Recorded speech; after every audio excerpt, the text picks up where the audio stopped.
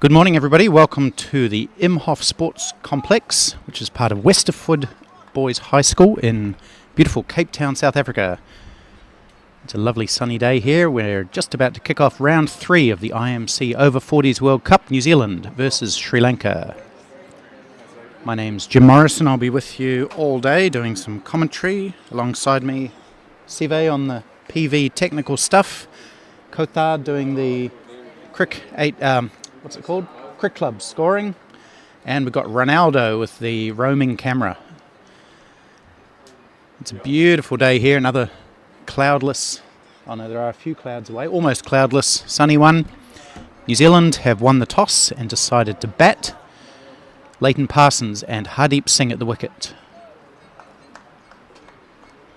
You can see the Sri Lankan team on your screen there. We'll get to know some of those players during the day. One that we do know is Ruan Prematilika with the 888 on his back. He's an Auckland-based man. Played for Auckland at the first New Zealand interprovincial tournament. And he's representing Sri Lanka against the country he lives in. Tall left armour is Prematilika.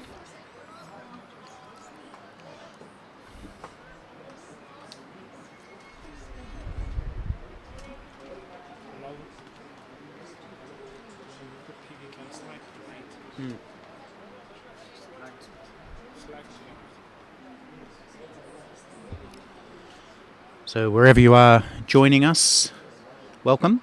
Perhaps you are settling in for some prime time viewing in New Zealand where it's 9:15 in the evening. Maybe you're in Sri Lanka where I imagine it's early afternoon. Maybe you are in some other part of the world. Wherever you are, I hope you enjoy today's match, which should be quite an exciting one.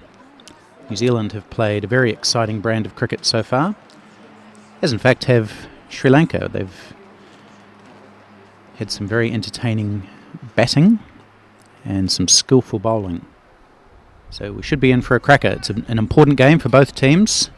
New Zealand have won both of theirs. Sri Lanka are 1-1. Here we go. Prematilika bowling to Parsons.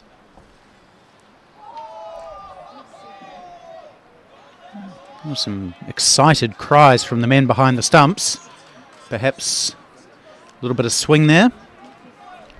We're a fair bit off centre here where we are, up on the second floor of the pavilion.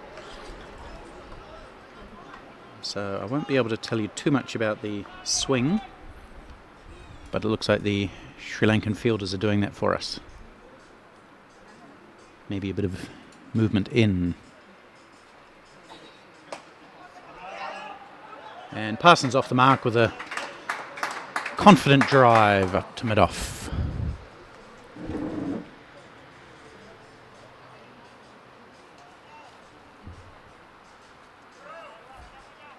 And that brings the excitement machine on strike, Hardeep Singh. If you missed him the other day, well, maybe go back and watch that one after this. He scored 137 of the most entertaining runs you're likely to see.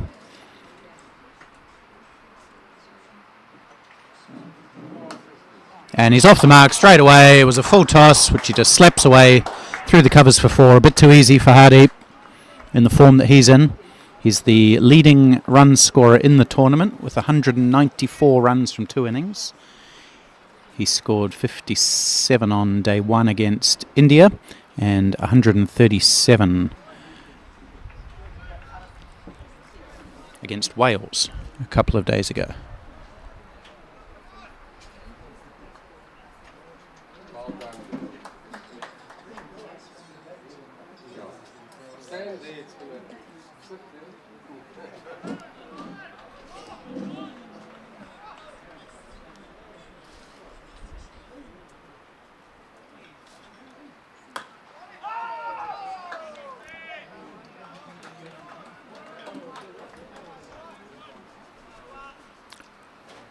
So it's a lovely ground here. We're just a stone's throw away from the mountain range that runs right through Cape Town.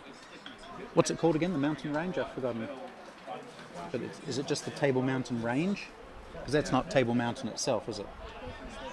Okay, all right, we'll call it Table Mountain. It's the backside of Table Mountain. And you won't see it on your screen unless Ronaldo gives us a shot at some stage during the day, but it's quite a sight to behold.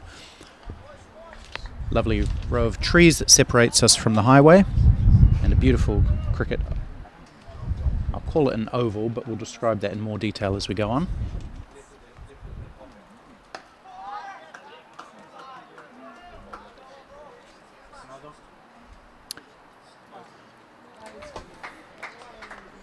First over gone, just the single to Parsons and that loose full toss that was slapped away by Hardeep Singh. Total of 5.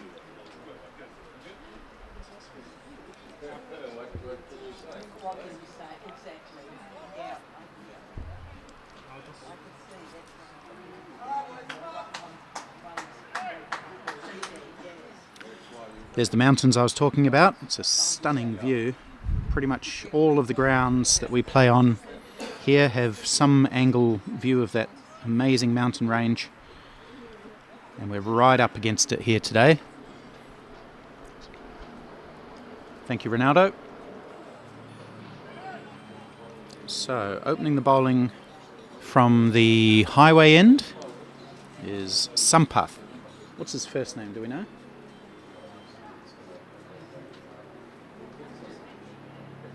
Suneth Sampath. Thank you. I'm just getting familiar with these Sri Lankan players. New Zealand hasn't played Sri Lanka at this level. They have in the over-50s. Starts with a full toss, very gentle one, which Parsons has hit out to the boundary for 4. He was getting some throwdowns earlier. Someone was just lobbing him some gentle underarms, which he was practicing cover driving, and he's got exactly the same delivery first up from Sampath. Very easy full toss to get underway. Sri Lanka's strength is in its spin bowling. I'm looking forward to seeing Nisanka Herath bowling a little bit later. He's one of the top wicket takers in the tournament so far.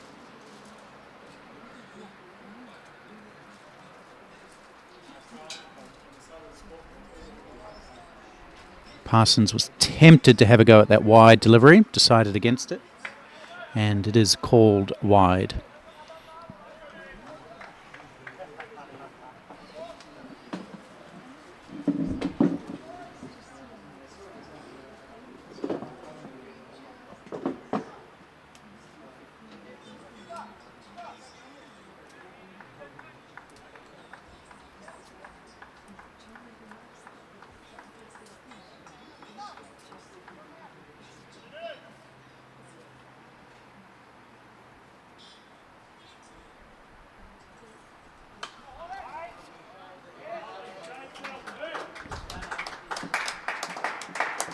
More to Parsons, just a conservative push into the covers. Parsons scored 14 on day 1 against India. Scored 50 in the warm-up match against Canada, so he's in decent form. Never too far out of the runs, Leighton Parsons. Very consistent performer. As indeed is Hardeep Singh. Despite his flamboyance, he's pretty consistent. Doesn't miss out very often. Hope I haven't put the curse on him.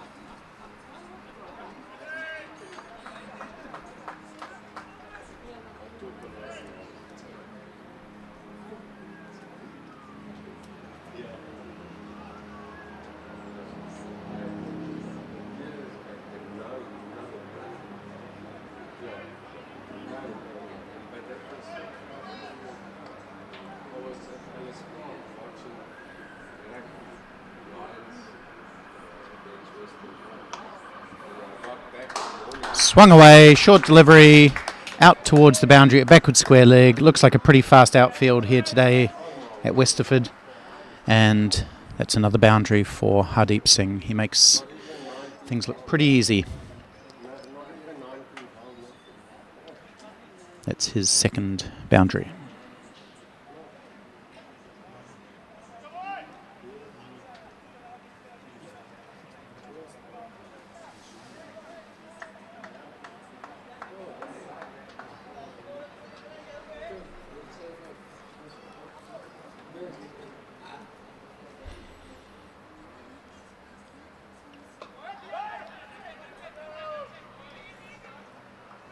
So no great pace from either of the two Sri Lankan openers.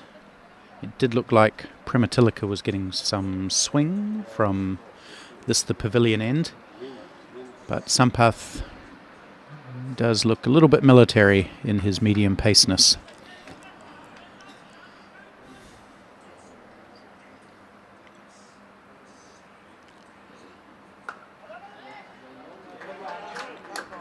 Hardeep drops and runs. That's good batting. So he will do that. He'll mix up the big flashing drives and pulls and cuts with little drops at his feet, just to keep the fielders guessing. End of Sampath's first over. New Zealand 16 without loss already, with very little fuss.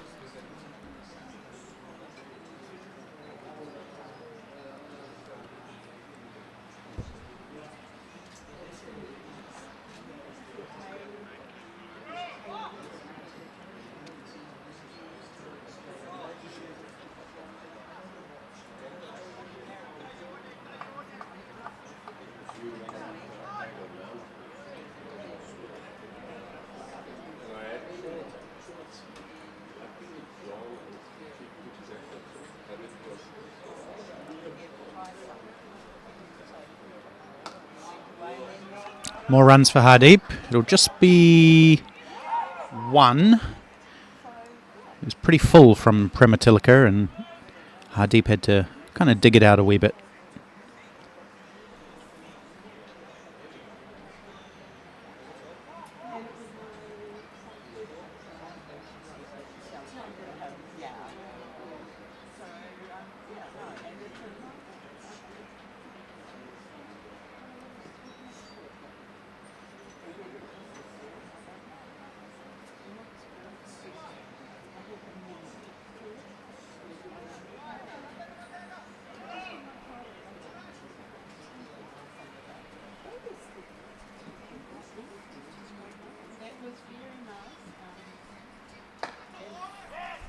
Another quick single, good running from Parsons, straight up to mid-off, but he took off early and there was no danger of a run-out. Bit of a fumble from the fielder as well.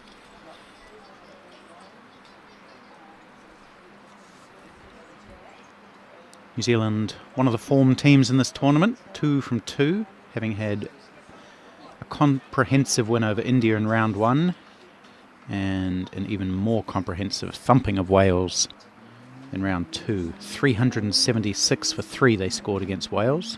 So confident with the bat.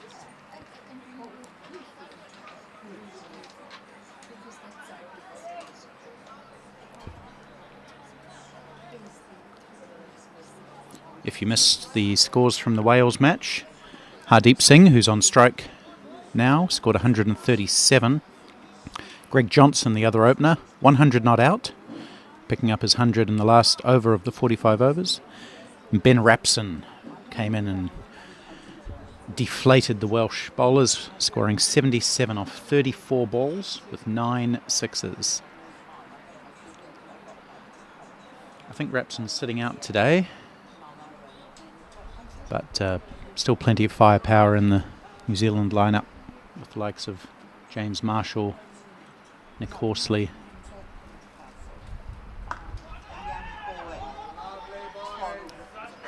Another quick single. That's really good running from the New Zealanders.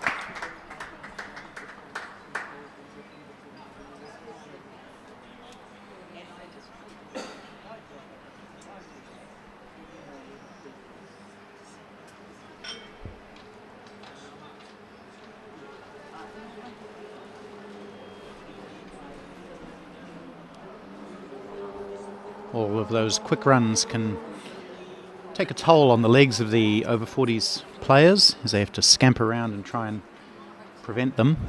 And on a hot sunny day like this, that could be a factor later in the day.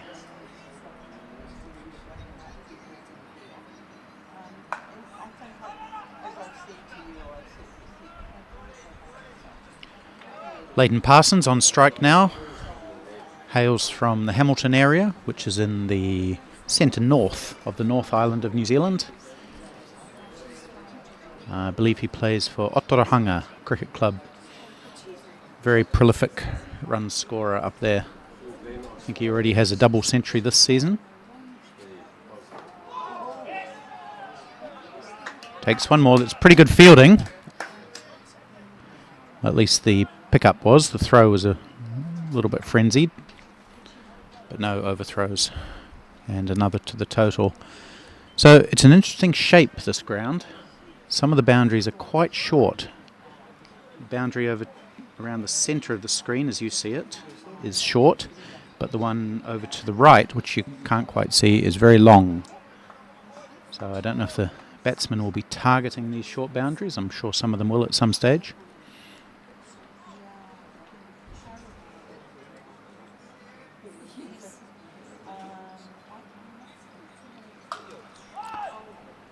Full toss slapped away, but they have protection out there now.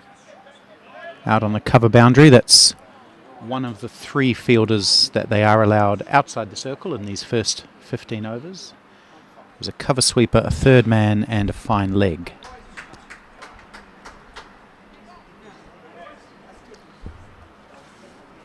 Three overs gone, 22 without loss.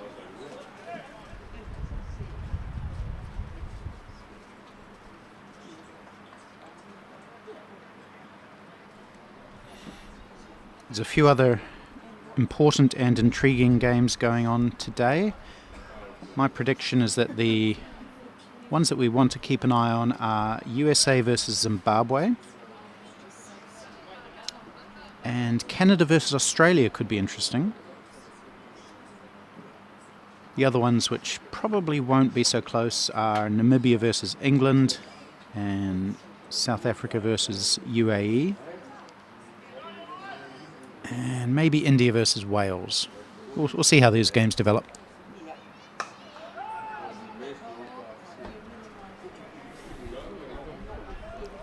We've also got an over-60s World Cup going on at the same time. That's in India, in Chennai. And I'll try to give you some scores from there as well. So it's a veritable smorgasbord of Masters cricket around the world.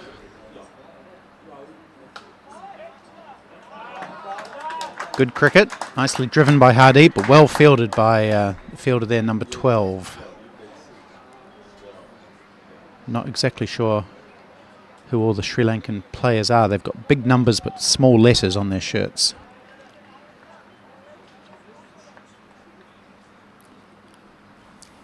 We know that this is Sampath into his second over. Short, smashed away by Hardeep Singh. Too easy. That had absolutely no pace on it.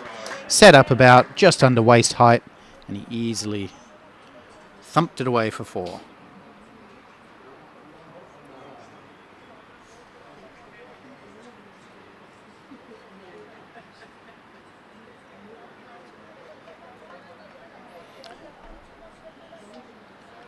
There's a lot of places you can't bowl to Hardeep Singh when he's in this sort of form, but that's definitely one of them.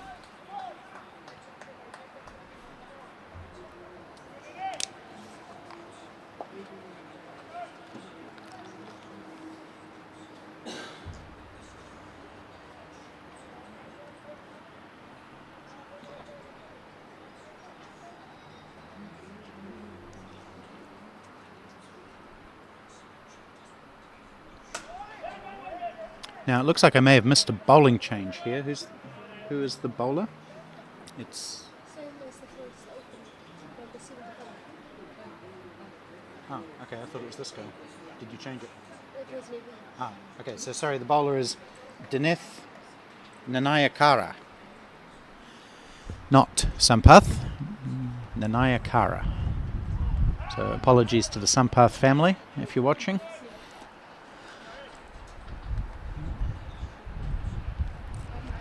Number 75, big tall man.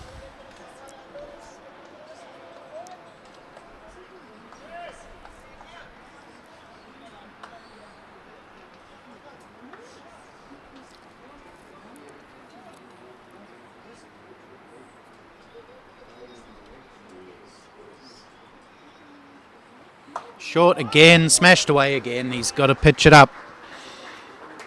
This is just money for old jam for Hardeep.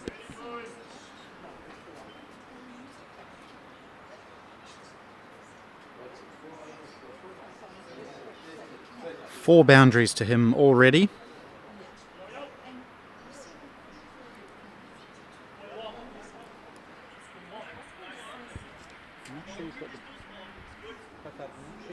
I don't think Leighton's got 3 boundaries.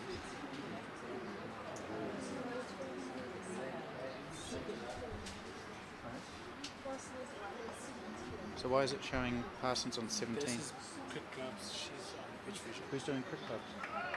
It's all the people sitting on. What does he even know?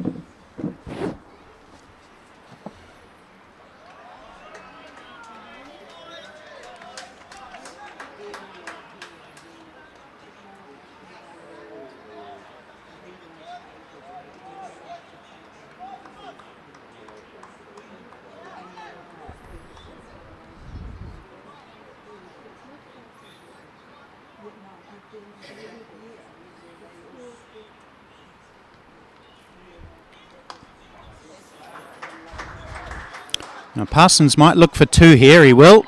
He's a fit man and good run-up.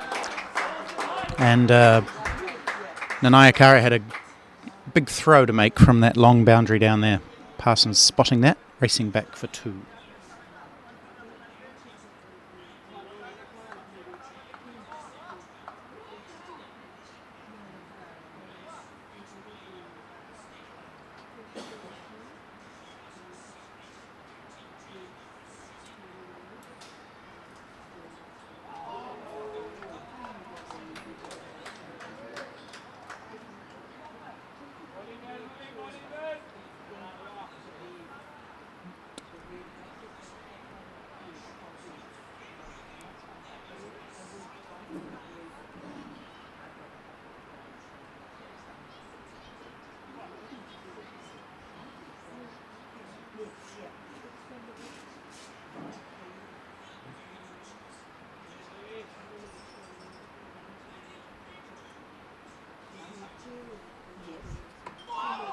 That's a good delivery from Prematilika. Some excited shouts as Hardeep had advanced down the wicket. That was a bit better pace from the tall left armour, and it rose up on Leighton Parsons, hit him on the thigh pad. No real chance of a dismissal, but first little bit of something a little bit more fiery from the Sri Lankans. They've been bowling pretty much along the wicket today. And there's a bit of aggression from Prematilika as he follows through quickly, picks up the ball and pretends to shy at the wicket.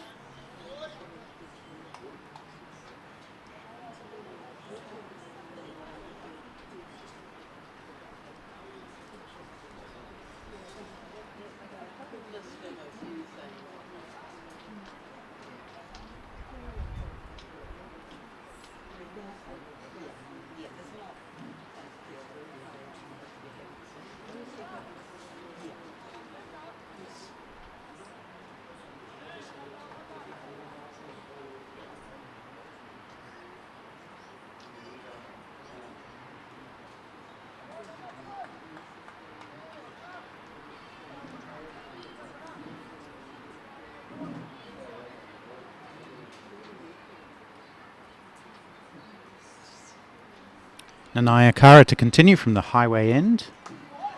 And that's guided down to this very short boundary in front of us here at third man. It's probably only 30 or 40 metres. So it feels like we're right up close to the action. And we can contrast that with probably the longest boundary, which is at extra cover as Leighton Parsons sees it. That might be a good 60 or 70 metres. So quite a difference between the longest and shortest boundaries.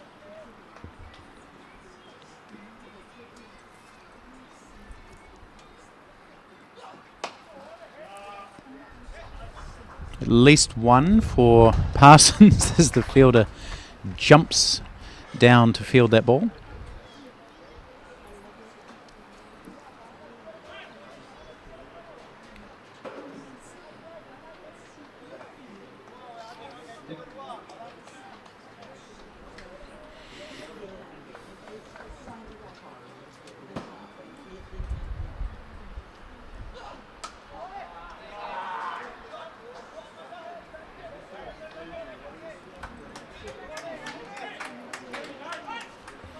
So at least the Sri Lankans bowling to their field. They've got the cover sweeper out for both bowlers now. Third man, and I'm not sure where the third... Oh yes, he's out at deep mid-wicket.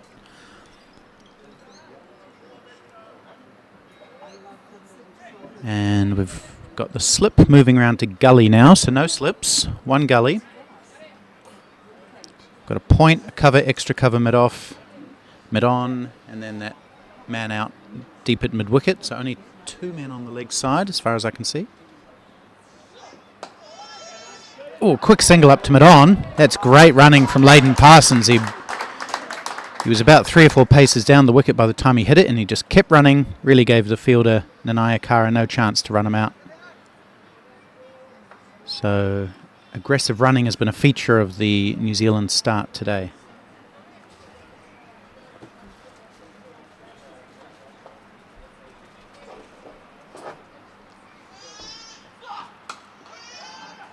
Another quick single, and he's forced the misfield, which could lead to a second run. Yes, they're going to come back. This is fantastic running.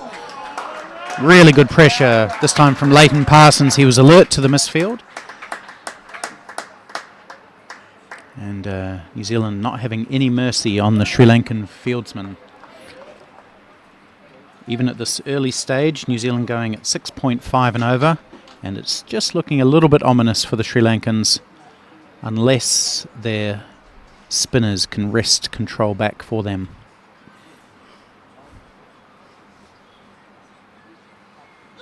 Short, slammed away, 4 runs. So again, Nanayakara perhaps thinking he's a little bit quicker than he is. Dropping it halfway down the wicket, and Hardeep Singh getting some welcome practice on the pull shot. And he's had about 3 or 4 of those dished up to him today, and he's dealt to each one of them. That one went in front of square quite a long way, so even though the fielder is out there at deep mid-wicket, he was still a few metres away from it by the time it crossed the line.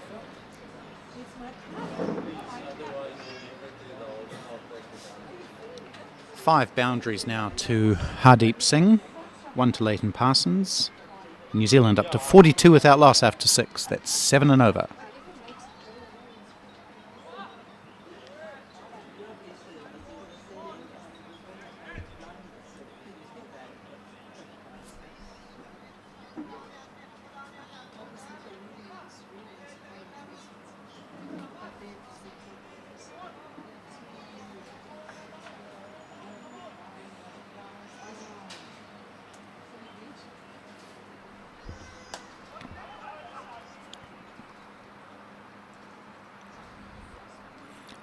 This start for New Zealand, fairly reminiscent of the one they got against Wales the other day. Hardeep hitting most of the boundaries, and the other batsman giving him the strike. The other day it was Greg Johnson, today Leighton Parsons. That's a full toss, which Parsons can't take toll of. That was a real loopy one. All he could do was hit it to the man at short extra cover.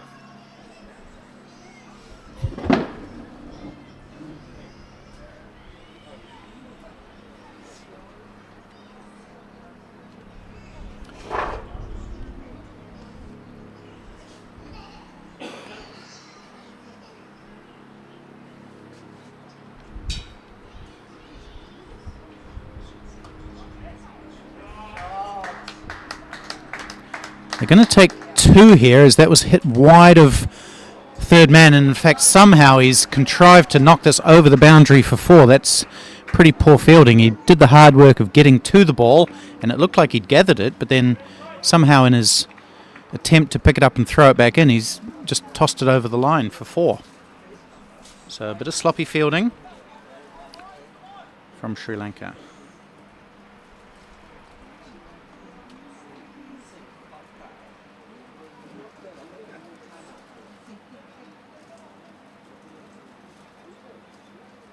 He got down okay, but it just escaped his grasp at the last second. 4 runs to Parsons. That's a better delivery, a little bit of extra in that one. Perhaps Prematilika upset with his fielder, letting it out with that that delivery, beating Parsons through to the keeper. There is a slip for Prematilika.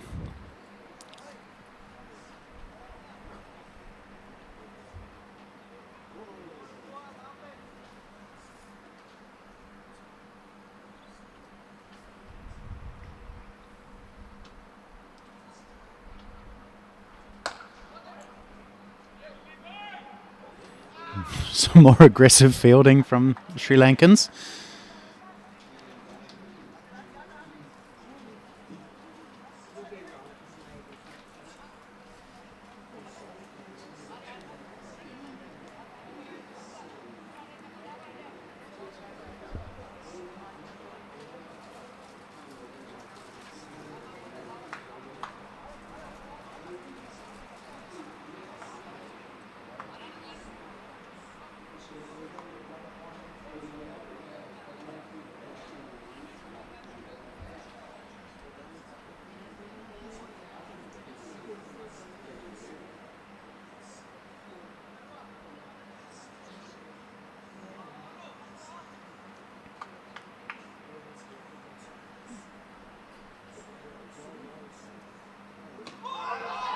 Shout for LBW. I thought he might have hit it. He is holding his bat, not in the sense of telling the umpire what decision to make, Leighton Parsons, but perhaps just explaining to the bowler. Good delivery though. Looked like it might have swung back into Parsons. So Prematilika has been the better of the bowlers used today. None for 17 from his 4. He's challenged the outside edge of both batsmen, and he was pretty unlucky to concede a boundary in that over. So there was actually a change of bowling at the far end, which I didn't notice last over. Apologies for that. It's Jonathan Weerasuriya. So he did bowl that first over. It went for 10, and he's into his second now.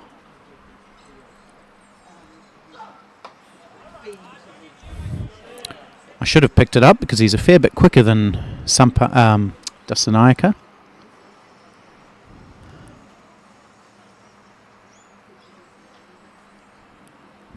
Another big tall fella, number 4 on his back.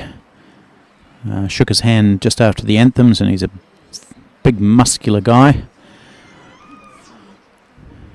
He's already got a 50 in this tournament, has Weerasuriya, batting at number 9 or 10. And he bowls a heavy ball.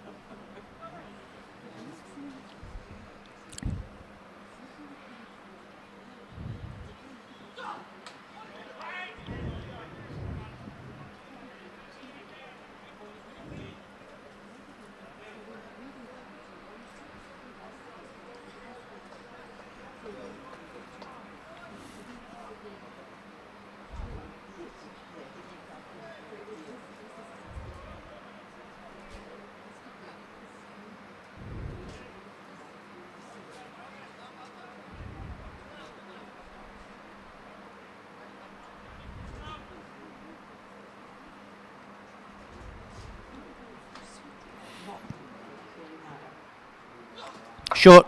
Hit away for 4. I lost it there for a second, but once again, the Sri Lankan bowlers testing out the middle of the pitch and finding the middle of Hardeep Singh's bat. He is very comfortable on the pull shot, Hardeep. And once again, swings it around down to the vacant backward square leg area for 4. That's boundary number 6 for Hardeep, and that also brings up the 50 for New Zealand in the 8th over. So going very easily along at well over 6 and over, the Kiwis.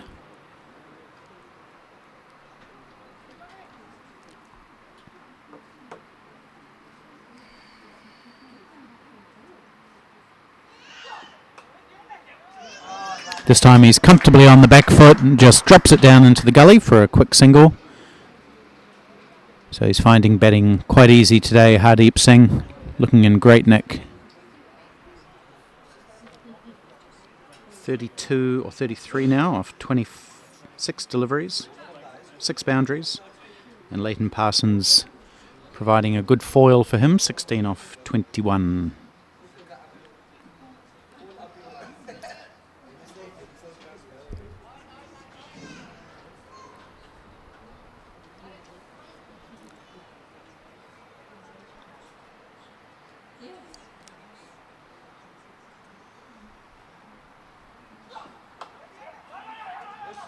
Similar shot from Parsons, easily on the back foot and just taps it into the offside.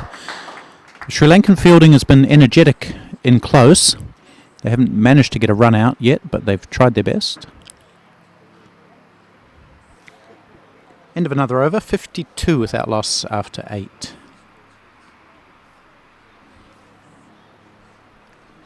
Let's check in on one of those games that we'll be following with interest today.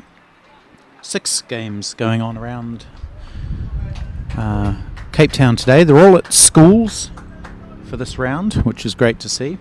USA versus Zimbabwe. USA batting first, also making a comfortable start. 47 for 1 after 8. They need to win today, having had 2 losses against the top 2 teams in that pool, Australia and England. This will give them a chance to show what they can do.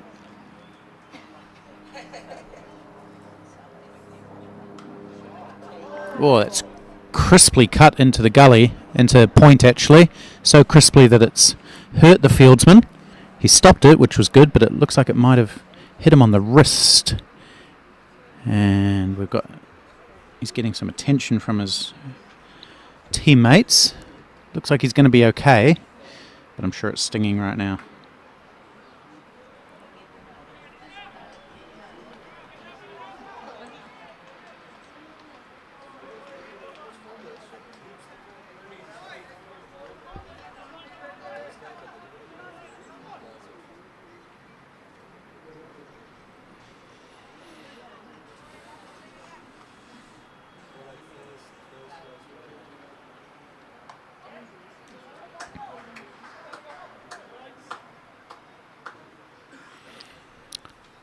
So one of Leighton Parsons' favoured shots is the cut, and I guess the dab down to third man. Anything where he can get some width on the offside, he's good at that.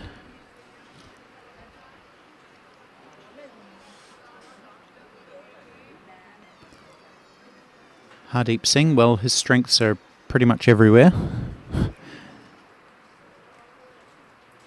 We haven't seen any of the weird and wonderful shots that he does have in his kit bag yet today. He hasn't needed them yet, but I'm sure they'll come out at some stage.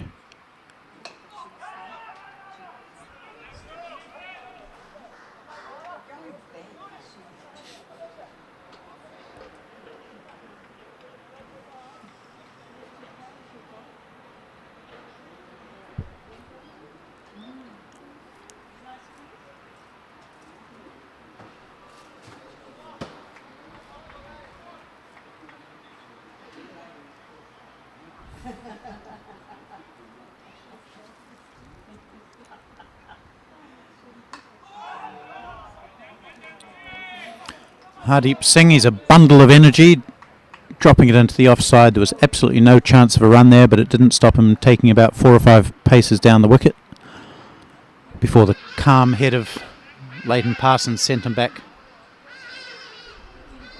Not sure if you can hear that squawking bird in the distance. I think they're called hardy-hars or something, is that right? Hardy-dars, right.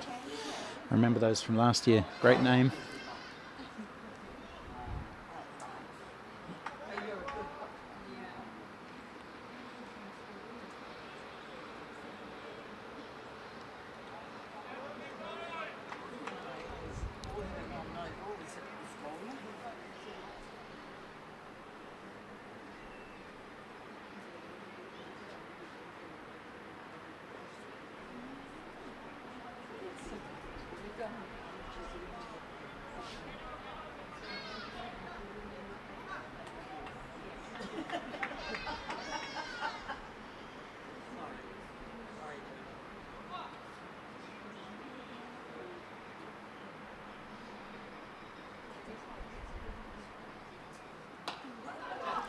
Oh, that was aerial from Hardeep Singh.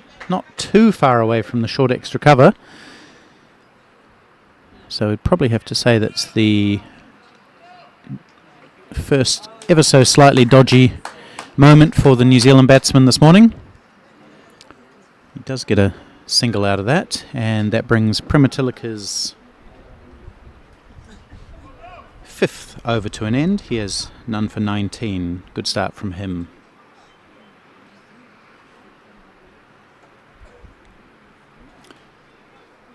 During the over break, we can have a look at the score from Canada-Australia. Canada 28 for 2 after 10. That awesome Aussie bowling lineup. Again dominant. 28 for 2 after 10 overs, but Canada do have Vinay Devasetti at the crease. He's averaging over 100 in this tournament.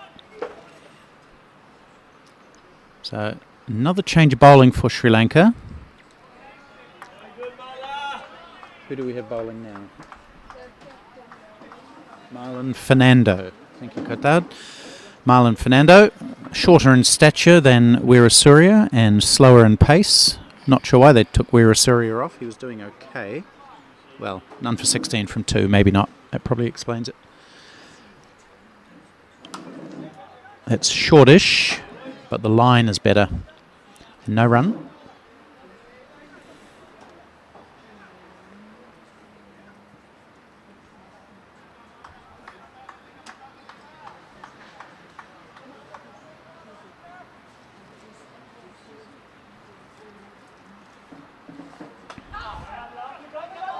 Another quick single. What wonderful running that is. They just, the fielders were both tight in there on the offside, but the running was so prompt and quick that it gave them no chance to run them out.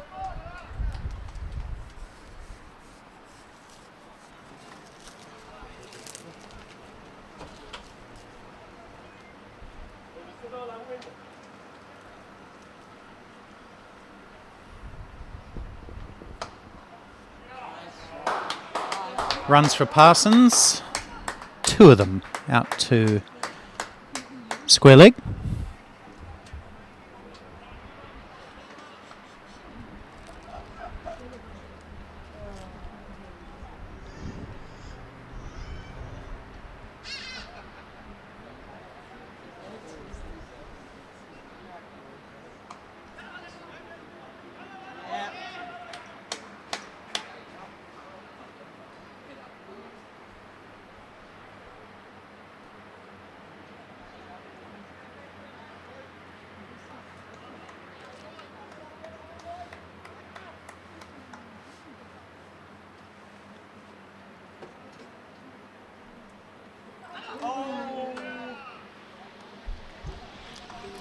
Bit of a wild swing from Hardeep Singh.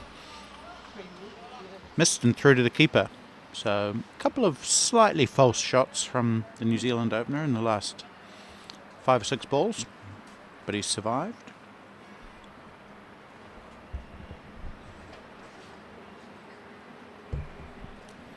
First 10 overs gone. New Zealand 57 without loss. And we're going to see a change of bowling here at the pavilion end. Another tall, muscular figure for the Sri Lankans, number 4.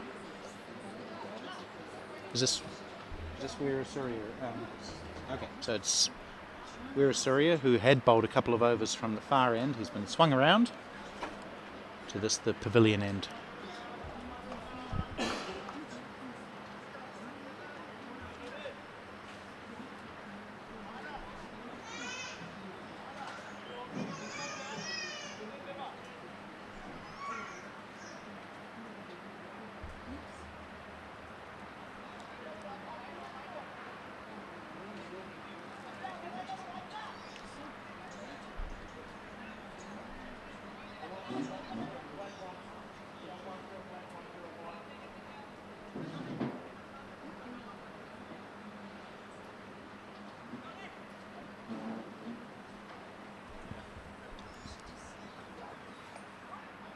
Oh, nicely guided by Parsons, just to the left of the diving man at gully, down to third man, who is one of the men on the boundary. The others are a deep mid-wicket and a deep cover. 3 fielders are allowed outside the 30-yard circle for the first 15 overs. Then for the next 15 overs, you can have 4 back. And for the last block of 15 overs, 5 outfielders allowed.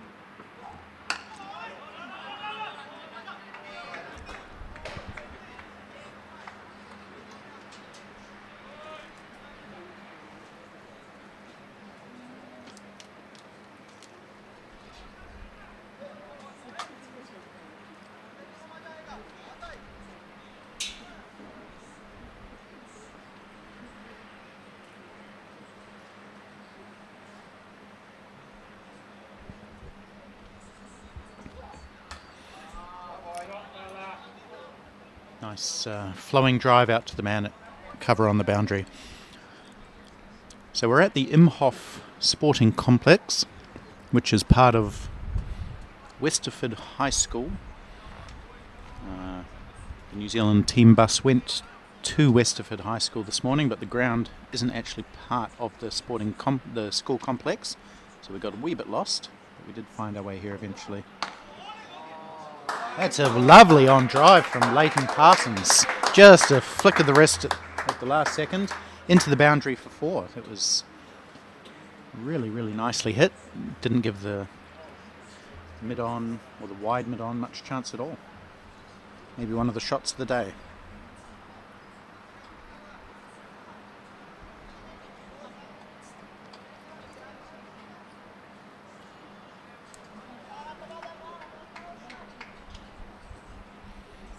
Mid-on is quite wide and quite close.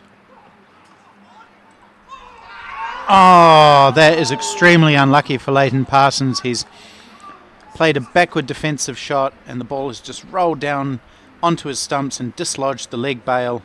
He tried to kick it away, but didn't quite have the dexterity for it, and has barely dislodged the bail, so really unlucky way to be dismissed for Leighton Parsons.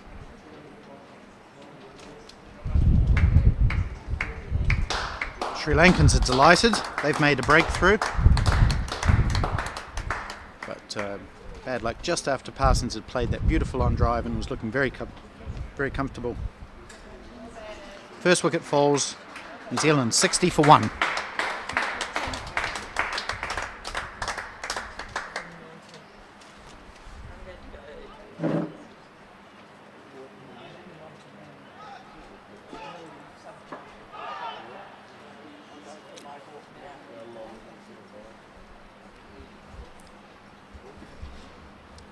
So really unlucky for Leighton Parsons. He had looked extremely comfortable and getting to 19 off 28 with a couple of boundaries, especially that last boundary that he hit.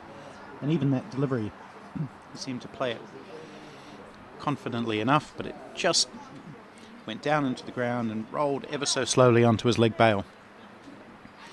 Anyway, success for Sri Lanka. They're very, very happy. Buoyant now. But for New Zealand, James Marshall has come to the crease at number 3. the former black cap. He's made starts in both of his games in this tournament, 34 off 21 against India and 31 off 13 against Wales. And he's got himself out on both occasions. Good over for Jonathan Weerasuriya, getting a few slaps on the back from his teammates. First success for Sri Lanka.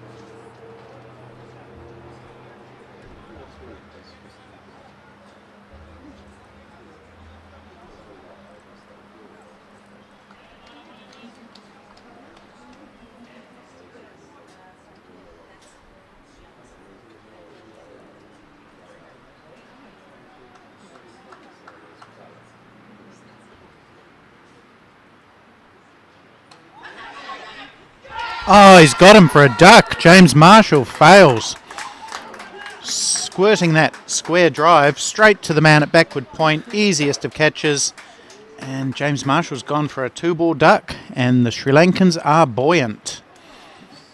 They're delighted. High fives all round. They know that that's a big wicket. The former international player, James Marshall, his not so wonderful tournament continues. Out for a duck. Sri Lanka right back into this.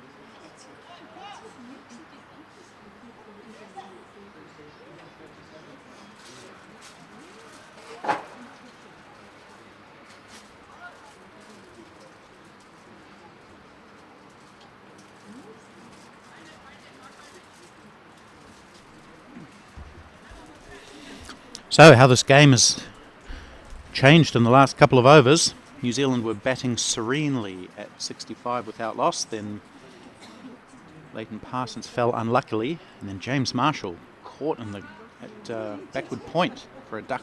Here's Nick Horsley. What can he do? Another former first-class batsman. Played about 60 or 70 games at that level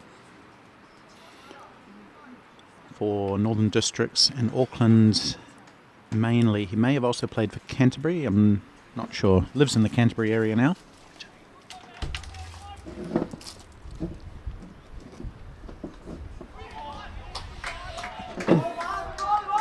And sliding in alongside me is the man who was just very unluckily dismissed a few moments ago, Leighton Parsons. Bad luck there, mate. Talk us through that, Leighton. Oh, gutting, mate, honestly. Just starting to get going, get underway.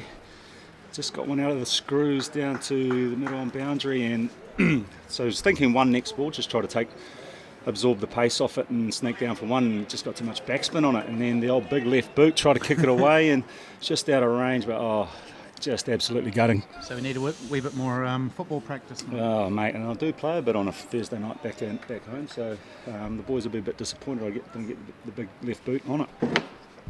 And you were looking good before that?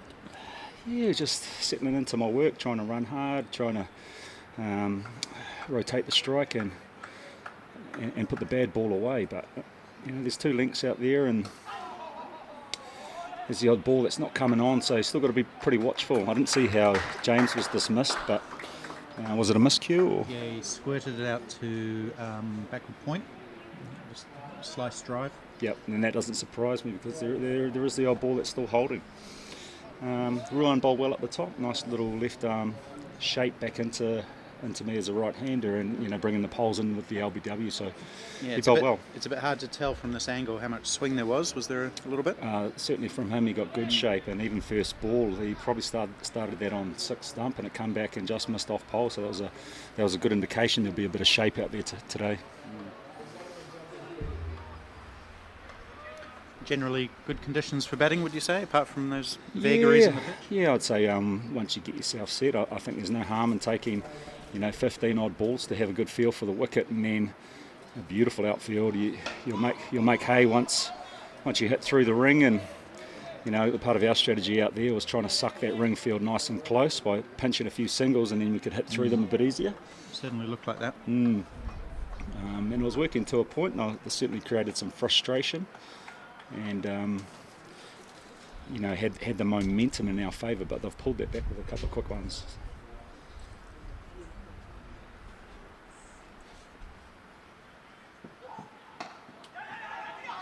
Good running, Hardeep. How have you enjoyed the tournament so far, Leighton? Jim, it's been absolutely fantastic. Been over here for the first time, and experiencing the beauty that Cape Town has to offer, but at the same time there's the job to do here with the cricket, and it's making sure first and foremost we do that job there, and then in between times making sure we have a good look around. And we've been blessed to get out to the safari park and up Table Mountain yesterday and get down to the waterfront, so just trying to pack it all in the short time we're here.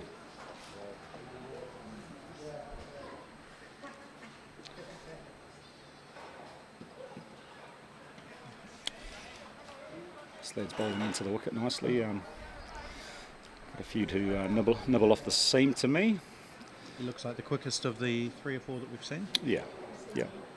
And big strong lad, and bowls into the wicket, whereas Ruan was probably a bit more along it and relying on shape in the air.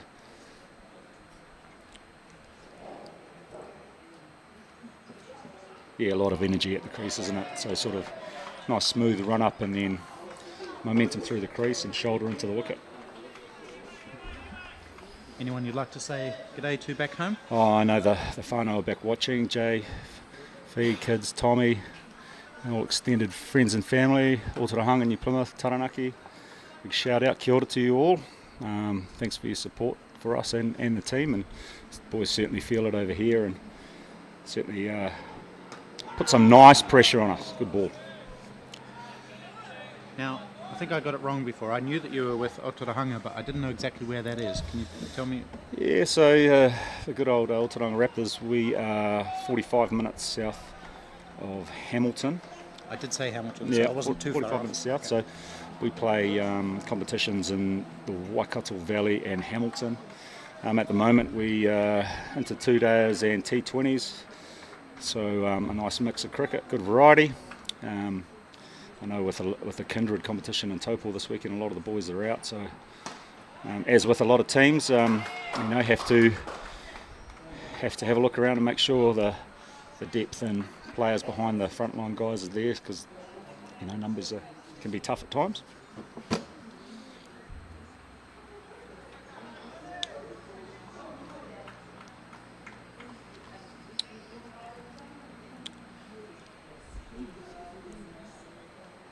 things have just slowed down a wee bit since those 2 quick wickets fell. Nick Horsley coming in at 4, just taking his time to assess the conditions. Hardeep, well, he assessed them pretty quickly, didn't he? Oh, What a shot. Beautiful shot. What a shot. Lofted cover drives. Very crisp, technically correct. Right down underneath us here in the pavilion. You know, Horsley's first boundary. You know what, Jim, I was just about to say, very strong through the drive and has beautiful shape and feature of his game. And just as I was thinking, he smashed one over cover. What a beautiful shot. He was a bit under the weather the last couple of days, Nick. He's had the gastro bug, should we call it? We'll call it that. There's been a couple of guys laid low with it. Last year, the over-50s, pretty much all of them got it at some point. And 2 or 3 of the New Zealand boys have had it so far. But Nick's obviously made a full recovery. Yeah, it's certainly good to see a bit of colour back in his cheeks. A couple of days ago, you know, he was doing a good impersonation of Casper. But, yeah, good to see him bounce back, and what a shot. That'll make him feel good. Hardeep on the pull again. Hasn't quite timed this one. It's gone forward of square, and the fielder will come around from mid-wicket, pick it up easy too. Hardeep's had some pulling practice today, hasn't he? Yes, he certainly has, and I was hoping I'd get a few of those short balls out there, but they seem to persist with it on him and gave me nothing back there. But yeah, normally very reliable at putting that away and getting it out of the middle of the bat. Didn't quite get that one. We haven't seen anything funky from Hardeep yet. Oh, just as you say that, does a bit of footwork and tries to get the bowler off his length, looking to create a bit of doubt and find something in his areas. And he's a really good man to bat with. He's got a very genius-like batting mind, and really like a grandmaster chess player, where he just knows the game 3 or 4 moves ahead. Can you elaborate on that a little bit? Yeah, so there was a couple of times where he saw Ruan shaping that ball back to me, obviously looking for an LBW with a stock ball, and he's saying, if that's a stock ball, let's play that ball the best we can, open up the front foot, take the LBW out of the play it not with a nice straight bat, and then his other ball is just angling across you, so that was easy enough to run down a third man, or if he gets it wrong, cut it, which he gave me one. I absolutely smoked it, but straight to point. And thankfully he got it on the wrist. That actually looked... Yeah, you actually hurt that guy. Yeah, it looked a bit sore, because that was certainly out of the middle of the bat.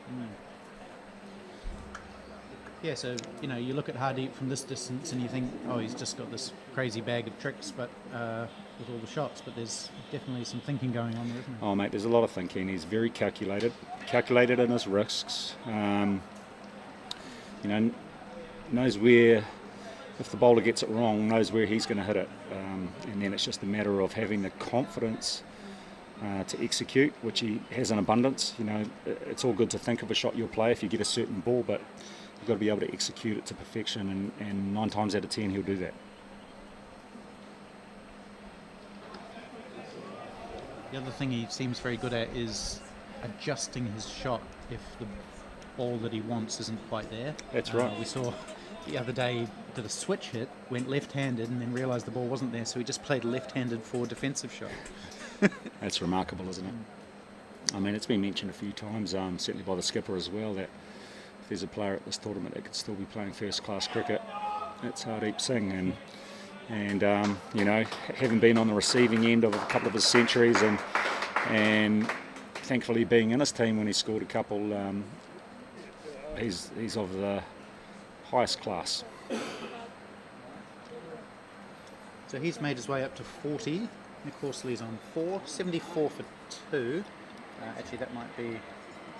Let's check here. Sorry, 74 for 2 is the score. Hardeep 42. Nick Horsley on 4. That's 5.6 and over. And got an over before drinks.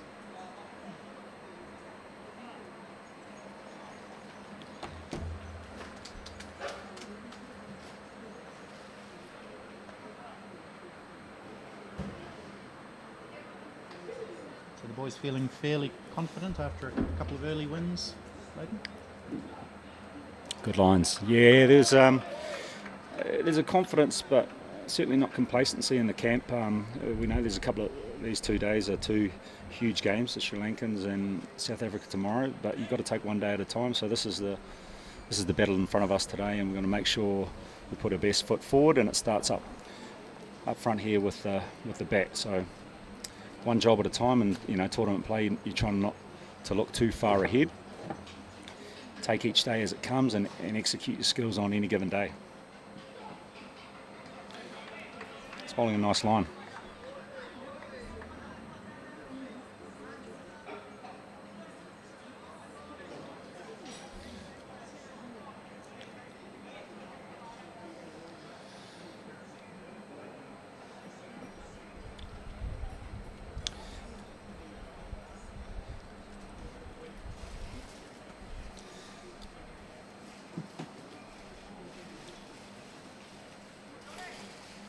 So if he goes in his front half here, he'll come at it hard.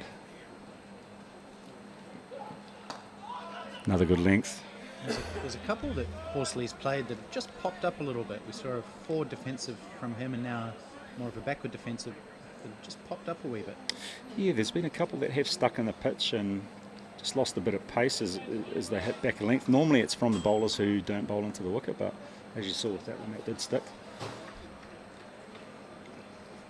Do you think it'll be a good wicket for the slower bowlers to bowl on as well? We've seen a lot of pitches in this tournament that are conducive to slow and spin bowling.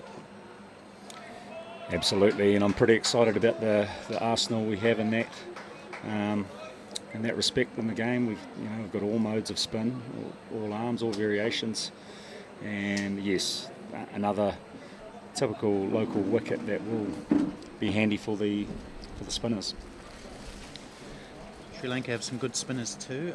Sanka Herath has taken 5 wickets at about 6 apiece in this tournament, so he'll be one to watch. Horsley goes down. Yeah, beautiful. Bounces before. Lovely off drive. We saw that in the game against India. He played a couple of those shots, and today already we've seen 2 nice, crisp, technically correct lofted drives on the offside. Yeah, and that's what I was alluding to before, Jim.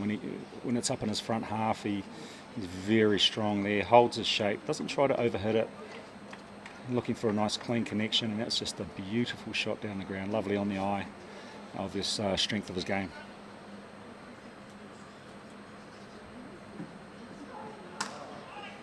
Full toss, can't take toll of that. Did you ever come across Nick Horsley in real life before Over-40s cricket? No, my first experience was playing him. He was standing at gully for the mainlanders, and obviously very technically correct and a lot of experience. I'm not too sure of his record, but very tidy technical bat. Yeah, he averaged about 35 at first class cricket. Now you'll see the players have wandered off. They're going to have a drink. 15 overs gone. Leighton, you're welcome to stay here and have a chat. I'm going to go use the bathroom, mate. All right. All right, joining me now we have the skipper, Peter Connell. The great man. Talk us through your thoughts on the start, Skip. Well, before we get to the cricket, it's very good of Jim to give us the use of the mic for the next few minutes. Stop it. Oh, look, niggly little encounter this. It's surprised they haven't gone to the spin earlier than they have. They certainly needed those. Little bang bang went really well after you and Hardeep took some good early momentum. Again, you look, really happy with your approach out there, and unlucky that dismissal, but that's cricket, and Hardeep's doing Hardeep things. Obviously disappointed to lose Marshy early because he's a good momentum man, but we definitely want Nick to get a big knock in here, just for his own confidence, time on the wicket stuff. So hopefully build another big partnership here, and we can go bang in the last 15. 79 after 15 overs. I think. What would you like as skipper as a score for today? Well, I think anything 250 plus will be able to put pressure on them. Carrying three very good spinners really does help. I would have see. 270, 280s would be a good total. We haven't got Rapson coming in today, so with an 80 off 30 odd or whatever he got. But yeah, just once again, big shout out to the Grizzly boys back home. I know there's a lot of the IPT teams who are supporting their players, but certainly feeling the Grizzly love. No big Bodie down south, be on the couch with the pals. Big shout out to him, and thanks for all your admin and that most recent comp. No, Mackie's probably got the kids down, and he's probably settling in for a bit of a watch as well. And certainly really do appreciate all that support from the boys. Still early days, but there's quite confidence in the lads. But some bigger games to come. All right, cheers, Pete.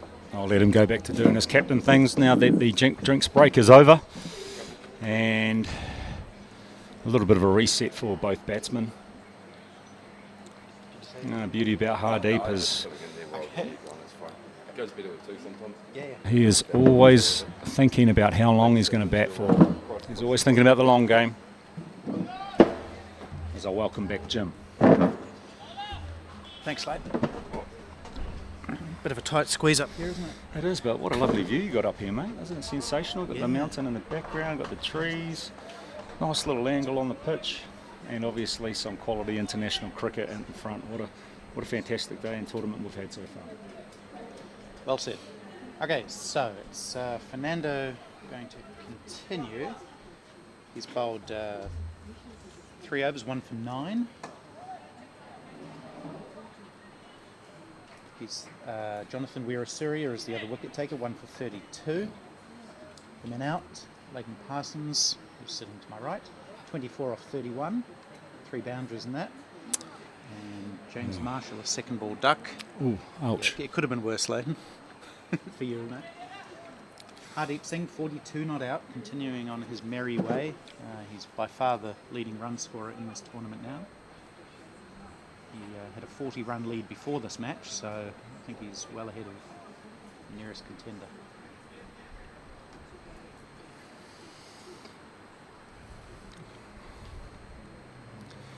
I always find it interesting. You leave a couple of slips in. We haven't seen any schnicks through there all day, and it's probably time in the game where you want to plug some runs up and create some scoreboard pressure. We probably nick one now, but 2 slips. But really interesting. We've got probably won't be able to see it on your screen, but we've got a third man and a fine leg. So really interesting field. Mid-off is sitting deep, so a little bit of a carrot there from the bowler like that, bit of cat and mouse. Saying, yeah, you should be able to hit it over me, but if you miscue, I'm here.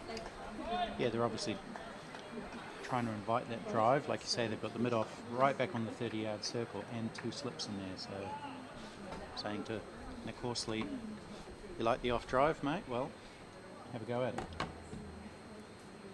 And he's tossing it up. That one's a little bit straighter and works it into the onside. Shy at the stumps at the bowler's end. I'll tell you what, bouncing off the back of a bit of gastro, you probably wanted to get the dive out there, but Now the field will be different for Hardeep. No slips. There is a gully. Man out, still that deep mid wicket, who is about 15 metres off the boundary line. He'll have to come in. good cricket. Field that one. Batsman thought about 2. Good cricket. How many rocks has Nick faced, mate? What's he? 17? 9 off 17, maybe plus that. Yep, 9 off 17. So settling into his work, certainly getting a good feel for it by now. He'll know what his option is. Look at this, little short cover. Yeah, we talked about that ball popping up a couple of times. That's exactly where it's gone. I wonder if Fernando can get one to bounce up again. Oh, he certainly is not going to be shy to take it on if it's up there. Miscued it, but good intent. Takes him to 10.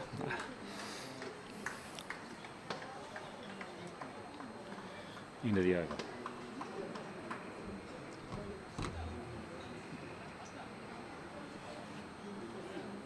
Tell us a bit what it was like in the Wales game, watching New Zealand rack up 376 for 3. We saw Hardeep score a century, Greg Johnson score a century, Ben Rapson 77 off 34. Good to watch. Oh, it was magnificent, wasn't it? Some absolute contrasting innings. You know, we had both openers going at different paces, but it goes to show, you know, there's many ways to craft an innings. You know, you can throw the anchor down and work it around and absorb some pressure, or you can play some shots. And then we got the, you know, Rapson who comes in and literally hits it 92 metres down the road. The two teams that New Zealand have played so far are Wales and India. They're playing each other today. India batting first, 58 for 2 after 15 overs. So pretty even start between those two teams, interestingly.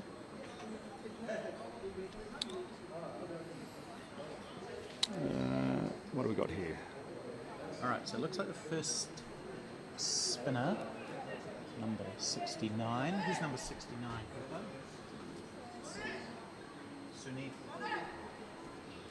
Sunith. Sorry. Okay. Sunith Sampath. So I did think that he was opening the bowling earlier. He wasn't. He's going to bowl now. Bit of seam up. You think? Keep her up. Yep. Okay, sorry, I thought he was a spinner, but no, they're persisting with the seam bowling. Right on over, not a great amount of pace. It's kind of bowling through the middle overs. It's quite hard to get away if you get it. Attack the stumps, middle off stump, just outside, and just be patient, sit on that length and make the batsman have to change something. So it'll be interesting to see if he doesn't go searching and looking for an error from the batsman. Let's have a look. Just a slight delay as Hardeep does something with one of his wristbands. He's taken it off, put it in his pocket, ready to go again. There's always something going on with Hardeep, even when he's not facing. There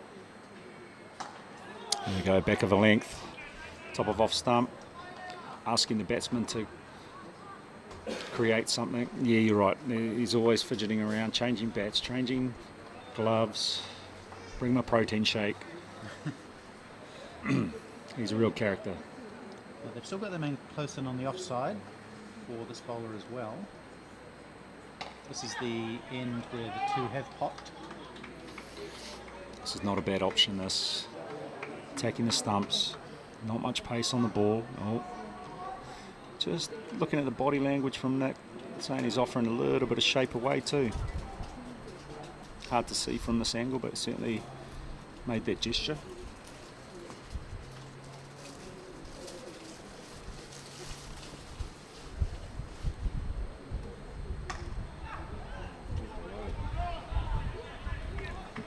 Lucky there, offered a bit of width.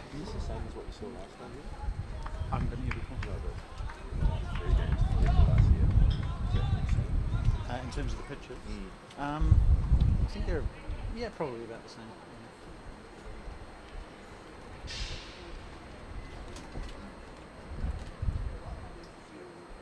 Long on's dropping back. Cover is on the boundary. Where's the third man at square leg? Sorry, the third man out, I mean. Yeah, so there's the release. It's given him some work to do. Beats him into the boundary for 4. That full shot was it's too much power for the fielder who is actually out there. He only had to move about 10 metres to his left. Couldn't do it in time. 4 runs to Horsley. Nice pull shot, Leighton.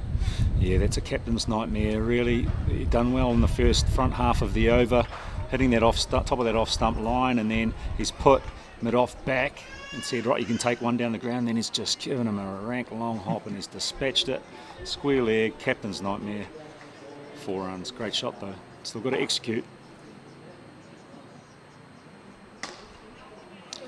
And there's his bread and butter. Very strong in that area. And all of a sudden, you've got 5 runs off the over. Pressure off. If you could have strung together a couple more dots there, I know as a batsman you start feeling, right, where's our next run, where we're going to score from? So they've just let the the pressure off a bit. And what is our partnership here, Jim? Do we have that information? You've got everything you need here. 17 runs so Right. far as the partnership. 21. 21, so they're just resetting after those 2 wickets. Now, it's an oddly shaped field here. Was that in your discussions with Hardeep? You've got a short boundary right down underneath us here, and somewhere like extra cover's pretty big. Absolutely, and you've got definitely pockets of areas of the field where a lot of 2s and 3s available, but come the back end and the last 10 overs, I'll tell you right now, the right-hander at the far end from us will be lining up this clubhouse. These windows will be in danger. It's short, but yeah, you're right. Big pockets down a square, and that's something you got to assess when you first come to the ground. I certainly walk out here and have a look at that straight away. Right, where are we going to have to run hard, and where's my boundary options? So yeah, you're right. Interesting shape, beautiful ground, beautiful view at the back. Mm-hmm. Now we are going to see some spin for the first time. Looks like some slow left arm. I'm just not quite sure who it is. It could be Hera. We're just going to try and identify him.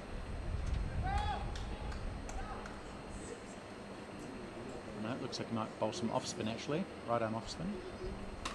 Starts with a full toss, which is hit down to the 2 fielders who are out on the leg side. That's a long on and a straight mid wicket. One of them fields it and chucks it back in. Just the one for Horsley. I think you guys might have run 2 there. I was just going to say, Hardy had a good look at that second there, and yeah, I fancied 2 there, but you've got to respect the conditions, and the conditions are Horsley is on the back of gastro. He 2s and 3s. I'm not sure if he's going to be stretching for those today. He was violently ill.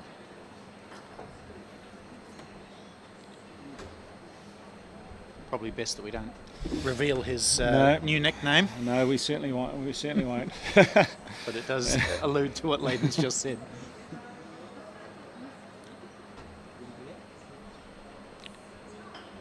Okay, so this is Herath, Nasanka Herath. He's been Sri Lanka's best bowler in this tournament so far. Oh, certainly gives it a decent little rip.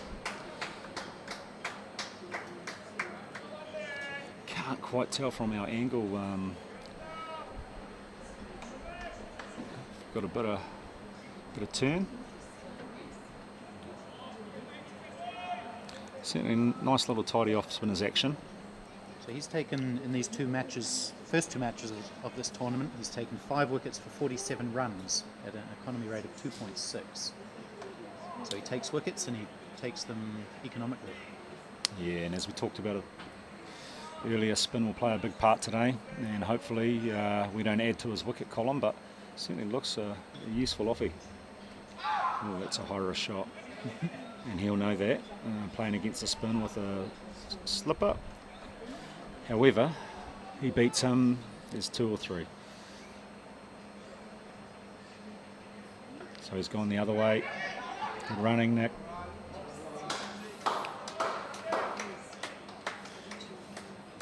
Feature of Hardeep's batting is 360 degrees to the spinners, so he'll be certainly looking where there's value, hence why I took on first slip against the spin if there's any, and why we saw a lap there. But interesting he didn't try to lap it over top of the 45, because that would have given him a boundary option. Leighton, did you face either or any of the Indian spinners in game 1? Yes, left armour, very handy. Wasn't getting a lot of turn on that wicket, but nice variations in pace, which was a handful. I actually went back to, and I was dismissed by the left arm spinner, I forget his name, apologies. But I went back to him, it felt definitely like a short ball, and it hit me below the knee roll, so didn't really get up, and caught me a bit by surprise. But having a chat to some of the batsmen who were coming after me that day, you know, the recommendation was you play the spinners from the front foot, take that LBW and bowled out of the play, and you saw in our innings, especially with Fizz, a lot of bowls, guys going back to what they felt was balls that can rock onto the back foot and get away, and it brings the stumps and LBWs into play if it's not getting that bounce that you anticipate. And that's, you know, credit to the bowlers bowling to their conditions.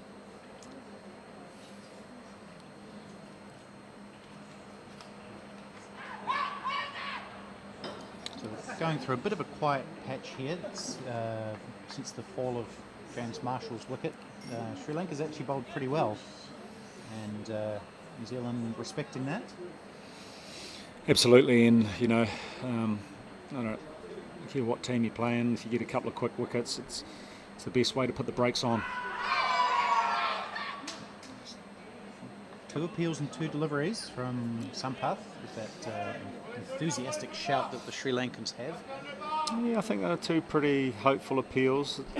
Not looking very close. I think got a scratch on one of them, but very high. A bit desperate, if anything.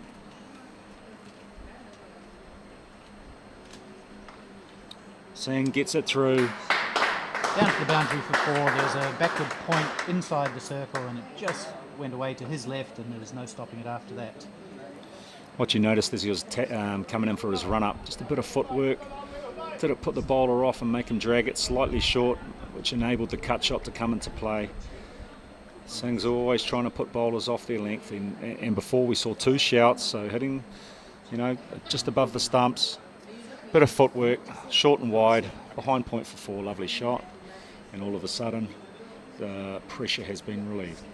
That takes Hardeep up to 47. If he gets his 50, it'll be his 3rd consecutive 50-plus score in this tournament. That has come off the pad of Hardeep Singh for a leg bye. I don't know if he's particularly happy about that too. He was showing his back to the umpire. Yeah. He wants every single run he can get. Oh, he does. A little bit greedy. He's already the leading run scorer, but that's probably why. He has that real thirst for runs and real love of batting. I suppose everyone does, but you just sense that with Hardeep, he just loves it a bit more. Oh, through the legs of the man close in there. Sweeper. Sweeper comes around in front of us in the short boundary. Oh, we've got options. So he's not really there for that shot. He's there for the one that pops up. But it was hit quite well and nutmegged him. Tell you what, if he gets one out of the screws, then he's at short cover. He's a big man and he'll be struggling to get out of the way.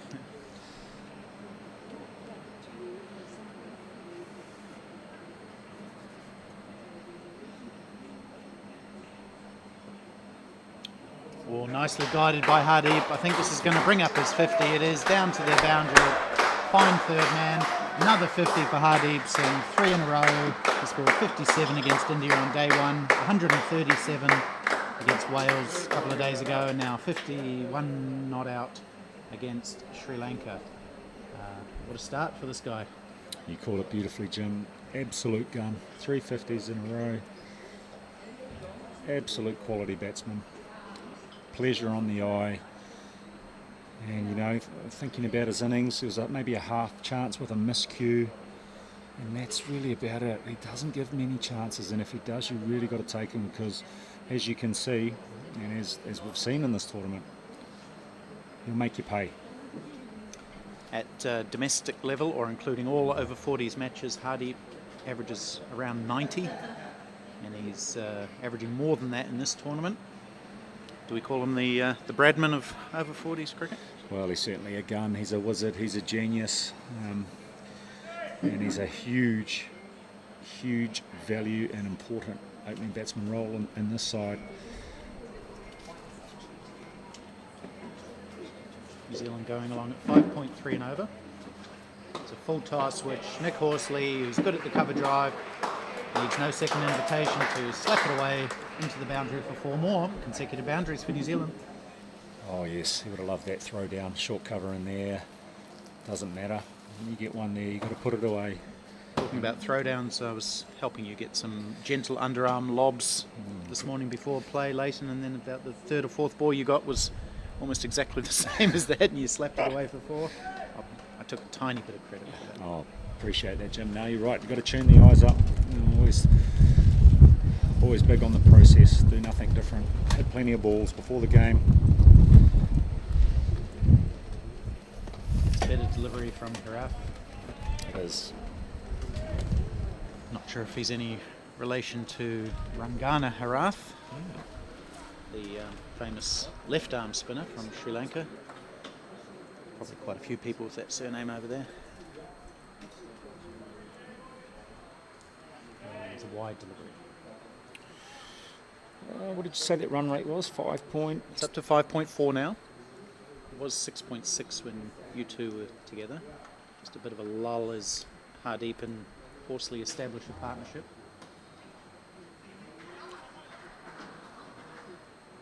Oh. They've been a little bit aggressive, the Sri Lankan fieldsmen, in a good way. A few shies at the stumps. Absolutely, and let me give you the inside word. There's plenty of chat early doors. Did you understand any of it? Oh yeah. Just trying to. Not speaking in English, but just chat in terms of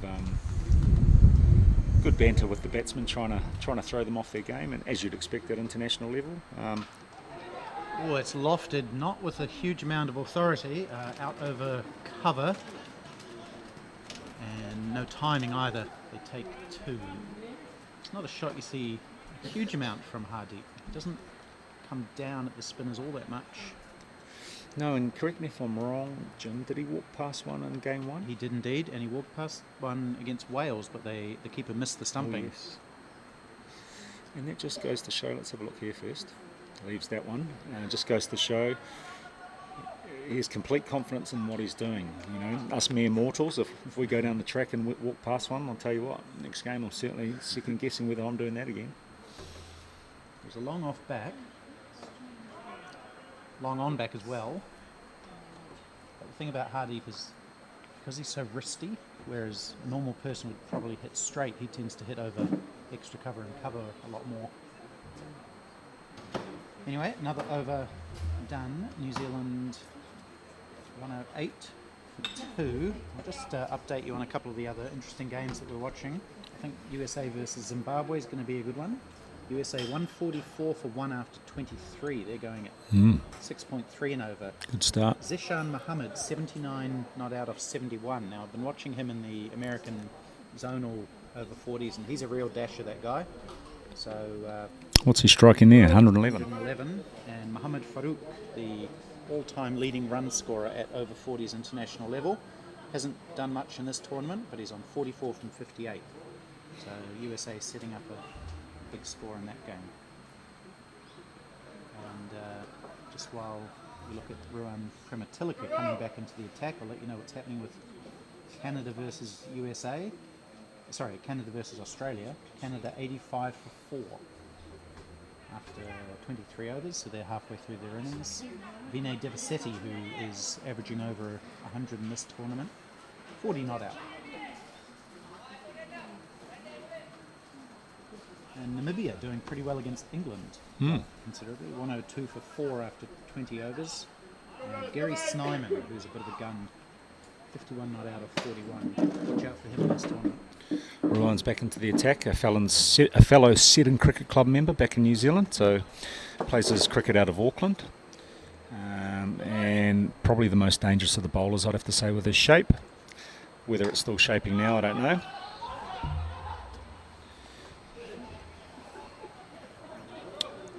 Do you think that's why they've brought him back for an early second spell, to try and squeeze whatever swing there might still be in the ball? Yeah, and I think so. Just as this partnership is starting to get established, they want to break it, So this will be a 6th over, is that correct? I'm just trying to remember. I think he bowled 5 up the front. That's from. Correct. Yep. 5 overs, none for 19 in his first spell. It's a tidy stuff.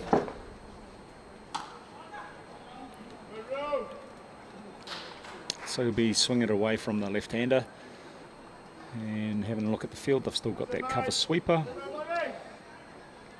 Third man, a couple of points.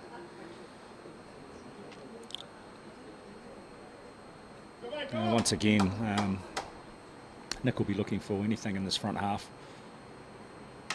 Oh, there. Oh, there. Goodness me. That was a beautiful, confident pull shot right in front of square. In fact, not too far to the left of mid-on. He was quickly onto that, wasn't he? He certainly was, and we haven't seen Ruan drop short today, and I don't think he'll want to again after he felt the full wrath of the middle of Horsley's bat. Absolutely smoked in front of square. Beautiful shot. So he's good on anything too full and anything too short, Nick Horsley.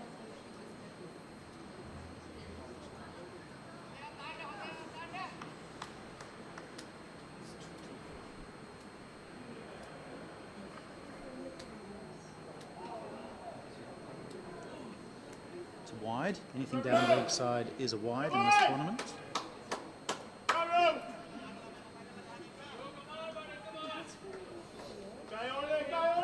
For a long time at over-40s level, Leighton bowlers were allowed one leg side wide per over, which was a somewhat controversial rule. It is. I fought long and hard to have that removed. I'm glad you did. Thanks. Me too.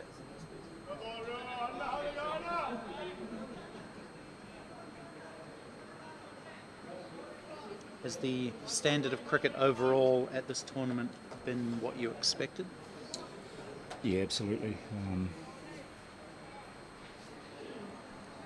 High quality, very good cricketers here. It still has its uniqueness about it in terms of comparing it to cricket back home. Certainly working out very early whose arms you can take on or where you can pinch a single or two from.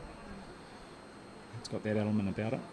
A lot of cricket brains out in the, obviously a lot of experience.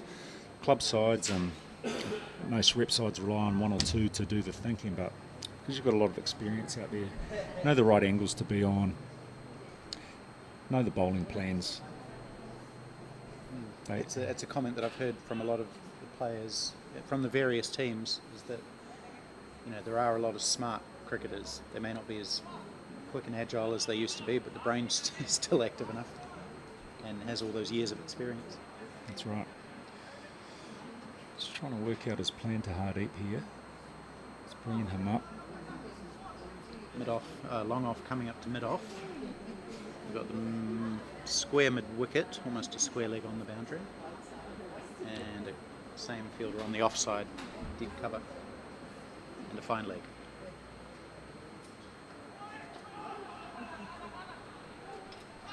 Oh, there's a deflection. They'll take an overthrow. That's always bad luck, isn't it? That was pretty good fielding.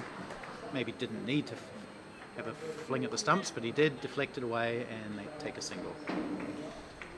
Good pressure. Good pressure. And, to go back to your comment before about Sri Lanka being quite aggressive in the field, plenty of chat, and it's what you want at international level, and we certainly try to put the pressure back on them, but not by not letting them be able to dictate terms out there by running hard on them.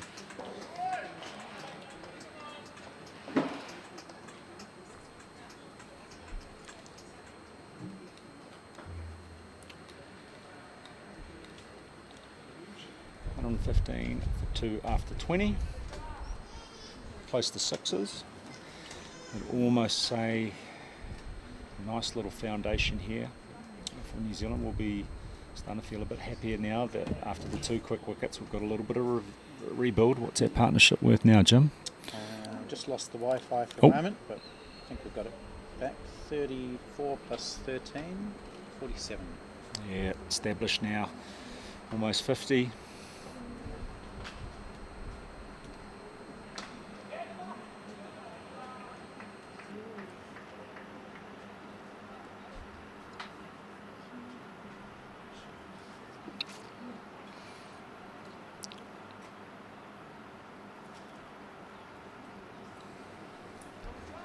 Rath into his third over, none for 10 so far. And Hardeep slog sweeps over mid-wicket before no one anywhere near that one. And just another good high percentage option from Hardeep seen there. Would have seen mid-on back, and deep square. Saw a big pizza slice of open space, and he would have thought, if it's in my front half, that is the area I'm going to deposit that one to. And as you can see, the execution, once again, absolutely perfect. Yeah, I think for Hardeep that's maybe a better option than trying to dance down the wicket and hit it straight. This just feels more Hardeep-like. I've just got him a bit straighter now, so it'll be interesting to see what his option if he gets one of those again, and squares coming around. That's right, so 3 men outside or on the boundary on the leg side, 1 on the off. Lap. Already can see the lap's on. Told you. There he goes. Right there. Great call, Leighton. Into open spaces. He's manipulating the field as he usually does. He's taken 2, and Nick Horsley showing no signs of the gastro. And the boys are happy with that down in the supporters box. They know he's back to, certainly in the 90s percentage-wise if he's running 3s. And, back to the lap shot, we saw them move those 3 fielders around. Hardik would have seen that and saw, okay, I'll play my lap shot, run 3, and all of a sudden there's 7 off the over.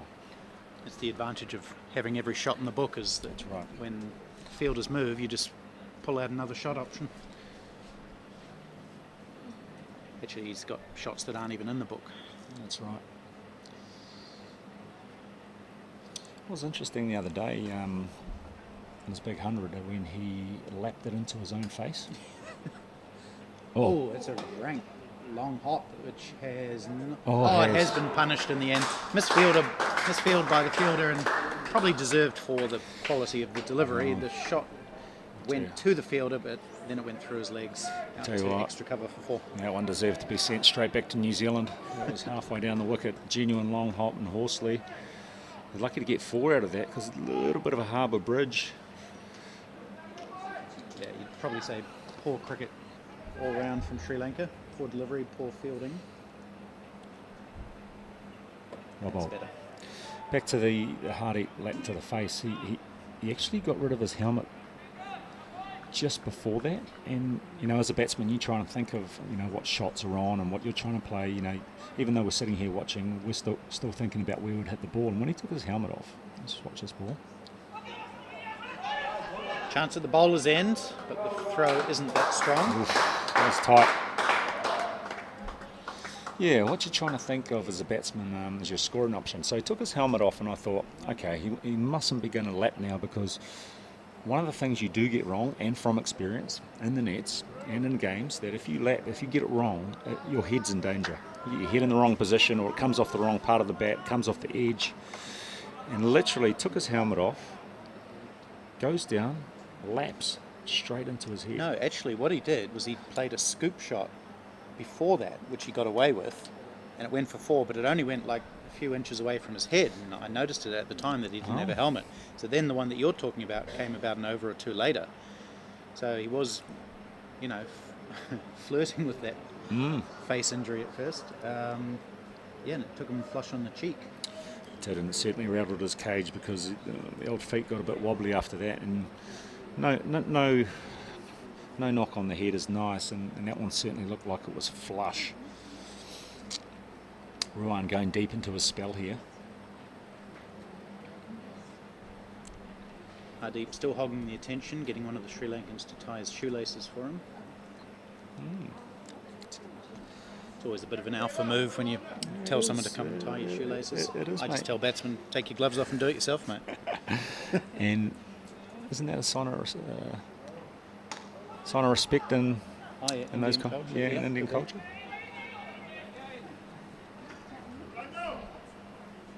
We do have a number of Sri Lankans watching. I'm sure my good friend Mahesh Dezoisa is tuning in. Hello, Mahesh. Does a lot of great work for Masters cricket in Sri Lanka, particularly the Colombo Masters Cricket Association. Oh, his runs for Nick Horsley, there's going to be 4 of them. There's no one anywhere near that. Interesting that there's no fine leg. In fact, there's no one between third man and mid-wicket, really, on the leg side. Yeah, and if you don't have a fine leg, you can't afford to stray onto leg stump, which is he's done there. And as a bowler, you don't want to give a batsman easy runs, and a little glance off your leg. He hasn't had to smoke it or smash it. So it's just a bit frustrating as a bowler when you get that wrong. I've certainly done that, and from experience, you've got no fine leg and you're bowling that line. It's criminal. Okay, they are bringing someone across now from backward point. Oh no, he's only coming into slip, so the leg side's still wide open for Horsley. No, he's gone back. So they're changing their mind. He's gone back to backward point. So Prematilika will need to get his line right.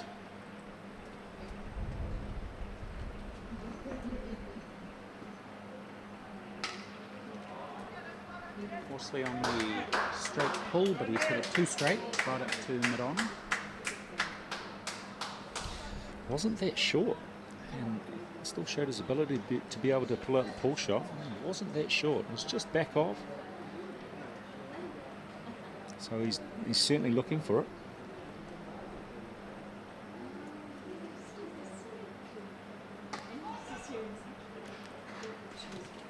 Just quickly back on Mahesh Dezoisa, my friend from Sri Lanka. He was over here in 2020 for the Over-40s World Cup, which was abandoned after 2.5 rounds due to COVID. Oh, yes, I remember. And for some reason, Mahesh and a couple of other members of the Sri Lankan side couldn't get out of Cape Town, and they were stuck here for, I think, 3 months it was, right in the middle of lockdown, just close to where we're staying, actually. Wow. Over the road there. They did have the penthouse, so that was one small silver lining on that cloud, but still being stuck here for 3 months wouldn't have been a lot of fun at that time. Wow. Shot.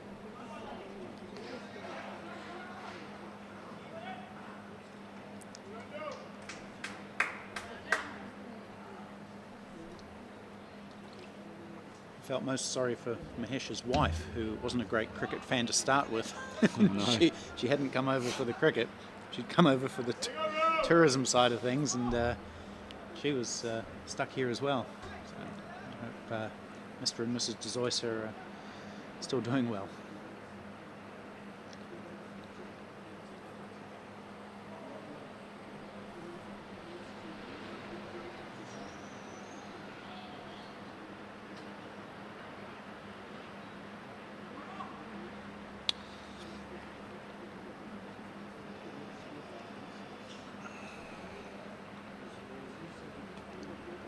So 133 for 2, coming towards the end of the 23rd over. That's nearly 6 and over.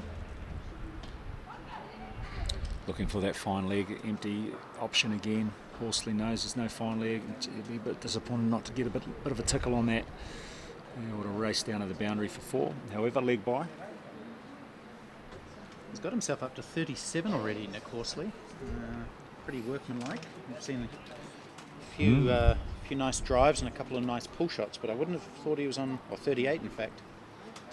Good to see Nick in the runs. Yeah, and then after a bit of a quiet start, he's picked up his tempo. But intelligent innings, took on a number of balls to get himself used to conditions, and then picked out his scoring areas. So really intelligent batting from the New Zealand number 4. Lives in Timaru, which is south of Christchurch in the South Island, and still trains with the South Canterbury Hawke Cup team. Hawke Cup is the level just below first class cricket. So he's playing and training with some good cricketers, which will stand him in good stead for this tournament. Certainly will. Okay, looks like we've got a change of bowling here. This is number 20 something. Do we know the new bowler? I think it's a new bowler. Could be this, Sudath Jayawira. Sweep shot. Down to the boundary for 4. Sorry, I was just checking to see if there was a fielder there. Yeah, we couldn't quite see. Yep, Nick Horsley onto the sweep straight away, welcoming the new bowler, which we think is Sudesh Jayawira. Looks a bit like Sanath Jayasuriya from way back here. Bowls slow left arm as well, and another boundary for Horsley up into the 40s. He was onto that very quickly. Would have known there's no square leg back there, and thought if he drifts onto my pad, I'm going to get down on one knee and back myself to put it away, and he certainly did that. It's a good knock from Nick. He'll be up to close to run a ball now after that assessment at the start. He's well into his work. Oh, there's a big full toss, which Horsley has moosed over the longest boundary on the field, and then 10 metres past that, 6 runs. Great shot to a pretty poor delivery. Well, I can only anticipate he tried to give that some extra flight and invite a miscue, but got the length horribly wrong. And that was absolutely dispatched, and that is a huge hit out there. There was a man there, so if he hadn't timed it perfectly, he could have found himself caught. I'm surprised it wasn't called a no ball, actually. It looked to be over waist height. So anyway, Jai Awira playing his first game of the tournament. His first 2 balls have gone for 4 and 6. Oh, that's shorter and flatter. Yeah. He'll go back to the dart option after the one with a bit of air points got sent almost back to our hotel.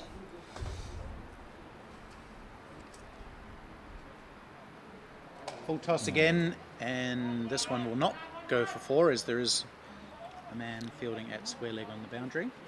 Be close to 50 now. He is on 49. Yeah. 49 for Horsley. He's 1 run away from what would be his first 50 at this level. Only his second game. He scored about 15 or something against India. 18 maybe. LBW, if I recall correctly, in that game, wasn't happy with the dismissal. He wasn't. No. He stood around arguing the toss for a little bit, which you're not supposed to do. No, Now, so I don't know if you saw that, but Horsley and the bowler were on the same side of the wickets there. That was a little bit village.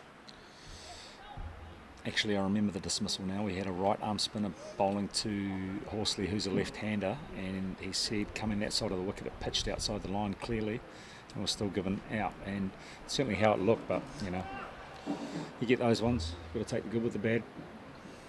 Okay, Horsley on 49. Quick single, which Hardeep will make 50 for Nick Horsley. First game back after a gastrovirus. He's come in and he's played some lovely, technically correct shots. He's hit some big boundaries. He's moved the ball around the field nicely. Gets a hug from Hardeep Singh. 50 not out for the left-hander from Canterbury. Good knock, Bladen. Fantastic innings, and that'll feel really good too, because he's been, but you know, not only physically sick, but you know, that brings you down mentally as well. So to get a maiden 50 for his country in a World Cup in Cape Town, South Africa, that'll feel absolutely fantastic. Great knock.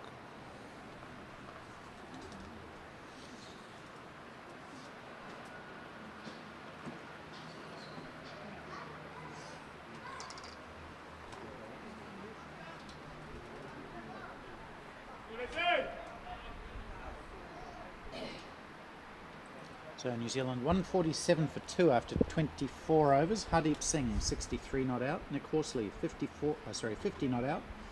47 balls, 8 fours and a 6. So he's actually outstriking Hardeep in terms of strike rate. And it just goes to show, Jim, you can always catch up on these kind of wickets and outfields. Something we talked about as a batting unit, establishing a solid foundation. You don't need to go from ball one. You can always catch up. More important to get the start. Get a start first and play your shots. So there's just over 20 overs to go now. New Zealand 147 for 2. What sort of score do you predict? I'm not necessarily saying what they have in mind, but what do you reckon they might get off the last 20 odd overs? I wouldn't be surprised if we saw something around the 300 mark. That's about 7.5 an over from here. Some big hitters to come. Who have we got coming in next? Jerem Wiley playing today. We've got, you've got to think of Johnston, who's fresh off 100 as well. That's right. Greg Johnson. Scott Mara. He's ready to unleash his shoulders. Not playing today is Ben Rapson, who scored 77 off 34 balls the other day. Tell you what, we'll be in danger if Rapson was playing today up here. This is in his arc. Good call. Get back. Right, the stumps. Direct hit again. They've hit the stumps a few times. Hardeep got back. I'm not sure the umpire was in the best position to adjudicate on that one.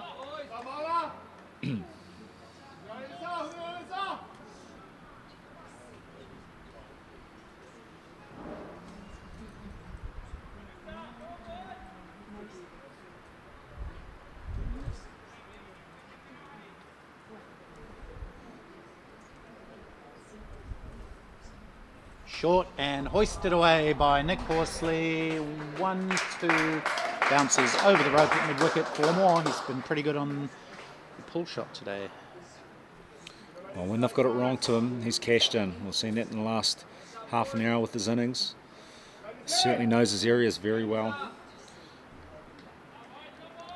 And he's just got his length wrong there, and Horsley's rocked back and dispatched it for 2 bounces for 4. So Herath hasn't really troubled the New Zealanders today as we thought he might. They've played him really well, actually. His length has been quite variable. Hasn't really settled in. End of another over. That's 25 gone now for New Zealand. 153. The 150 coming up in that over. 53. I'd say that feels like, what is this, 89, 90 something run partnership, this one? Yes, that's right.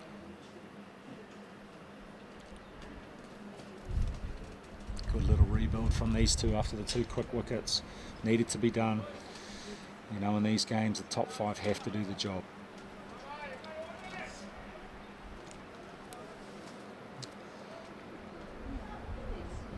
Didn't quite get it right against India in game 1. Top 5 taking it on upon their shoulders to do the majority of the work. But certainly from there,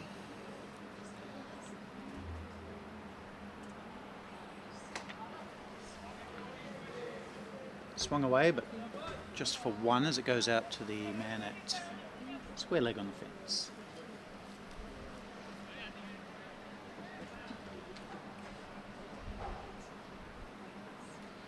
Hardeep Singh almost playing second fiddle to Horsley. But again, just showing that he can adapt his style of play to what the team needs. And if we get a little bit closer to the end of the innings, there's no question that he'll unfurl or zip open that bag of tricks and see what pops out. yeah, he's got 5 different gears, Hardeep Singh. He can go at any speed you like. He'll recognise this game situation. He'll be thinking 300 plus right now, I'll tell you right now. But he knows it's not done in 1 or 2 or 3 overs. It's done with the long game, which is setting up for beautifully.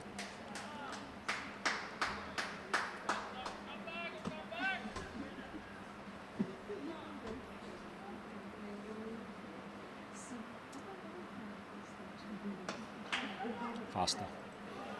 So where do you think his scoring options are that he'll be looking for now, Leif? He would have seen a lot. He would have seen a short ball before, and thinking if he goes short, he's got that spot over that fielder there, all the way to square leg. Let's have a look. No, it's full. He's used that space I was talking about anyway. Knows there's space there. He'll come back for 2.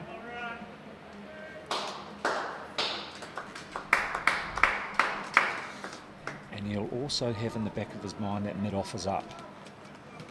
So if he goes outside of off and forward, oh, is he up though? He's quite deep.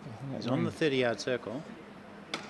He'll go that way. Oh, well, there's a boundary. He's hit that low full toss straight down to where long on would have been, but there's no mid on or long on. The man is very, very wide. At sort of, I don't know what you call that. I guess it's a wide long on, but he was nowhere near that ball, and Hardeep finishes the over with a boundary. He's up to 70 now. Timely jinx break for these boys too. Horsley on the back of illness. He'll need those electrolytes, which he's taking on board now. Just looking at body language, he's starting to look a bit tired, as you'd expect. Look at him, hands on knees. But this break will certainly help him. Reset, go again. Look to really put in a big innings here.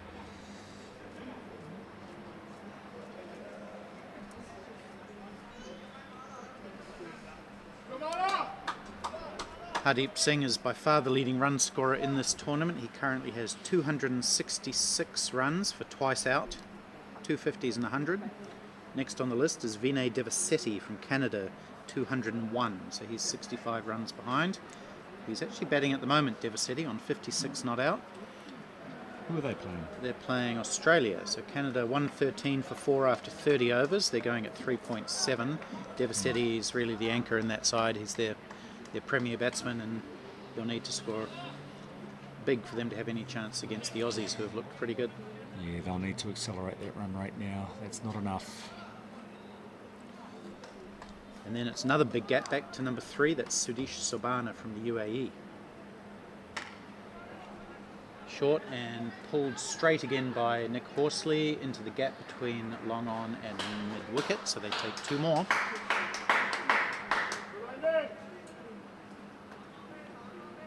Also keep an eye on Gary Sneeman from Namibia. He's a former star at international level.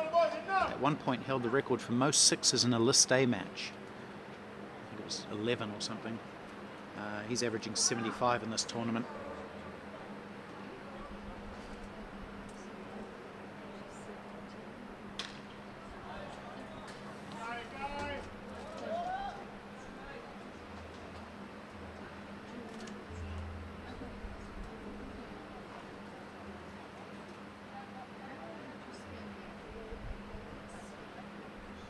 One of the features of the tournament, which is new this year, is the purple and orange caps, which are awarded to the tournament's leading wicket taker and run scorer respectively.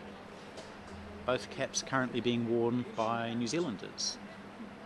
Hardeep Singh, well, he's not actually wearing his now, but he might do in the field. He has the orange cap for most runs. And Farhan Mirza, the leg spinner, has the purple cap. We'll see him later in the day.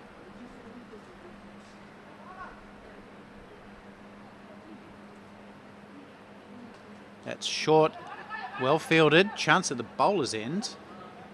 Not a bad throw again. They think about the overthrow. Now who's this bowler? It's Marlon Fernando, who did bowl from the far end earlier on. He's come back for his second spell.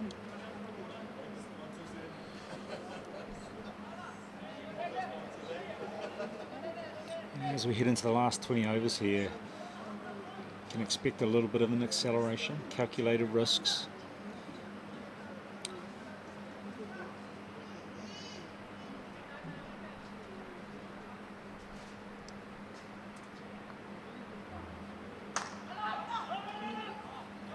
Unlucky. A metre either side of that fielder would have been 4.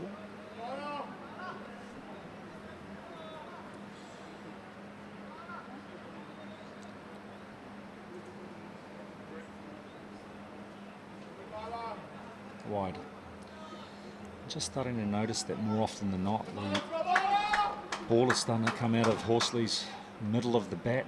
Crisp, clean sounding hits.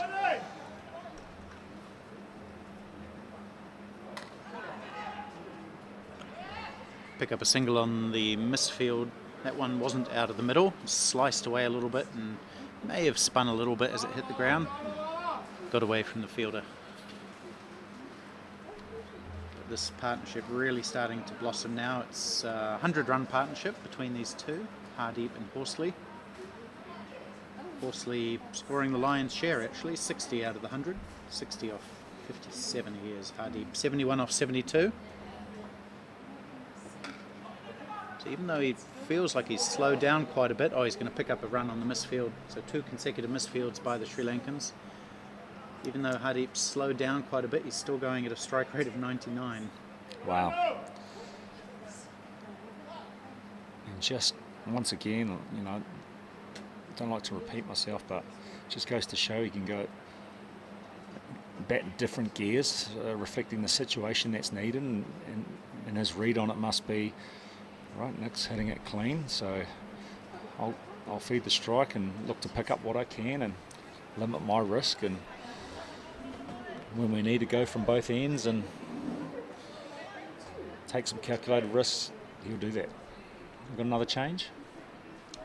Yes, we do. Number 46. It's Jayawira, is it?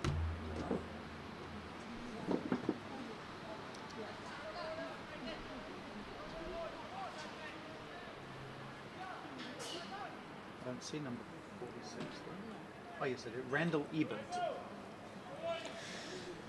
Good traditional Sri Lankan sounding name. What has he got for us? Keep it back. Just be a bit more seam.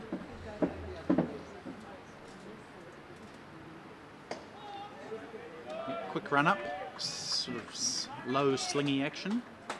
Randall Ebert.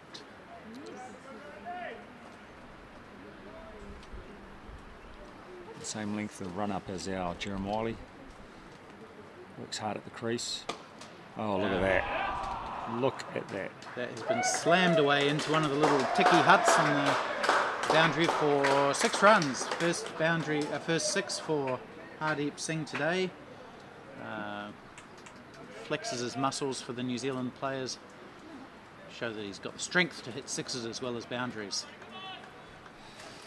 One thing I have noticed with the Sri Lankans today is they've been a bit changed the field after it goes their kind of mentality. Yeah, they do have a man there now, and Hardeep goes offside for 2 more. So do you think he's shifted gear slightly now, Leighton? Too early to tell? It is, but what I also do know about Hardeep is he doesn't like bowlers settling, so this could be a nice little strategy to just throw this guy off settling in on a line. Yeah, he's moving his feet around before the bowler bowls.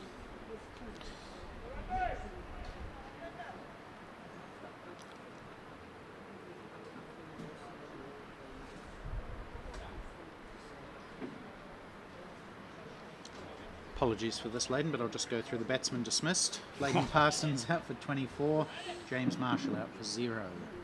New Zealand 168 for 2. Hardeep Singh 81 not out. Nick Horsley 61 not out. Great little rebuild. It's more than a rebuild, it's an established, beautiful partnership. So we've got the square leg coming inside the circle here for the left-handed Horsley. Better run. He does. And Horsley thumps it up to mid, long off for 1. Out of the middle once again. He's seeing it really well now.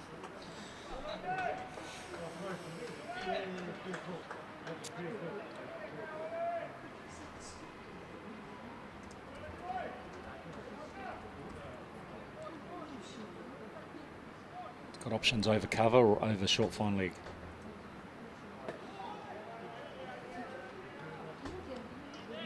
He's looking at short fine leg now, thinking perhaps I could have manipulated that around there.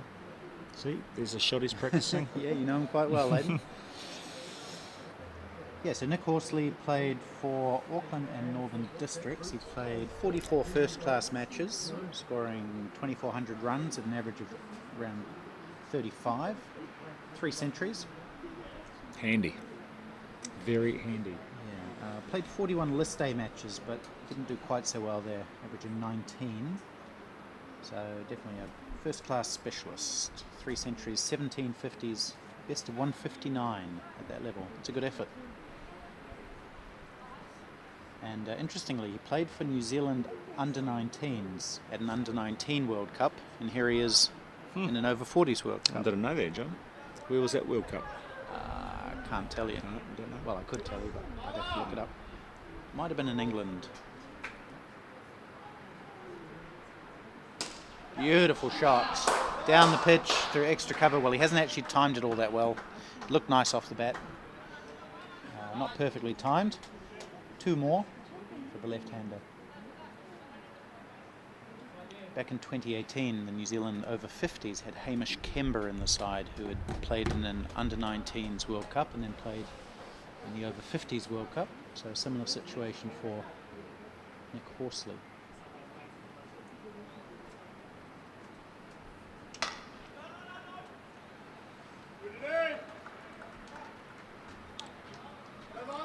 Just a little shout out to our fast bowler Adam Hestelow. He's just been attached to the drip, getting some fluids in him. No kidding. There he is. Ah. So I'm going to shout out to him. So he's doing it tough, and I'll tell you what.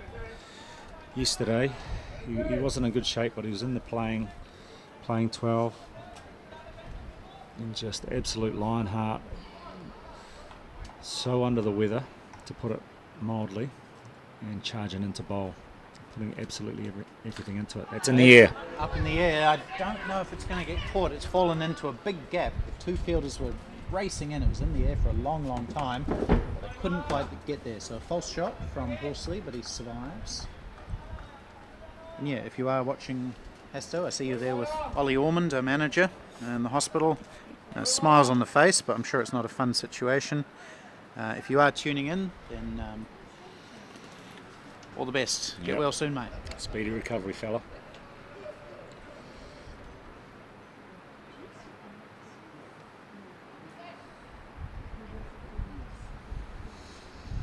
He's playing square straighter. Is he brave enough to set up a trap? Big one in? No, slower. Double bluff.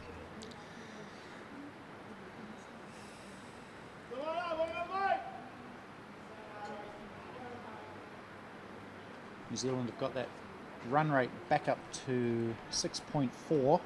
It was around that when Parsons and Hardeep were going strongly. Then it dropped down to exactly 5 as Horsley and Hardeep started to rebuild. And now they've really put the foot on the gas a bit. Without taking too many risks late in it. It still feels very controlled. That's right. Big feature of certainly Hardeep's game, but both these men at the crease, they'll have a very clear plan, and they probably won't want to add any risk to their game, certainly to the last sort of 7-8 overs. They keep ticking along here as we're doing. Gosh. Just trying to do a bit of maths here to work out what I was sort of thinking about. 15, 16 over. Or even if they could even aim for 10 and over for the last 15. That's 150 plus, say, 180, which is what they're on now. It could be 330.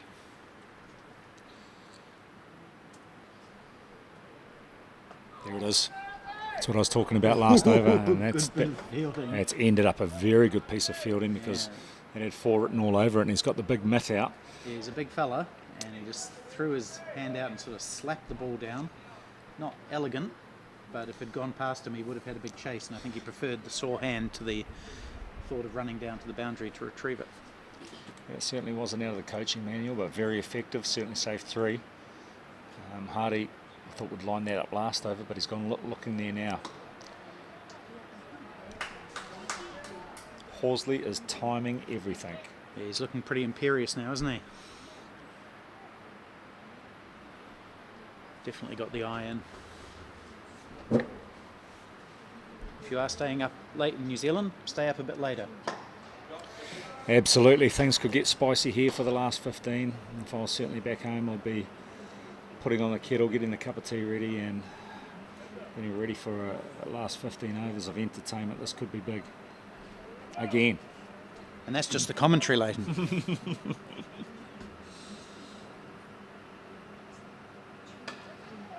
Hardeep goes through extra cover. Classical cover drive, down on one knee. Lovely shot. Just to show that he does have that traditional touch when he needs to. Still had that wristy flourish, but that one you probably would find in a coaching manual somewhere. Tell you what, the only disadvantage we have watching it live is, geez, I'd love to see an instant replay of that because that was glorious. Late, fast hands, beautiful shape, and that raced to the fence, didn't it? He's down the track and on the sweep. There we go. Paddle sweep, which is going to go away for 4 more. That fielder there, he's lumbering, he's struggling, number 99. I'll tell you what, he needs to be pulled, Jim. He doesn't look in good shape. No, but Hardeep does. He took about 2 or 3 paces down the wicket and then went down on one knee and lapped the ball around the corner for 4 runs. So he is working his way through the gears, as Leighton said, and has opened the bag of tricks. You can just tell he's just got that energy. Just feels a bit more zippy now, doesn't he? He's looking around everywhere. He's creeping over. His feet are moving as the bowler walks in. Into the 90s now, Hardeep. Oh. And he's nearly got hit in the face again, poor guy. His face is taking a bit of a hammering on this tour. He copped one right in the schnoz in training the other day. Got that one on the face you mentioned in the game the other day. Nearly got another one now. That's right, he's been peppered, hasn't he? I think it was with Jerem Wiley in the nets. Yeah. Do you remember? I remember he had a big cut horizontally right across his nose. But he's a tough little rooster. He is, and because he wears those prescription glasses, you know, he get the impact from the ball, and I think that's what caused the cut. Okay. All right, so we've got a drinks break now. This is the second and final drinks break of the New Zealand innings, with New Zealand very well positioned. 192 for 2. Hardeep Singh 91 off 82. Nick Horsley 66 off 66. It's a good test of the New Zealand accent, isn't it? It is.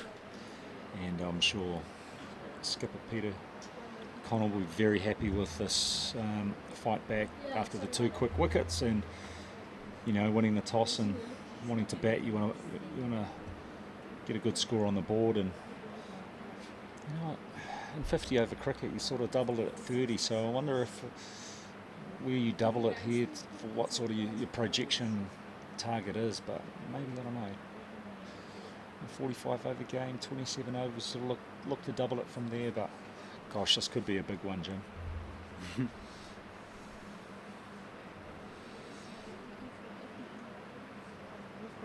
got 2 set batsmen. You know, even if you lose one, the next guy comes in, their job's won. And best case scenario for us, both these guys, they go another, 8-9 overs. Gosh, could be big. Hardeep getting a bit of work on the hammies. After all the running and batting he's done over the last few days, no doubt they're feeling a bit tight. Might just run through some of the other scores going on. USA versus Zimbabwe, that's one I'm keeping a close eye on. USA 204 for 3, 35 overs in. Zeshan Mohammed, who I talked about, 97, and Mohammed Farouk, 74. So they're on target for a biggie. Canada against the very strong Australians, they're 130 for 6. Vinay Devasetti, he's still there, 64 not out. He's having a really good tournament.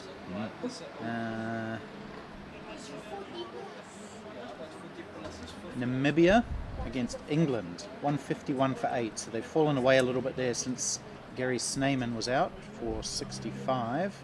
He really is their star player. Ben Fraser has 3 for 21 for the Poms. And South Africa, who we haven't really mentioned today, they're playing UAE, 179 for 5. So 5.3 and over for the home team. Runs shared around, no one really dominating. And last game is India versus Wales. India 136 for 5 after 31 overs. So they're not having quite as much fun against the Welsh as New Zealand did. Iqbal Khan, their captain, 58 years of age. He's scored runs in each of the matches so far, and he's on 35 not out again. So a lot relying on Iqbal Khan for the Indian side. And Wales not doing too badly. Of course, we are focused on this match here. New Zealand versus Sri Lanka.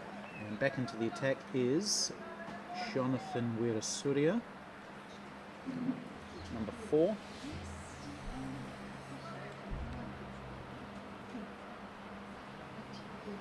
He has 5 overs, 1 for 32 so far. He's definitely been the quickest of the Sri Lankan bowlers. He has, and I got the boundary off him. I just wanted to get a single next ball and show some good cricket, but roll into the stumps, but he bowls into the wicket. Yep. Deep hits in the air without any timing, but into open spaces, and another single for him. He's not happy with that shot, giving himself a little tap on the head.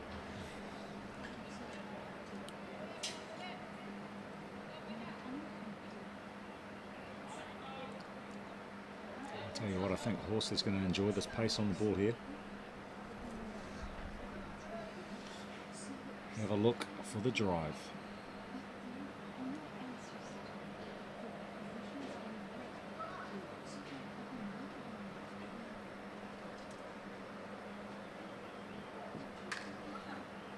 swings it away on the leg side.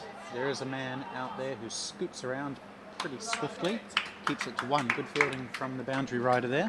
Just doing a hard check. He's on 93. Is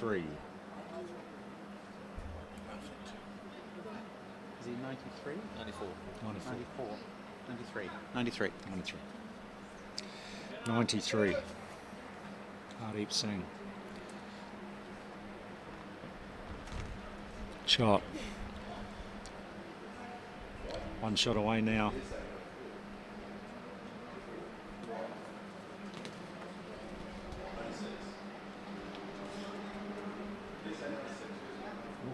We're saying 96 over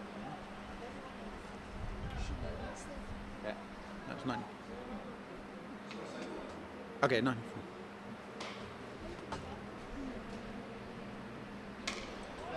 Horsley hits in the air. Oh, just falls under the hands of the fielder at long on. He made a good effort to get there. It was always going to be a tough one, a low one, and just couldn't quite get the hands under it. Great effort to get there. I thought he'd done enough to get in position, but it almost looked like it yorked him. Tough chance, but when you got two guys set, you need a bit of luck to go your way, and they would have wanted that one. And this is looking dangerous, and how costly could that be? 2 more for Horsley. 69 years now.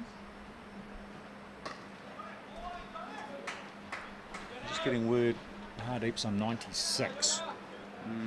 No, we're saying 94 down here.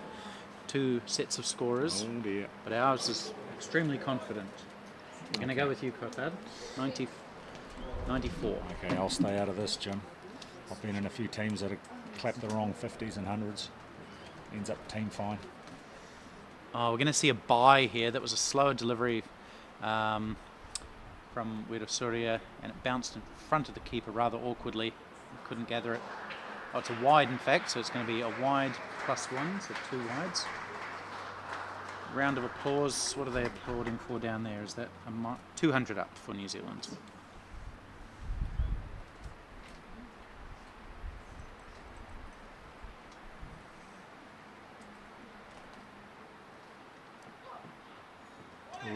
Good delivery. Bit of heat on that one, and beats the attempted guide of Hardeep Singh. There was a bit of heat on it, and they tried to use the pace to run it down the third man, and actually heard that hit the gloves quite hard, didn't it? Good pace. Tall man. 31 overs gone now. 200 up for 2 wickets. 6.5 and over, New Zealand. We've got 14 overs left, which is still quite a few. So we could be seeing another massive score for the Kiwis. James Marshall might be kicking himself or missing out. He sliced the ball to backward point on just his second delivery, out for a duck. But all the other batsmen have looked very comfortable today. Yeah, I missed his dismissal, but I'm sure he'll be gutted, for sure.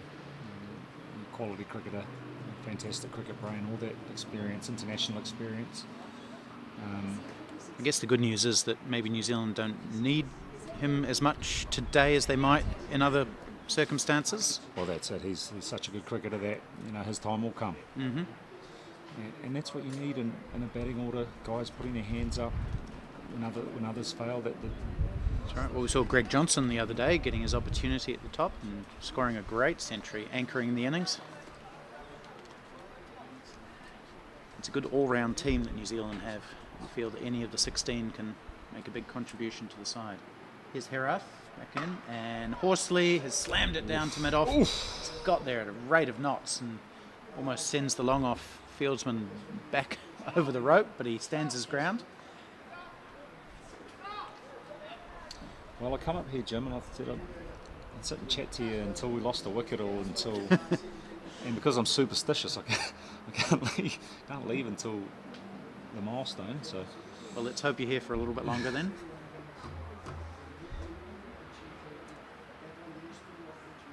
Oh, that's a bizarre shot. Can you describe that one? Sort of a lap falling lap. Well, he didn't get anywhere near the line he wanted and had to invent something, and just about invented a dismissal, but got away with it.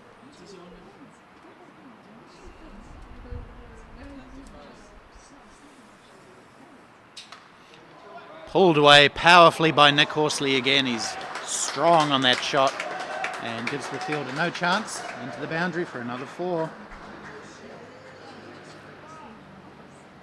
Herath not posing a threat to the New Zealanders today. I really thought he would. He had bowled so well in those first 2 matches, but he's varied a lot in his length, and New Zealand have picked him off easily. I think you've hit the nail on the head there, Jim. There's been too many 4 balls. Too many back of the length balls. What I hate as a batsman is when you get stuck, when you feel like you get stuck, and that's just consistent line and length, and it's just been too many four balls for him today. I think he'll look back at his spell and think, maybe I should have tried to group a few more balls together in the same area.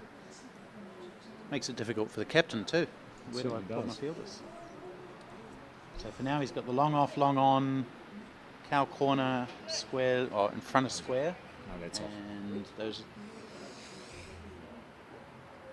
It's an option. Another gap found by Nick Horsley, this time on the offside. Not enough power to reach the boundary, but enough to take 2. Where's the 5th one? Just looking at Horsley running back for that second. His head was down. He's certainly feeling the pinch after a couple of days under the weather. He's starting to really feel the fatigue. So we're seeing a lot of fight here. Isn't it great to see? He's fighting hard. Now he's been stumped. Going down the wicket, trying to hit the ball straight. He had 4 men on the boundary on the leg side, so I think he was trying to hit the offside. Missed the ball, and the keeper whips off the bails. So finally a breakthrough for Sri Lanka. Partnership of 140 something. Great innings by Nick Horsley, 76 of 73 deliveries, and great effort from him. He'll come off to a round of applause. Fantastic knock from Nick Horsley. That'll feel absolutely tremendous after a couple of days under the weather, physically, mentally drained, but go back to that run before his head was down. Was he starting to get a bit tired and maybe a bit of a rash shot, but absolutely tremendous knock. Can't take that away from some clean hitting out of the middle of the bat. And what a time for Johnson, who's on the back of a century, to come in and just carry on where he left off, Jim. Well, that's right. 2 century makers at the crease from the game against Wales, Hardeep Singh and Greg Johnson. It'll be interesting to see how Johnson plays. His innings the other day was much more of an anchor innings. I expect initially he'll just try to get off strike and let Hardeep do the hitting. Do you reckon? Yeah, his job's won. He knows that. He'll come to the crease knowing I'll take a few balls if I need to get the pace of the pitch and look to get Hardeep on strike. With the fall of that wicket and the breaking of that partnership, it allows me to be able to move on, which is great. It's been nice talking to you here, Jim, and to witness a fantastic partnership between 2 quality batsmen. Thanks for having me in here, and one last shout out to the people back home in New Zealand at Seddon Cricket Club, Aotearoa Raptors, the family back in New Plymouth, and Aotearoa. Hope you have a fantastic evening. Oh, missed out there. Cheers, Jim. Good on you, Leighton. Welcome back anytime.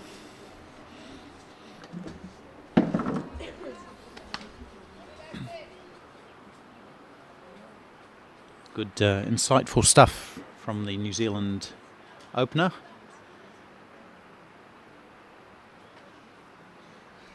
Now we look forward to seeing if Hardeep Singh can bring up his 2nd consecutive century for New Zealand. That would be an amazing achievement. Already far and away the leading run scorer in this tournament, even before this match.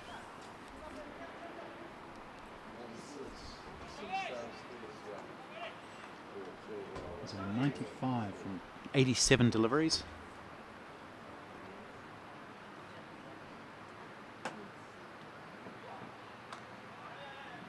Another quick single, take him up to 96. Shy at the stump from the Sri Lankans again. They've done that a lot today.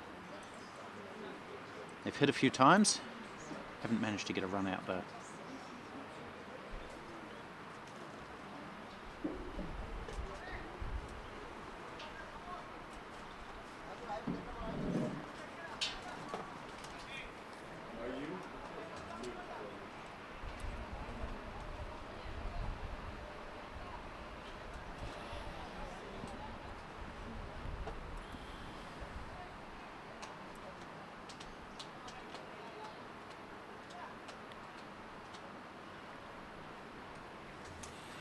Here's Wirasuria to Greg Johnson, and he guides it down to the same area. This time the fielder fumbles a little bit.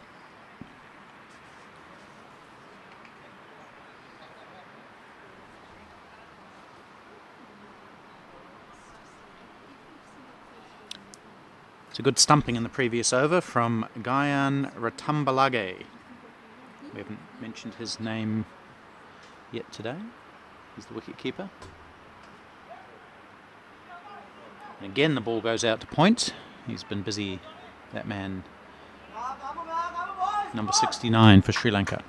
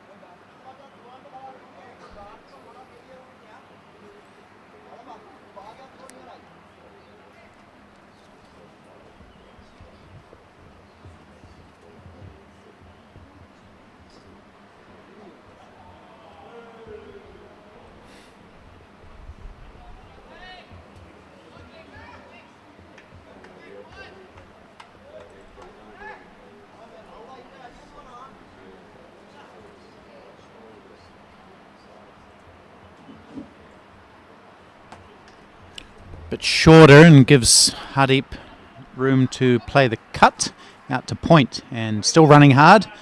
Comes back for 2, takes himself up to 98 now. 98? Yep.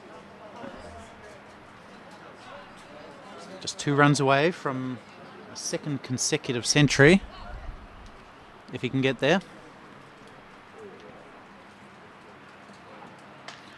Slams the ball away. I think he'll just get 1 as the fielder gets there quickly. 99. He salutes the crowd a little bit prematurely there, as there was a round of applause for the shot. Hardeep thought it might have been for the century. Don't worry, I think the cheer will be much louder if he does get to 3 figures. 90.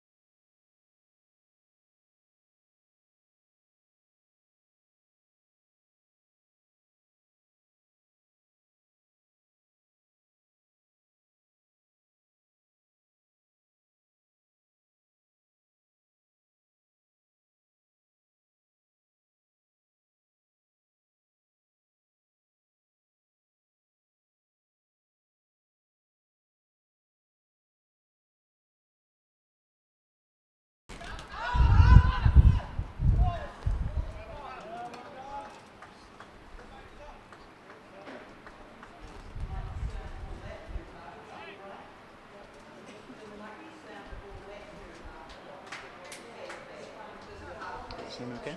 Should, yeah, should.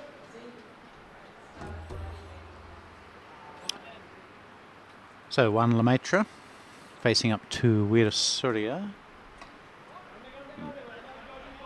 Might just take a couple of balls to get going. He's not a huge hitter, Lemaitre, but he is a good batsman. In the side, more as an off spinner. And Hardeep Singh's got something else wrong with him now. No, it's okay. He's just adjusting his face guard. As we mentioned, his head has been in the wars on this trip.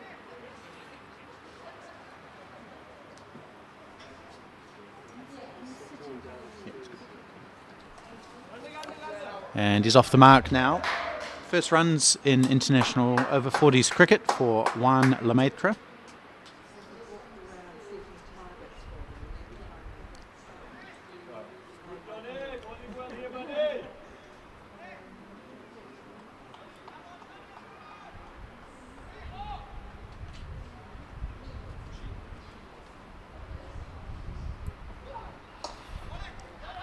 Hardeep swings the ball away, beats the fielder, the diving attempt, and goes out to the boundary for 4.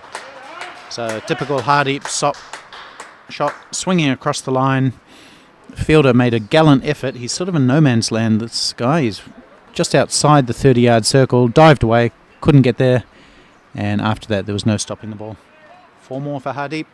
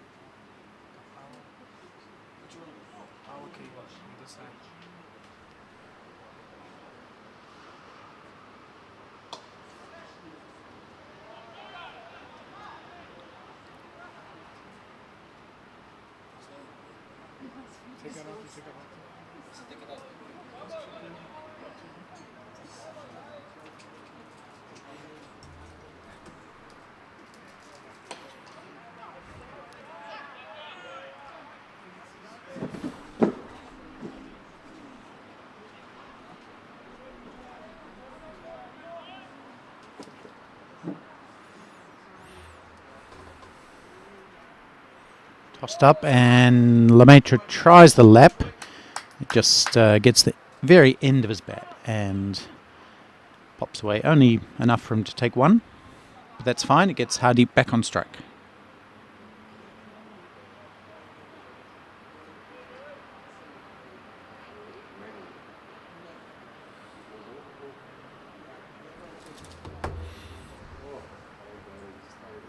Hardeep goes down the ground. There is a gap there, and he's found it again into the boundary. 4 more. The long off is quite wide, probably trying to protect that short boundary, and the straight boundary left open. So Hardeep, the master of finding the gaps, hits that one for his 14th 4. Goes left-handed this time, in the air, chance of a catch, comfortably taken. So again, the switch hit by Hardeep not working. He was out playing a left-handed shot on Tuesday, and this time trying to go left-handed and hit it over point, I suppose. Just hit up in the air and comfortably taken. But the end of another fabulous innings by the great man Hardeep Singh. 107. Gets a round of applause. He's a bit upset with himself. He's raising his bat, but he's shaking his head as he comes off. Back-to-back centuries for Hardeep Singh, the man from Christchurch. And he's set New Zealand up for a big total. 111 in fact he was. 14 boundaries, 1-6, 98 balls.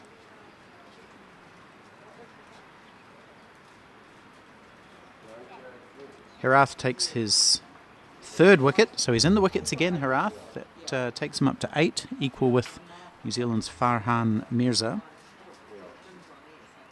So even though he hasn't bowled particularly well, 3 for 47 from 7, he's gone at 7 and over, but he's taken 3 wickets.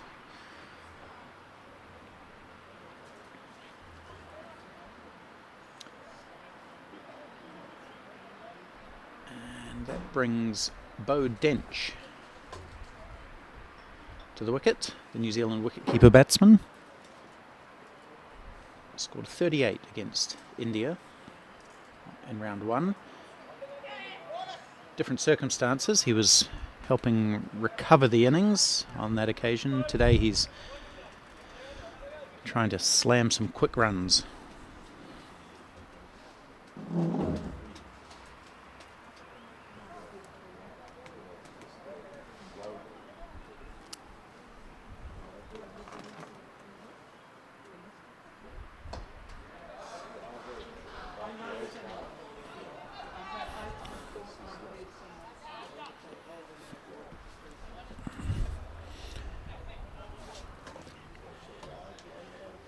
End of the over.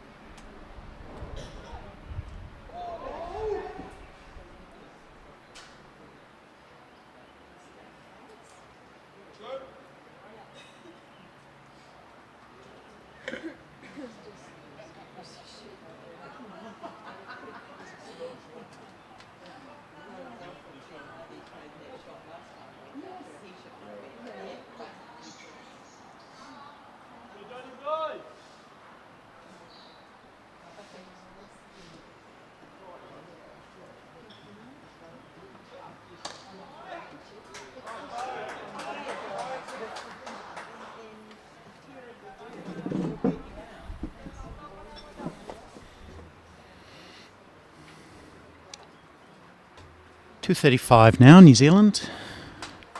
Still looking for that 300, but with Hardeep out, Nick Horsley out. Oh, here's a chance of a catch. It's coming down towards us here. Short boundary. Oh, he's missed it. He's fluffed that catch. It wasn't that difficult, to be honest. And it was hit slow and high up in the air, and Ruan Prematilika got 2 hands to it, but it went through them both. And Bo Dench has a life.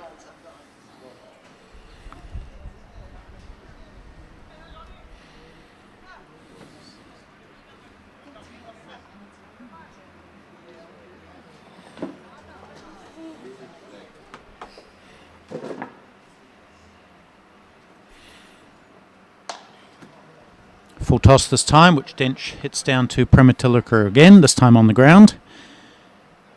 And he fields it much more comfortably.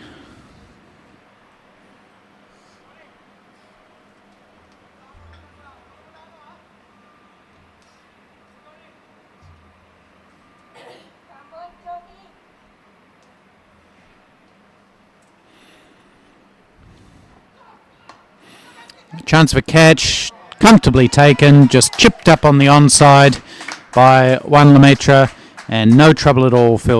The fielder in there, well held, and Sri Lanka grab another one. Are they coming back into this game? That's the 6th wicket down for New Zealand, 238. So New Zealand have to be just slightly careful here. They don't want to throw away the hard work that top order have done. Batsman out, Leighton Parsons 26, James Marshall for 0, Nick Horsley 76, that was a great partnership between Hardeep and Horsley. Greg Johnson for 5, Hardeep Singh for 111, Nelson.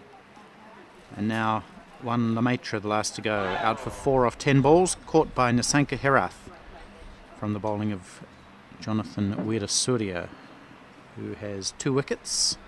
Wicket takers for Sri Lanka, Nisanka Herath 3 for 50 from 7, Weerasurya 2 for 55 from 8.5, and Marlon Fernando has 1 for 24. So coming to the crease now, Jerem Wiley.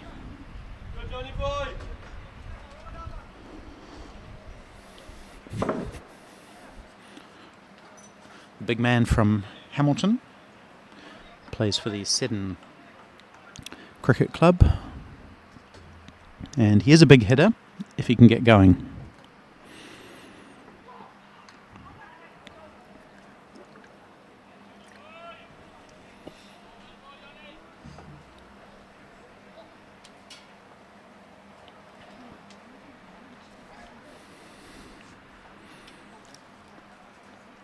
So that's the end of Weerasurya's over, one that took the wicket of Juan Lemaitre.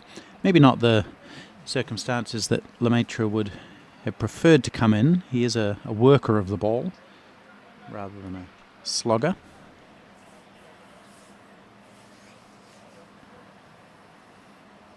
Still Simon Murphy to come, he can hit it. Good batsman. Pete Connell, he can hit. And Nick Smith. Good nuggety little player. So plenty of batting for New Zealand. Still, they don't want to throw away the hard work that the top order did. Going at 6.4 and over.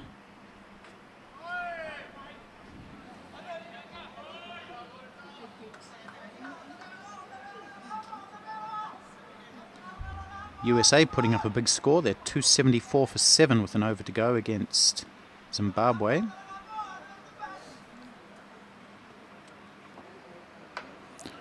Dench on the sweep, takes 1, comes back for 2, running hard. Oh, is he going to be run out? Yes, he is. Oh, that's a shame for Bo Dench.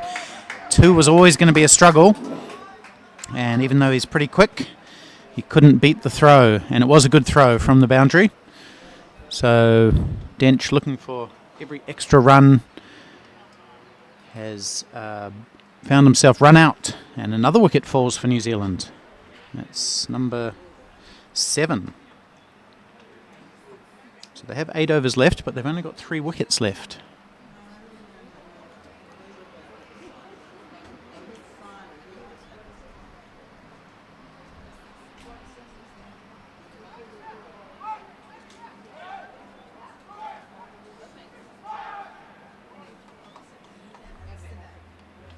Just run through a couple of other scores. Canada 182 for 9 against Australia. That's a much improved effort from them. They were bowled out for 63 in their pre-tournament warm-up game against the same opposition.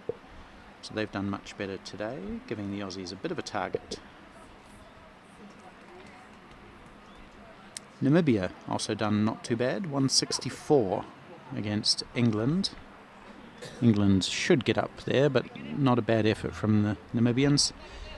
And South Africa have got through to 245 for 5 with a couple of overs left against UAE. Nathan Jones doing some big hitting there. 68 not out of 51. 4 sixes.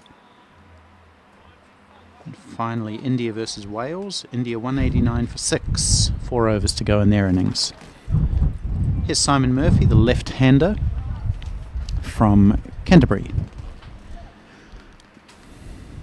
getting his first bat in international over-40s cricket. Played the other day against Wales, not required with the bat.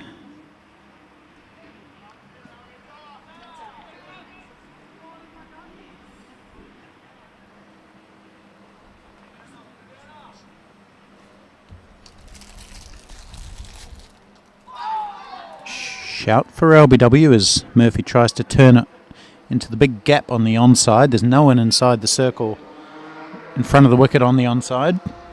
Just one guy at short fine leg. Plenty of boundary riders. And he goes offside this time to get off the mark. So that'll feel good.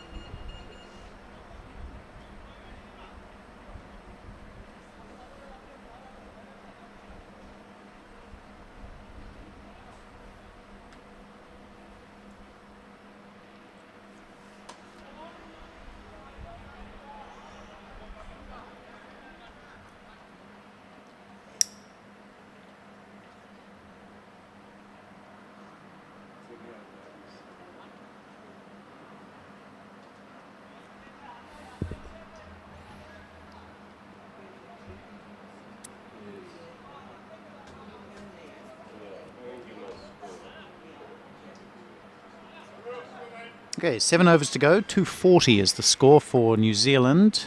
So it's that target of 300 looking a little bit further away than it was 4 or 5 overs ago.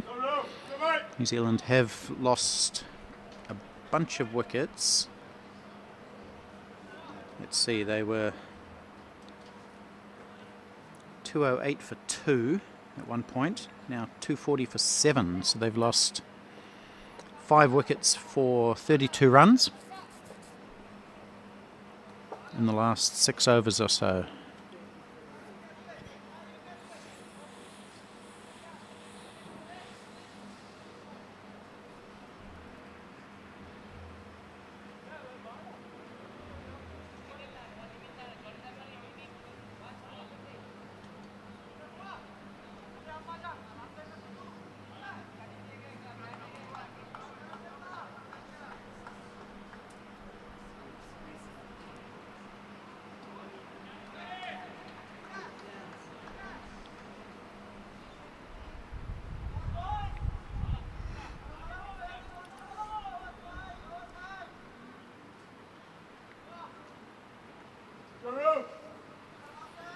Primatilika, he's bowled 3 spells today.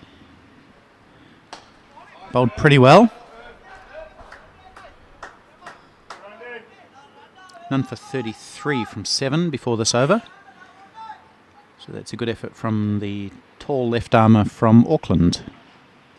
He'll know a lot of these players because he played in the IPT, which is the New Zealand National Championships, a couple of seasons ago. Didn't play in the most recent one.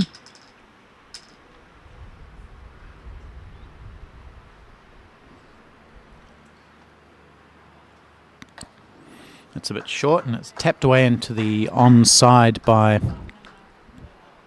Jerem Wiley, who wants to, but Simon Murphy says no. As I mentioned the other day, Simon Murphy is going to be a busy boy over the next month. He's also playing in the Over-40s quad series that takes place in Blenheim in mid-March. So as soon as he gets back from South Africa, he'll have a week off and then he'll be into that.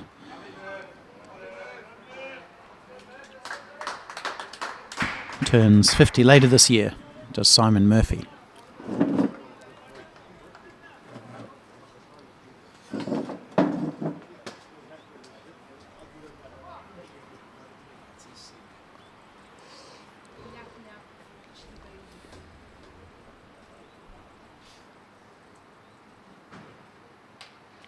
Slammed away by Jerem Wiley as far as the cover sweeper, who dives away full length and sends in a great return. So excellent fielding out there, but not before 2 runs are added to the total. And Jerem Wiley gets up to 3. We saw him hit a 6 against India and then get out the very next ball. But he can hit a big ball, which he does right now, slamming the ball way past us over to the left. That's going to take some fetching. It might have gone down into the rugby fields or the AstroTurf hockey field that they've got down here. One of the Sri Lankan fielders in his high-vis vests is going to have to go fetch that one. So that is what Jerem Wiley does. They call him X, as an X Factor. He is a hard hitter, and that's his first 6 of the day. We haven't seen many 6s, just one from Hardeep Singh and one from Horsley, and now one from Wiley. He's up to 9. New Zealand 250 also brought up with that shot. 251 for 7.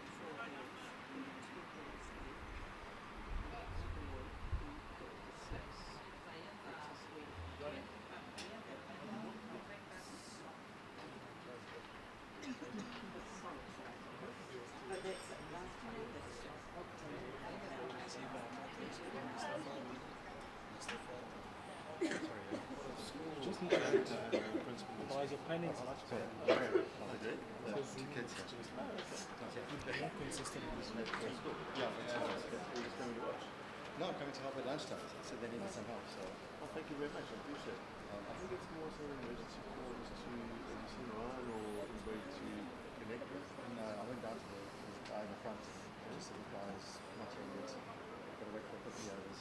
Okay, well, thanks very much. So your first name is Liz? No, Tom, okay. Very good that your first name. no, great. Greg, huh? Okay. And your kids are at school? One's grade 12, one's grade 13. Yeah, okay. Good first name, grade 1. And you watch the sets? Yeah, yep. That's the one, yep. Okay, great. Thanks very much. So it's all right that you're here because I know there was a call to help with lunch and time. Yeah. Just so that you.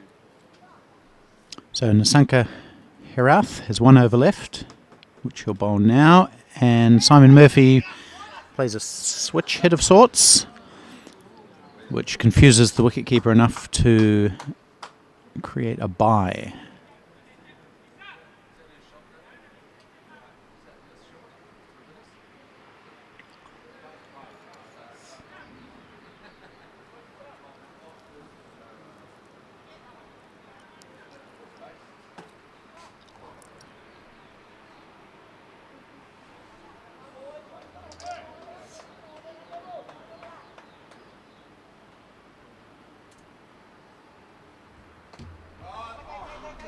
Nice little paddle from Jerem Wiley, showing a deft touch. He comes racing back for 2, very similar to the one that Bo Dench got run out on, but Jerem Wiley able to make it home.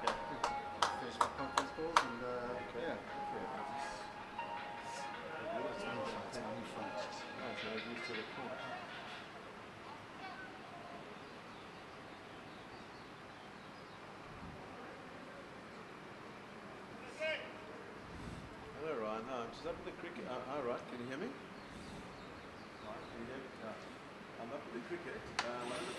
Wiley slams the ball straight. There's a bit of work for the fielder to do, which he does very well. Gets a good bounce and fires it back in. Just 1. What can you do?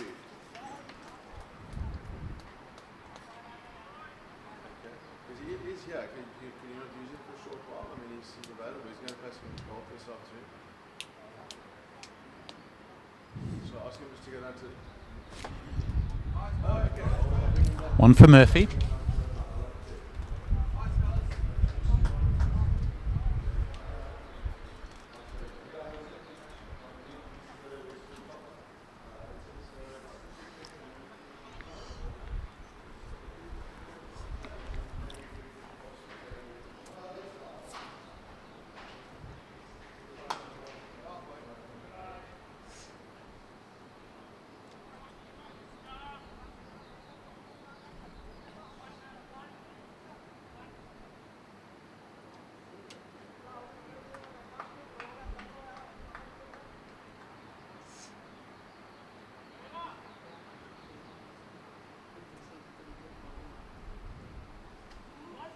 Murphy again goes for that switch. Doesn't like being left-handed sometimes, so he tries to be right-handed. Misses again. And that ends Herath's spell. 3 for 58 from 9 overs. It's a little bit expensive, but again, good in the wicket taking tally. That takes him up to 8 wickets for the tournament. Gets a couple of high fives from his teammates, and it will be up to the remaining bowlers to finish off these last 5.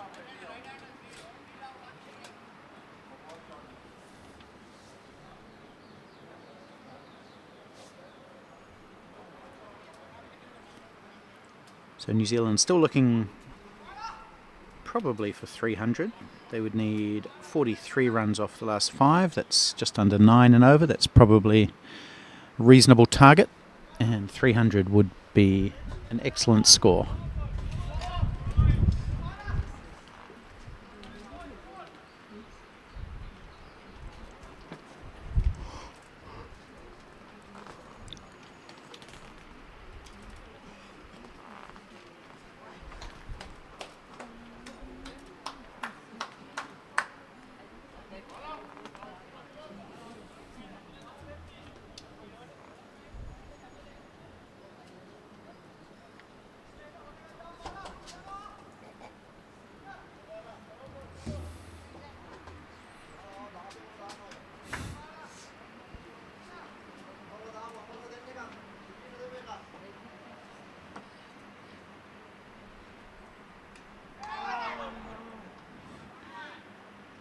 Bit of a shout from the Sri Lankans, but I think that was just bat hitting ground, as it's Marlon Fernando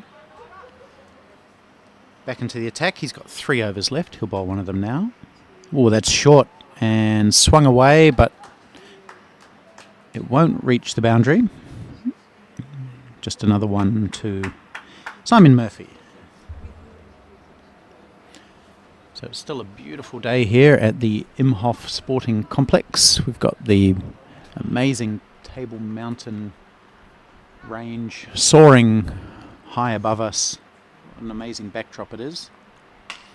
And Jerem Wiley slams it down to long off. There's a couple of fielders there who nearly collide with each other. Yes, it's a very dramatic mountain.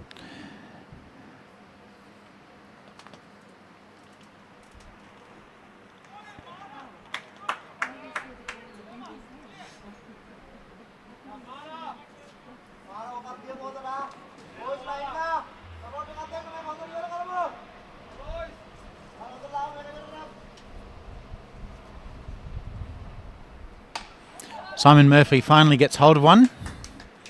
He's been trying that drive a few times. This time picks out the man on the boundary though, and just another single. So boundary's a little bit hard to find, apart from that 6 that Jerem Wiley hit 2 or 3 overs ago. Jerem Wiley, he's up to 15 off 10 with that 1-6. Simon Murphy, 6 off 12. Or 7 off 13 now.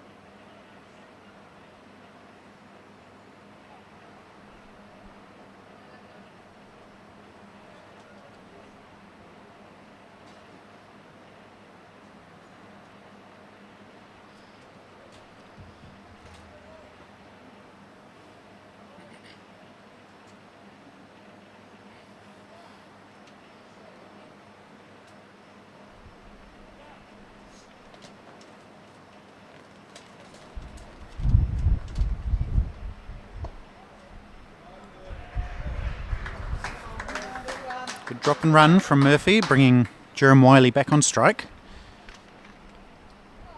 4 overs to go now. That's 24 deliveries, minus that one that we've just seen, 23.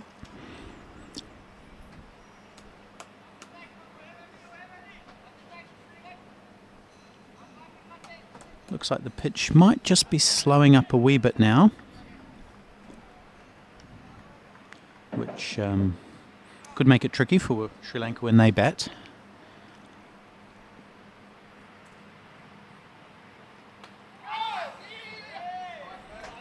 Murphy calls Wiley through for a run. Leg by, I think it'll be. Yes, it is. And if the pitch does slow up a little bit, that could bring the New Zealand spinners into play. They have Nick Smith, who bowls slow left arm, Farhan Mirza, who bowls some quick leggies, Juan Lemaitre bowls right arm off spin around the wicket. And then, if necessary, Hardeep Singh can bowl a few variations.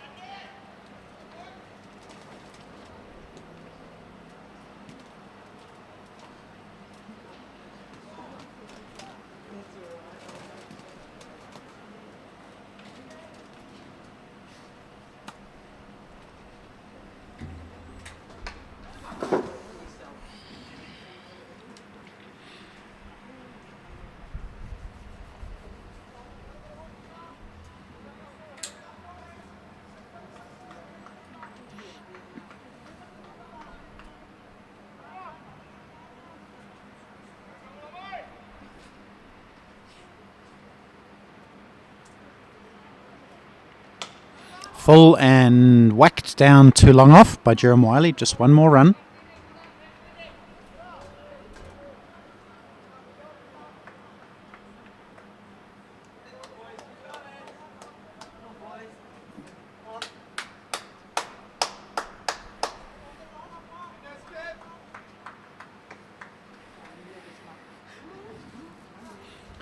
So another over gone. That's 42 bowled by Sri Lanka. New Zealand 266 for 7. 6.36 is their run rate.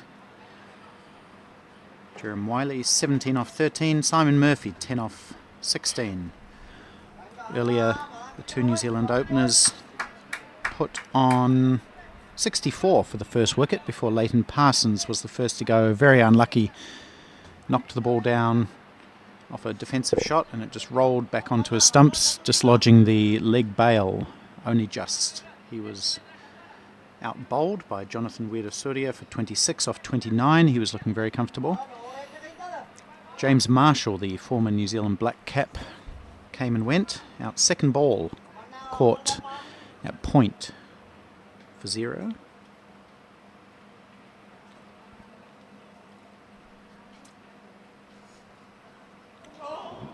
Wiley has a big swing and a miss. Then we saw a great partnership between Hardeep Singh and Nick Horsley. Well over 100. I think it was 140 odd. Before Nick Horsley was out for 76. Stumped. Dancing down the wicket, missing the ball. 76 off 73. Wiley nearly swinging himself off his feet here. Can't quite connect. So that was a good innings from Horsley. 10 fours and a 6. Then the wheels fell off a little bit for New Zealand. Greg Johnson was out for 5. Oh, that's found the gap though this time. Really nicely played by Wiley. Had some more width and hit through the ball. Well played out to the boundary for 4. His first 4 to go with a 6. So Greg Johnson was out for 5, then Hardeep went for a magnificent 111, his second consecutive century in this tournament. 111 off 99 balls, 14 fours and a 6. We didn't see the full range of Hardeep shots, but he still made batting look very easy. Juan Lemaitre was out for 4 off 10. He was caught. Herath bowled Weerasurya. Wiley goes big, right over the head of us. Down into the hockey field again. Another 6. It is a short boundary here, but that one went sailing over the top of us in the pavilion here. He didn't even time it. Good hit from Jerem Wiley. And then the last man to go, Bo Dench, ran himself out for 3, trying to come back for a second run. Couldn't quite make it. 3 off 4.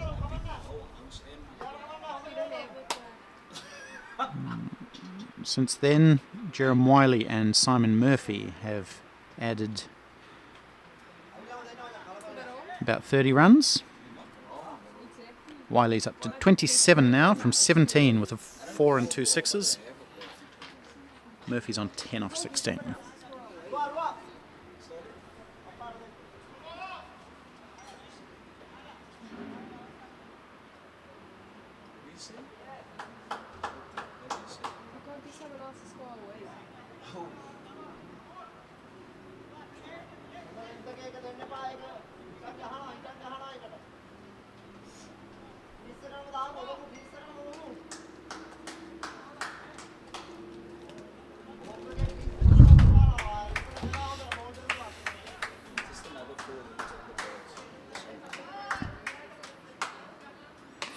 Goes again, he's hit it really high and it's down to the short boundary here. It's taken though, very well caught. It was a little bit out of our view here. It went high in the air and the fielder had to run around from long on. Showed a good safe pair of hands and Wiley trying to repeat the shot, couldn't quite do so. Falls for 27.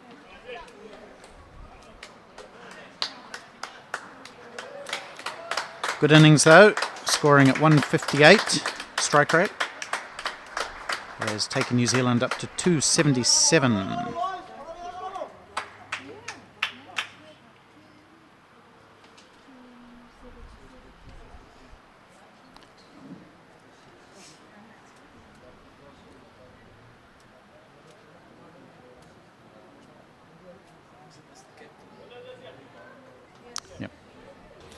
So New Zealand captain Peter Connell coming in at number 10. He can give it a whack too.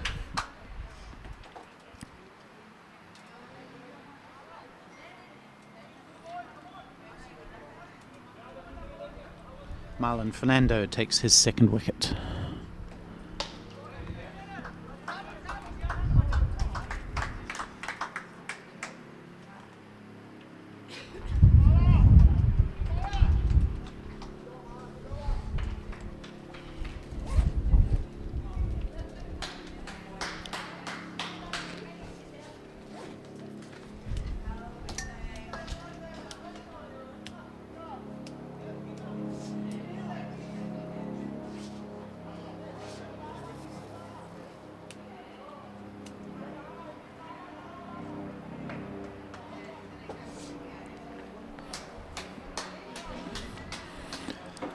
Alrighty, 2 overs to go.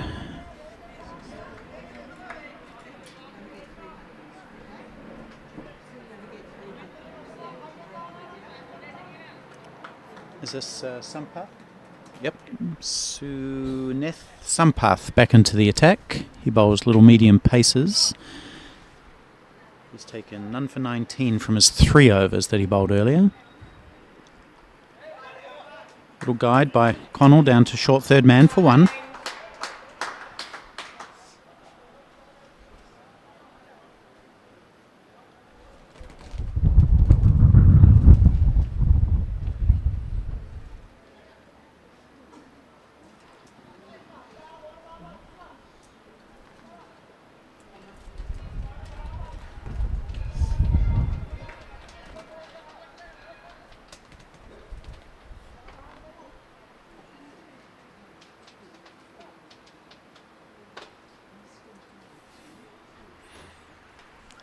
Oh, Simon Murphy again tries to play that switch hit. Hasn't come off for him at all today. Not sure it's the highest percentage shot either because there's a short third man and a point, whereas on the leg side there's only a short fine leg. So, sorry, on the right, on the offside there's a short third man and a point. On the leg side there's just a short fine leg. So he does go leg side. Big gaps out there. It's taken 1. They settle for 1.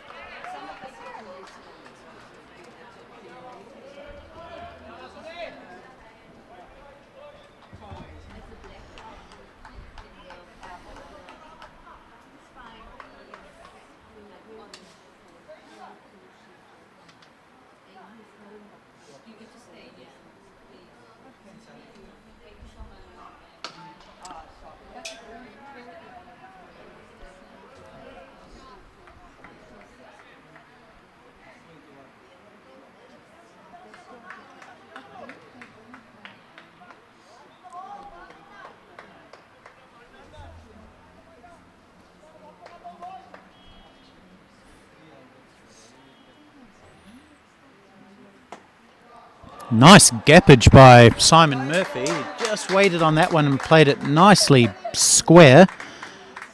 Out between the two fielders there. Takes two.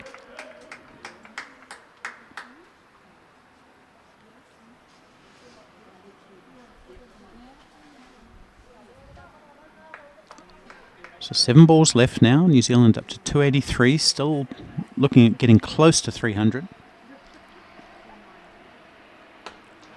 And that'll help. One more. I thought he had timed it better than he had, Simon Murphy, but he picks up one. So 44 gone. That means we've got 1 over left in the New Zealand innings. 284 is the score. And I think that'll be a pretty good target on this wicket, whatever they end up from here.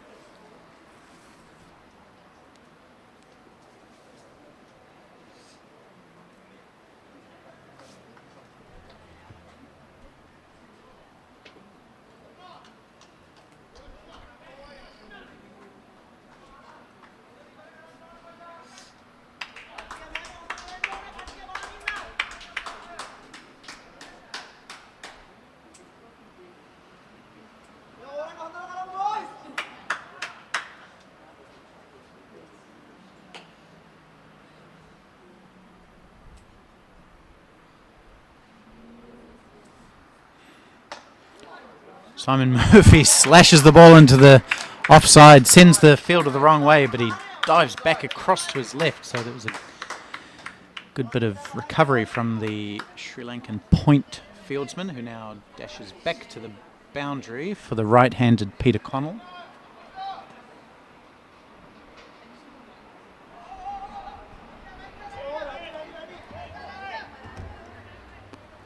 A lot of shouting and chattering and finger pointing from the Sri Lankan fielders. I have no idea what they're talking about. Bowled him! Peter Connell trying to swing for the trees, sees his off stump uprooted. Marlon Fernando is delighted. A lot of cheering and whooping from the Sri Lankan fielders and supporters. Final over. Peter Connell doing exactly what he's supposed to do, which is try and maximise the runs.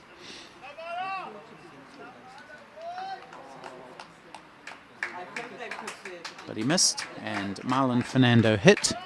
And just as well that Connell didn't look back to survey the damage, because his off stump, in fact his leg stump, taken out of the ground. So he comes and goes, bowled by Marlon Fernando, 3 off 4 deliveries. Nick Smith comes to the wicket with 4 balls left.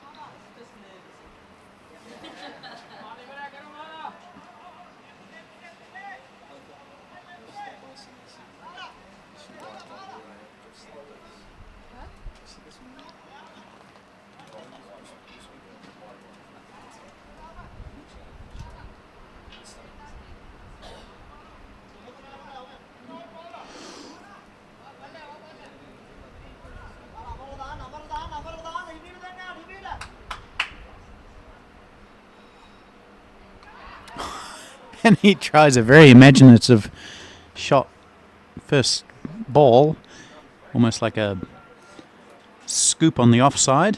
I don't know if he got a nick on that. It was dropped by the keeper. Was that a run to the batsman? Okay, so he did get a nick on it.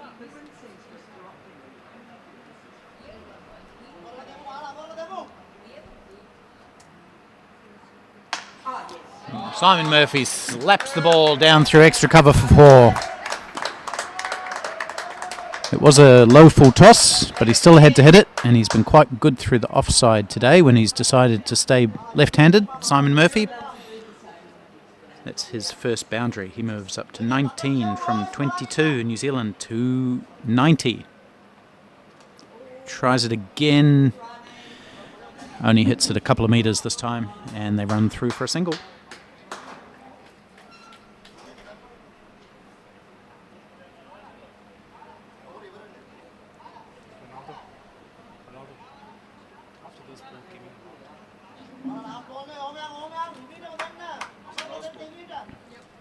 Last ball coming up, Marlon Fernando to Nick Smith, who Hits it out to the cover fielder. They're going to run 2. Simon Murphy will make it back. They might even take 3. They do. That's not good fielding from the bowler, who didn't get back in time to his bowling mark or bowling stumps. And New Zealand pick up 3 to end the innings.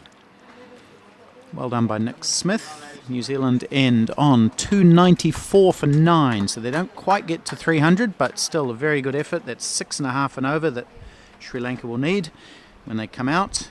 The New Zealand innings highlighted by another century to Hardeep Singh, 111.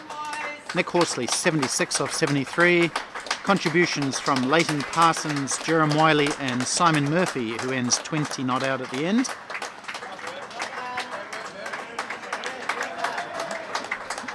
Wicket takers for Sri Lanka, 3 wickets to Nisanka Herath, 3 for 58, and Marlon Fernando, 3 for 46, 2 for Jonathan Weerasurya. So that's a decent target for Sri Lanka to chase, and they will do that when we come back in about 40 minutes from now. Hope you'll join us.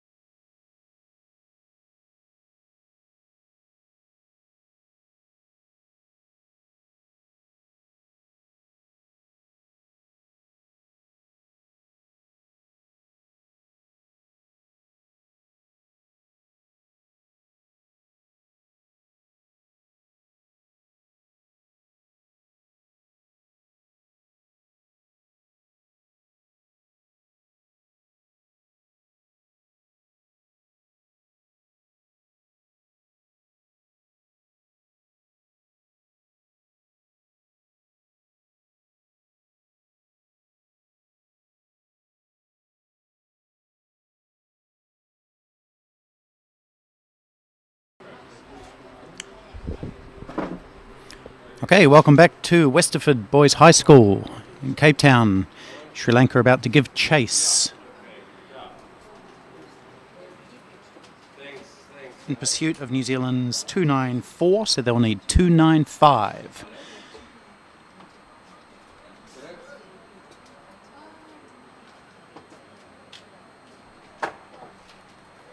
I'm afraid I don't quite know who the batsmen are at the moment. We don't seem to have all the scores up. We're in the middle of load shedding here in South Africa, which is where all the power goes off for a few hours a day. So forgive us if we're a little bit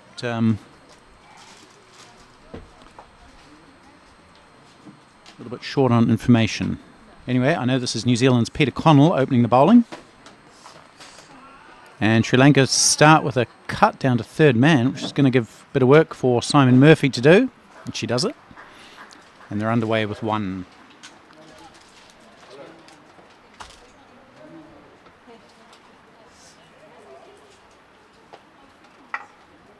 Yeah, so the old power cuts do affect things quite a lot over here. We're working on backup generators, but they are somewhat limited in their power.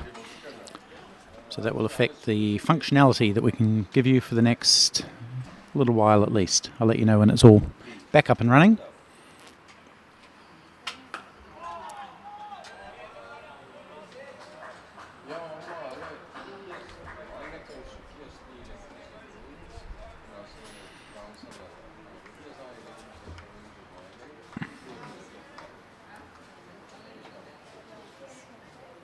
So it's Marlon Fernando and Sampath is the other batsman.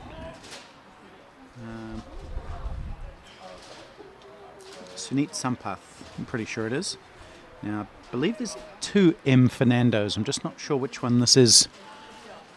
I don't think it's Marlon. I think it might be Mervyn. We'll confirm all this as soon as we can. Short and smashed over the top by Fernando. That's a great shot. Connell attempting the bouncer and Fernando saying, I won't have any of that. I'll smash it away for 4. Good start.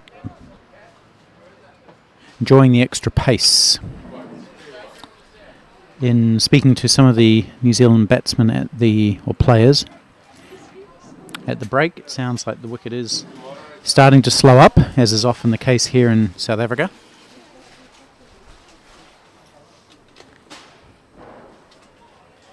It's a better length, good carry through to keeper Bo Dench.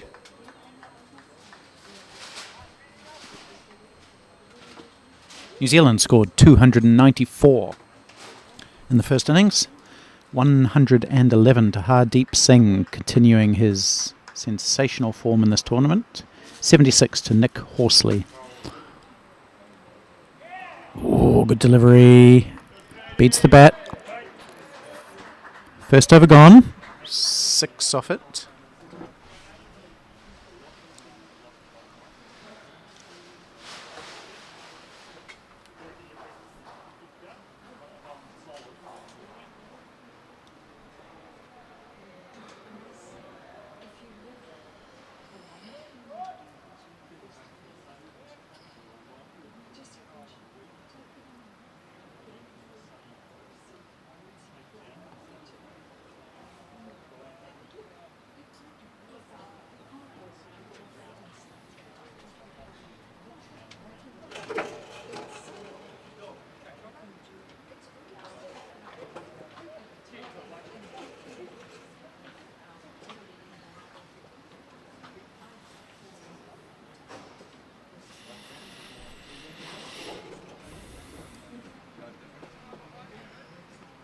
So Simon Murphy will take up the attack from the far end. That's the mountain end or the highway end. Probably the mountain's the more distinct landmark. He'll be bowling to Sampath. 1 slip.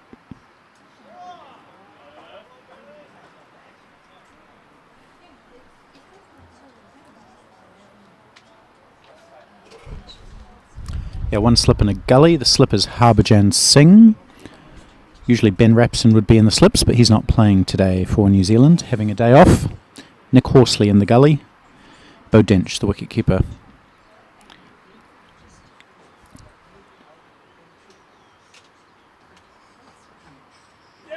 Got him! Caught behind. Bo Dench, the wicketkeeper, takes the catch. Simon Murphy is absolutely delighted. Sampath prodding at that one. Just gets a fine edge. I couldn't hear it, but obviously all the players did. Through to keeper Dench, takes it easily. New Zealand underway. Sri Lanka 6 for 1.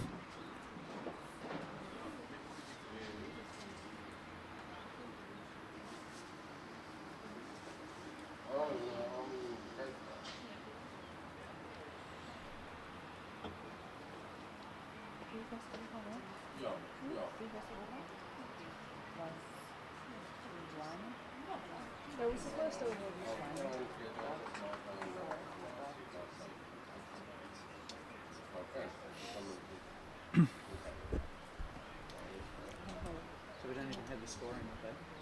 I've just got to keep on. Okay. 6. Can't go back to the game. It's just there's no network.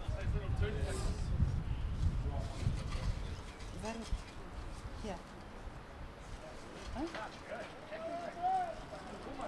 That's not normal. Right, so with no power here, we are a little bit hamstrung. We're going to have to do a bit of guessing. I believe this is Jonathan Wirasuria. Sorry? Yeah, I can read that bit. Just don't. And I think the score is 6. Oh, yeah. It's Hansa Wijaya Sundara. Okay, thank you. Got that? Number 96.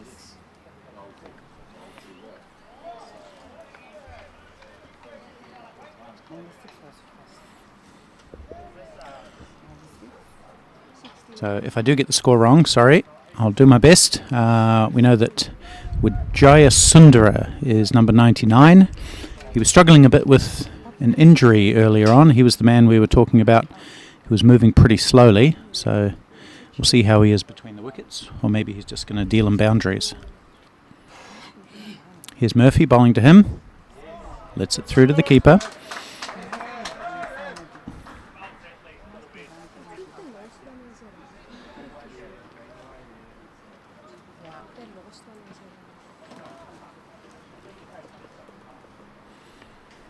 So this is the problem with all the modern technology, is it's great when it works, but nobody has an old-fashioned scorebook. So I'm not sure how the cricket club's lady is doing the scoring over there. But we haven't got the pitch vision scoring going. That's okay, we'll work it out.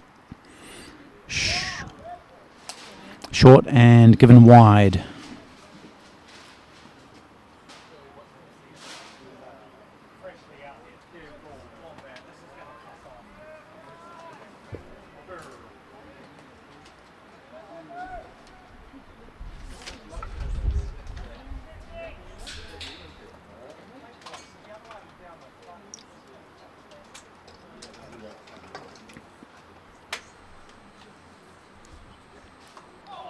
Ooh, Wijaya Sundara was going to leave that one in the last moment. Realised that he had to play it. Ends up just edging it down into the slips along the ground.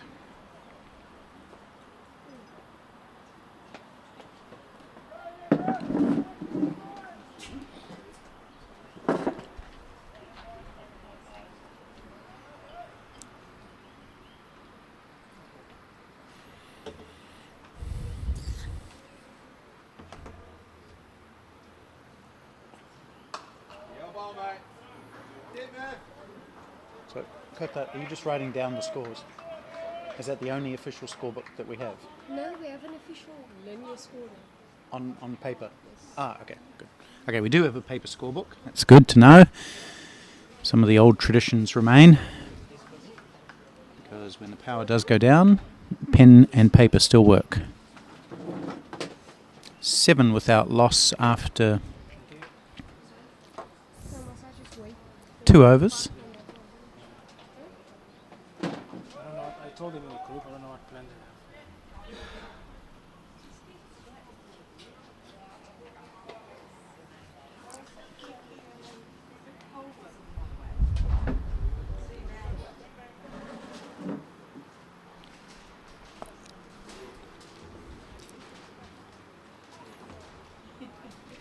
Wide signalled.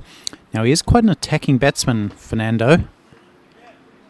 Looking at the scores from his previous games, he hit a very fast 30-odd against South Africa.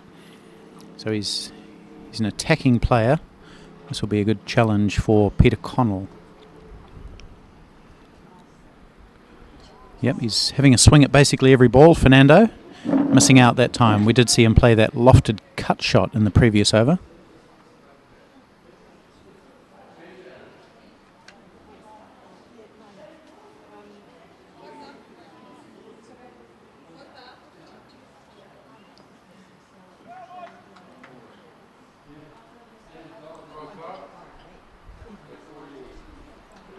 Good pace from Connell, but it's fired down the leg side again for another wide.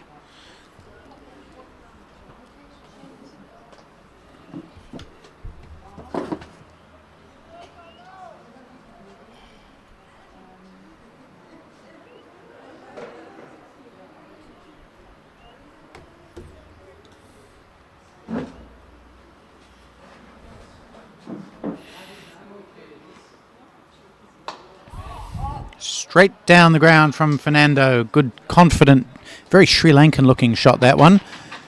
Wristy and powerful. Down to the boundary for 4. So that's his second 4.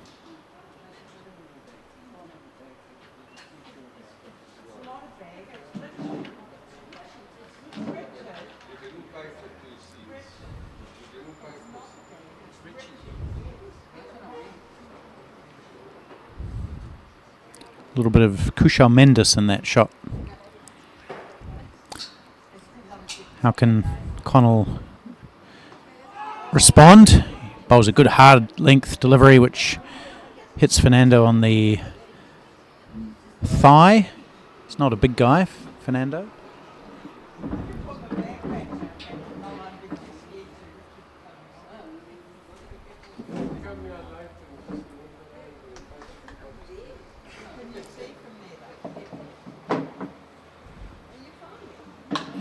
That has been launched for 6 runs straight down the ground by Fernando, showing some good early aggression, the little Sri Lankan opener.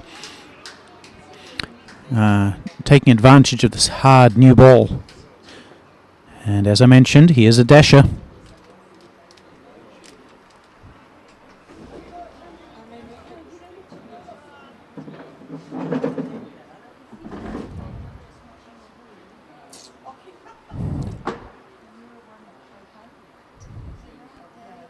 Peter Connell is allowed 3 fielders out. He's got 1 at third man, 1 at fine leg. Let's see where the third one is. It might be down beneath us here at long on. I can't quite see. Good aggressive counter-attack from Sri Lanka. They conceded 294, which is a pretty big target, but they're going at it. And Jerem Wiley is going to stay back at a straight long on. Goes again, Fernando. He's having a swing at everything here. That's the way he plays. That's fine. Good luck to him.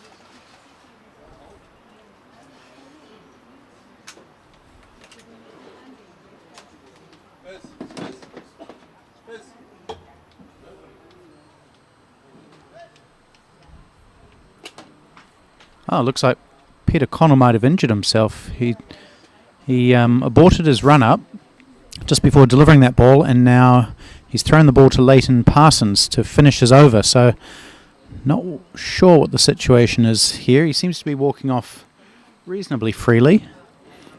But if that is a serious injury, then that's a concern for New Zealand. There's strike seam bowler and captain Peter Connell.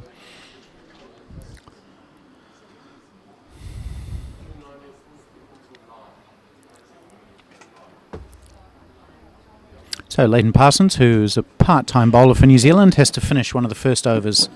Straight into it, and he's straight onto a good line and length. So just had the one ball to complete that over. Well done, Leighton.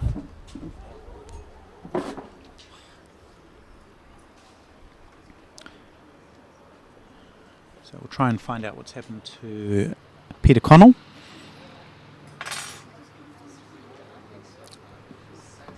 In the meantime, I believe the score is 17 after 3 overs.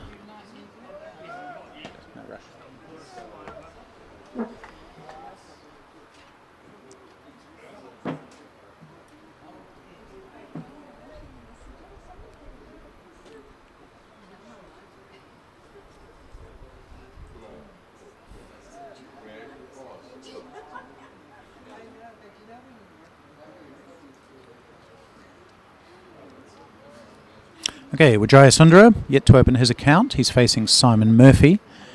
Fernando doing all the scoring for Sri Lanka. Actually, sorry, this is Sampath, isn't it? Fernando was out.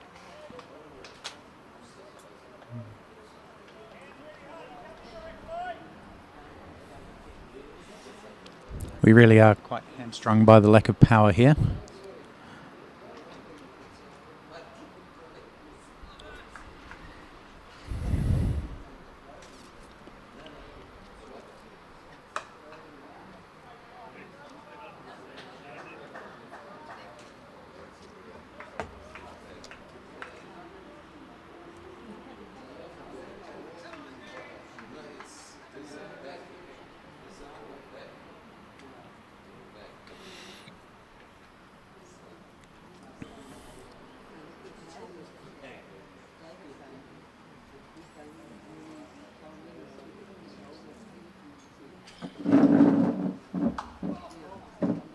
Well fielded in the covers.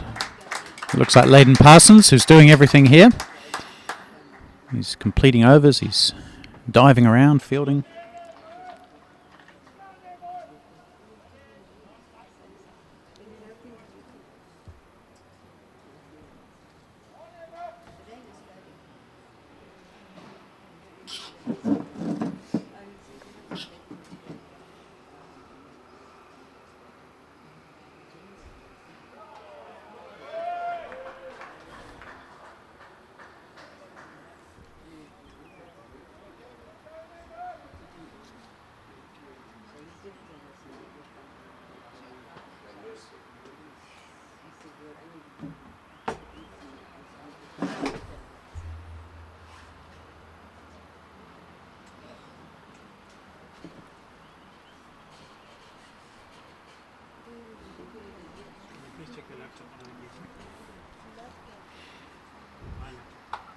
Oh, that's slapped down into the gully where Nick Horsley almost tried to get out of the way of it. Ended up putting his hands almost more as self-defence than in fielding, but he managed to stop the ball. No run.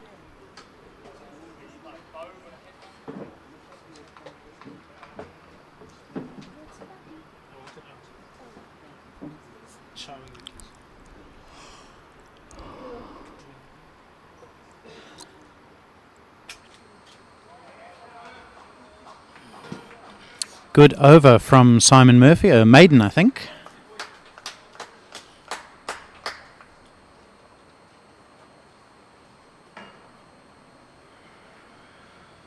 Keeping Wijaya Sundara very quiet. I'm not sure how many balls he's faced, but it must be about 12 or 15. Hasn't scored a run, as far as I can tell.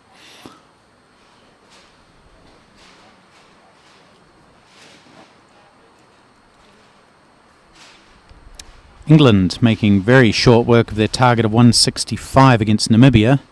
After 16 overs, they're 108 for 2. Ben Fraser, 71 off 39. So he didn't waste any time trying to chase that down and improve the run rate for England, the net run rate. So Leighton Parsons bowled one ball. He's going to be replaced by Jerem Wiley, number 23 for New Zealand, medium pacer. Made a handy contribution with the bat, did Wiley, hit a couple of big sixes. on his way to 27. What can he do with the ball? Bowls a heavy ball of a shortish runner.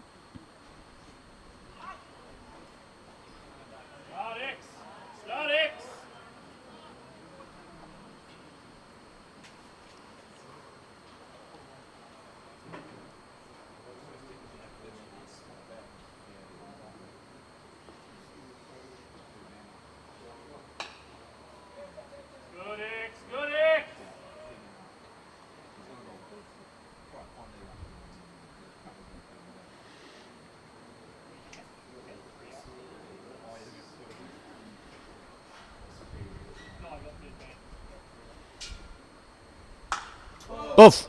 Big hit by Sampath. One bounce, slows down a little bit, rolls over the line at extra cover. So again, hitting through the line nicely is little Sampath, number 69.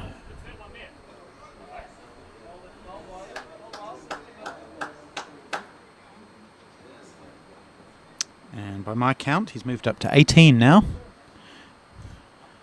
Not shy at all of swinging through the line.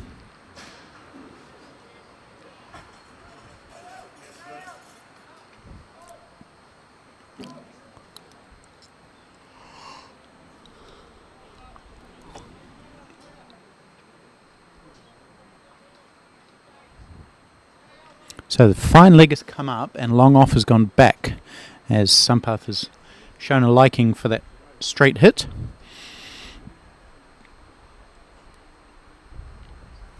Toss it up again and through the covers this time, no timing, just a single.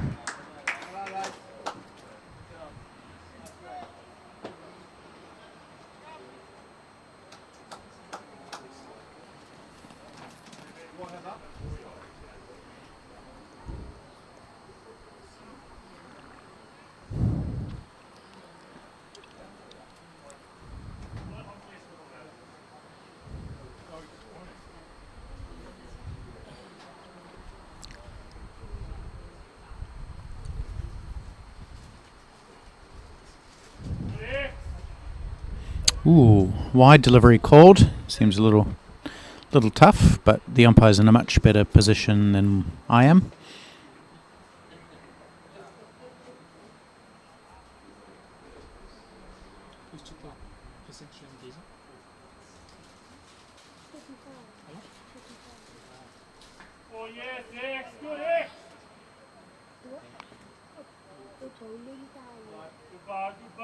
Leg by signalled. Leg by.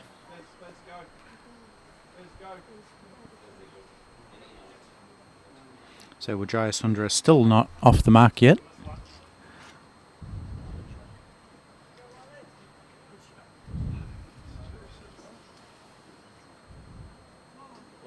That'll be in... I thought that was going to be a wide. That seemed further away than the previous one.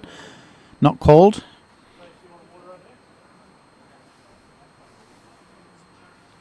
.24 without loss, I think, after 5.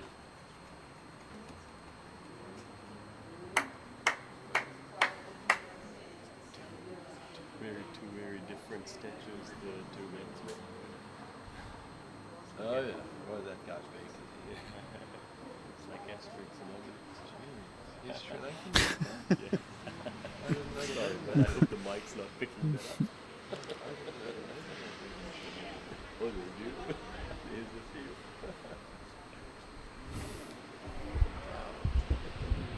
Sampath, right? Sampath is 69? Yeah. Okay. Yeah. Sunit Sampath and Wijaya Sundara. So he just says, you got it, mate. You got it. Okay.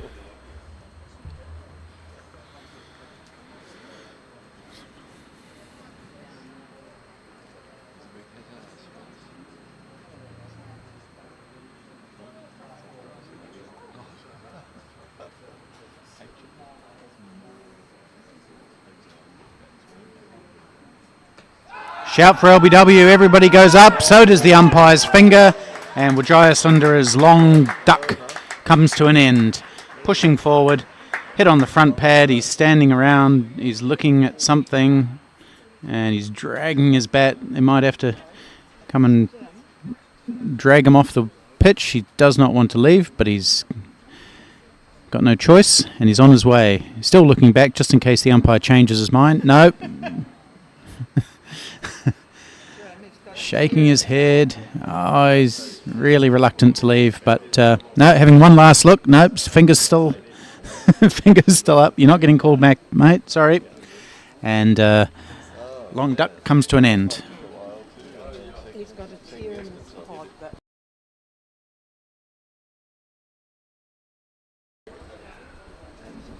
Thank you, Helen. I've just been told that Peter Connell has a bit of a tear in his quad. Shouldn't be too bad. Okay, so more success for New Zealand. Simon Murphy has 2 wickets now.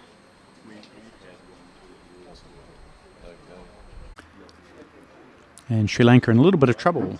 24 approximately for 2. I'm pretty sure about the 2 wickets. Not so sure about the 24 runs.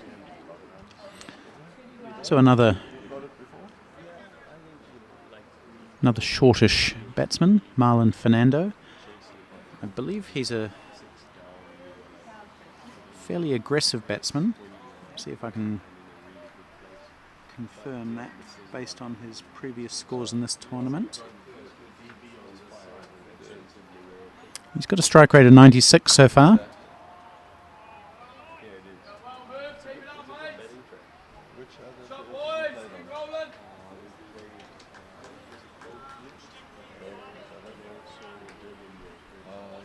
Here we go, we've got some scores up now. So the score is actually 27 for 2. Sampat is on 16. Gayan Priyadarshana was the man out for 6, first of all, and then Wijaya Sundara for 0. Big shot from Marlon Fernando, confirming what I thought his intentions would be. Whacking that ball down over mid-off for 4. So we've got 2 batsmen who like to hit the ball in the air straight. Marlon Fernando and Sunit Sampath. So we could be in for some entertainment here.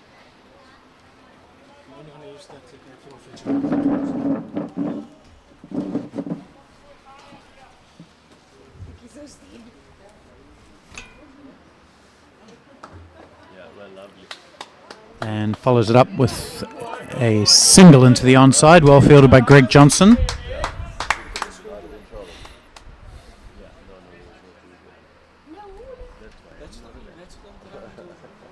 So I don't know if we've got power. Have we got power back, or have we just got some of the things reconnected? Yeah, the scoreboard's back on.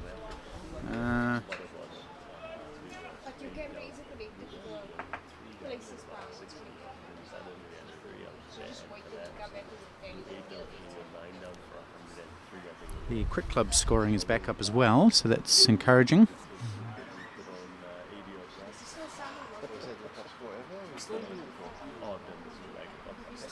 But I don't think you're still seeing the score on your screen yet.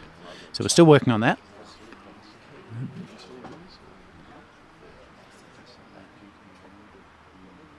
Okay, here's Murphy to Sampat.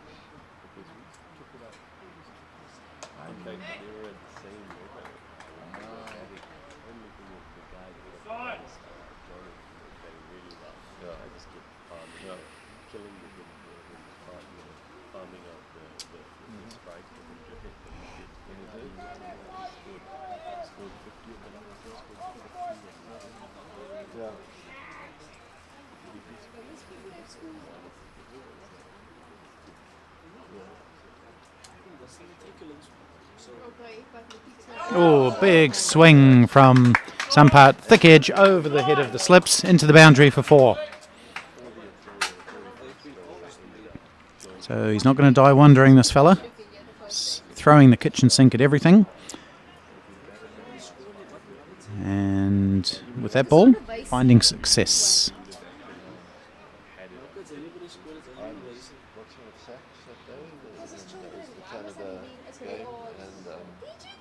They were talking about it. Some guy, one of the arrangers, he had come across the slips, advising that South Africa in trouble. Are they a good team though? They got the local, they don't have to pay the money. They should be.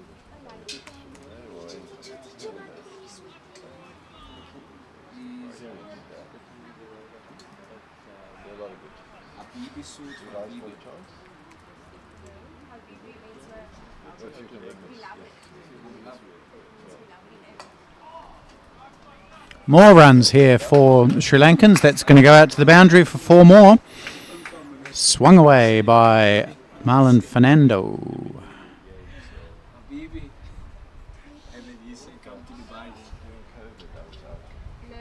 my fiance's Egyptian.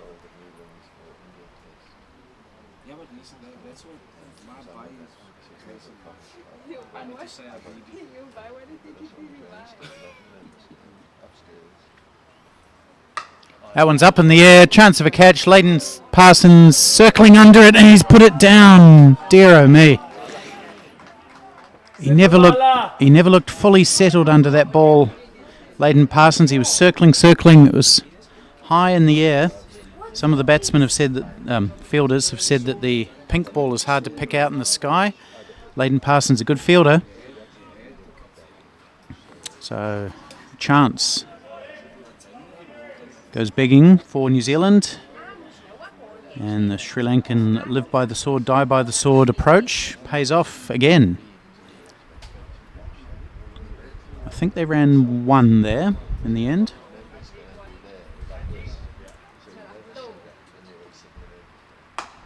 This time he goes down the ground for a single. So we've seen a few catches go down by the New Zealanders. Each of the 3 games, a relatively easy catch has gone begging. And it hasn't cost them too much so far in the tournament, but as the games get tougher, it'll be important.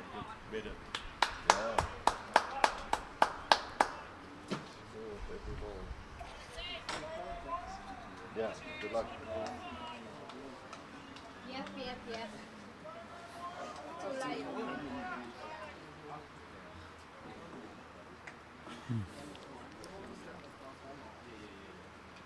Got him this time, poking at that one. Jerem Wiley catches the edge. Bo Dench does the rest again. And that just back of a length delivery proving much more successful than pitching it up, not allowing the Sri Lankans to hit through the line. And all he can do is fend at it, gets the edge through to the keeper. Sri Lanka's 3rd wicket goes down. So it's all action here, boundaries and wickets. But that must have been full now. So it's trouble. The game won't last forever. And I think that was Sampath, who They dropped one. had been quite dangerous for Sri Lanka. I need a replay. I'll just have to check the number on his back to be sure. What's his number? Number 40. Yeah, I think that was Sampath. Yes, it was, number 69. So entertaining little innings from him comes to an end.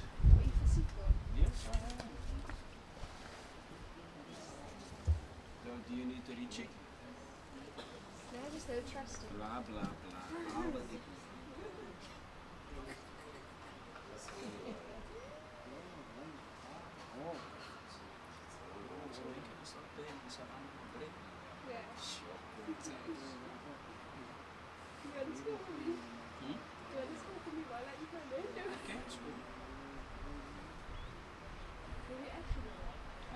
Is the space bar done? No, the space wasn't full. Here's your door. Okay, so I'll just go with the mouse. I can scroll if you need it. So that's it.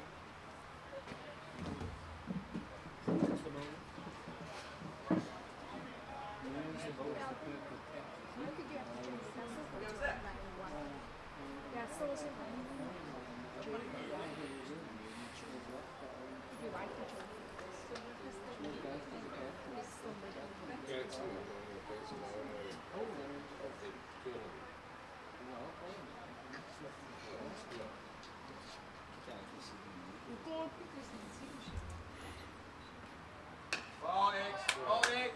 So the new batsman is... Do we know who the new batsman is? Randall Ebert.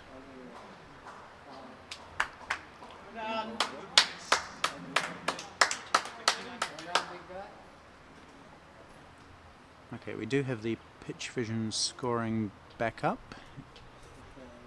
And it should be on your screen, so that's good news as well. I can stop guessing now. 43 for 3 is the score. 7 overs gone. It's 6 and over, so they're close to the run rate required. It's just 3 wickets down. It's not good news for the Sri Lankans.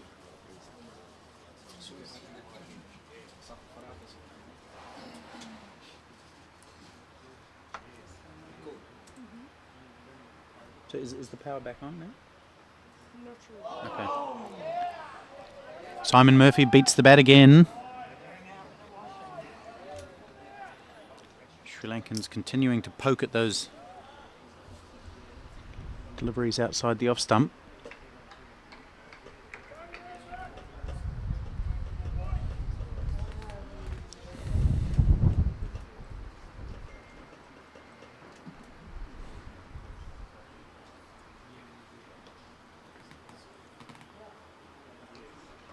Whoa, it's been swung away. He's picked it up beautifully. Bounces just a couple of feet inside the boundary. He just used the pace of the ball. Swung it away down to fine leg. Nice shot.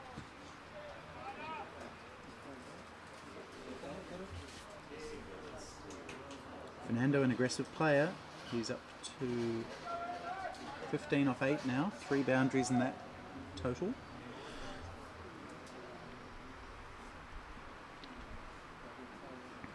Goes again, this time through mid-wicket, 4 more.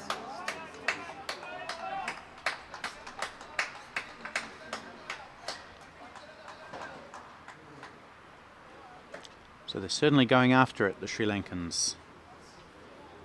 19 off 9 he is now.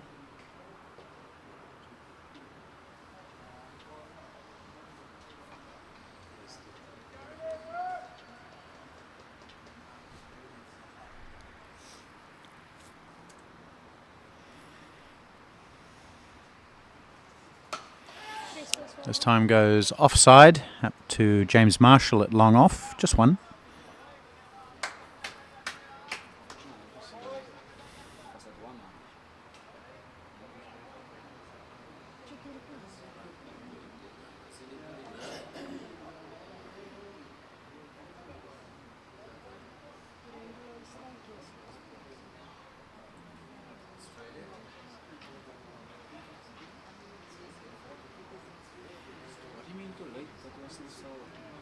So you press this was what you put and you press it again to extend the loop.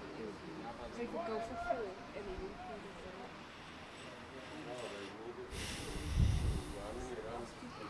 Here's Ebert on strike now. Ooh, and a little bit cramped for room there.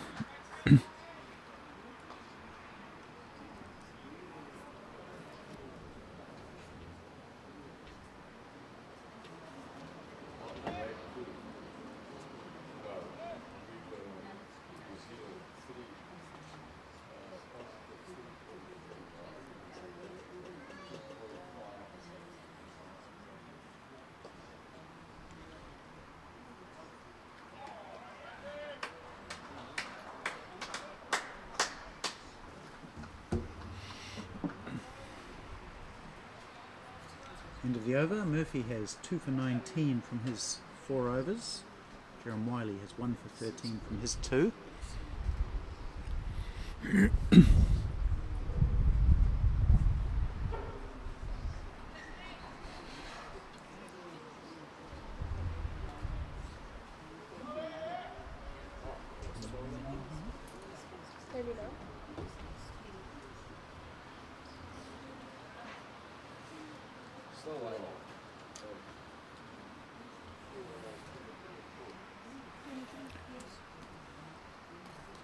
Oh, it's a good full delivery from Wiley, Yorker length, but outside the off stump.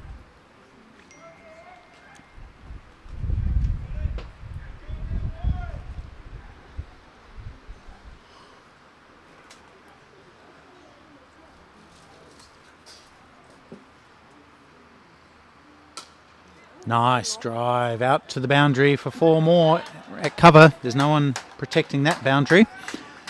And it's another lovely shot from Marlon Fernando.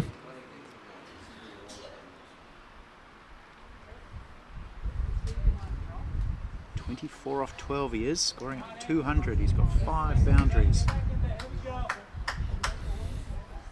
Just swinging the bat at everything. What can New Zealand do? They can appeal for LBW. Not entirely confident about that one. Probably heading down the leg side.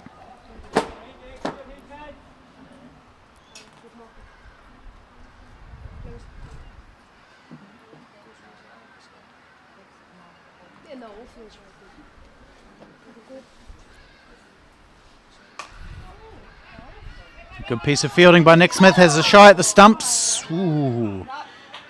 Good fielding. But the batsman gets back.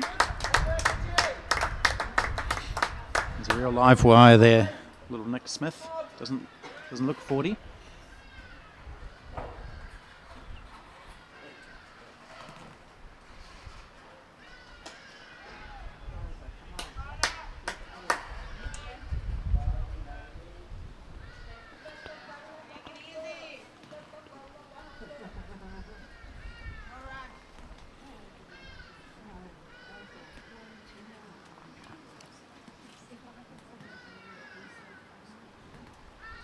Oh, slower delivery from Wiley, and did deceive the batsman. He ended up trying to play a bit of a sweep shot to it. Missed it. Good end to the over. Well bowled, Jerem.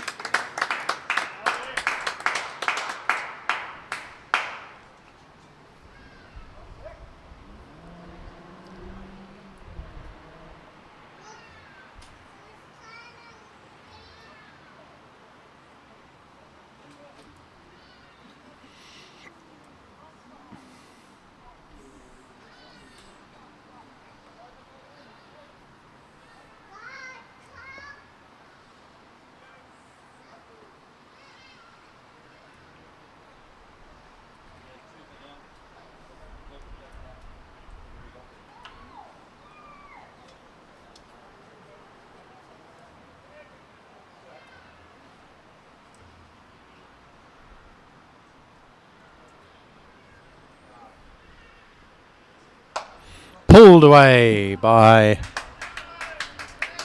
the left-hander. Out to the boundary for 4. First pull shot we've seen in this innings.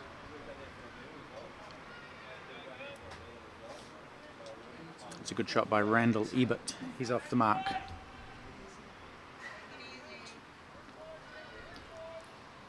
So runs coming thick and fast for the Sri Lankans.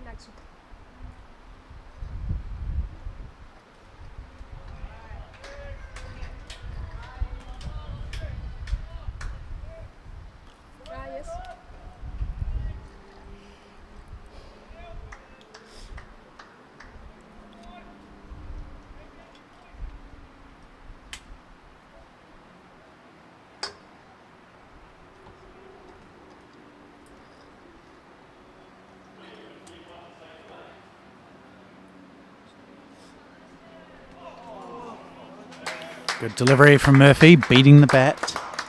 He's bowled some really good nuts today.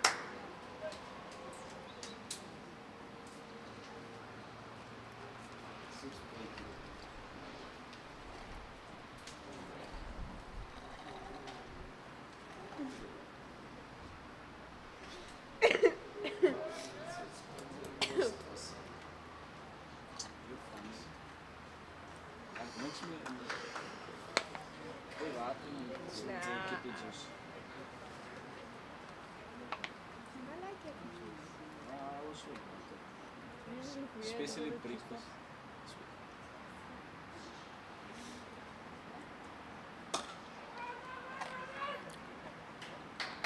Oh, he's run out, is he? What an amazing piece of fielding, James Marshall.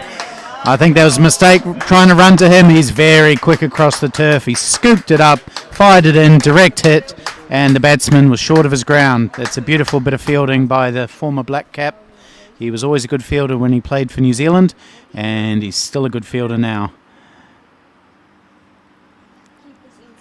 So the New Zealand side, they aim for a run out every game. They've got one in each of the games they've played so far, and they've got another one today. Good bit of fielding, James Marshall.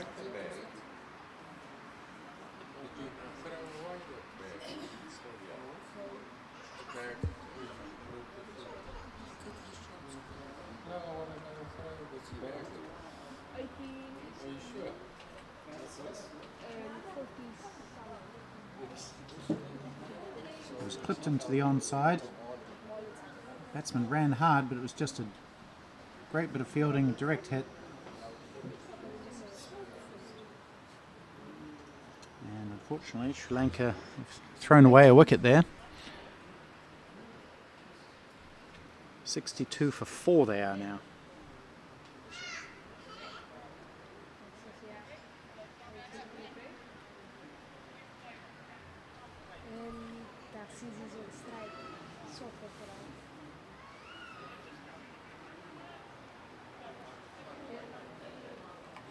And that was the dangerous Marlon Fernando too, so that's an important wicket for New Zealand. He was looking very aggressive. Well, he was aggressive. Very dangerous. The new batsman is...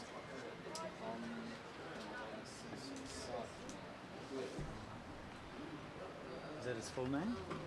Oh! Isantamal, thank you. Dasis Isantamal. And he gets a Yorker length delivery first up from Jerem Wiley. So New Zealand on top here, 62 for 4 into the 11th over. Sri Lanka chasing 295.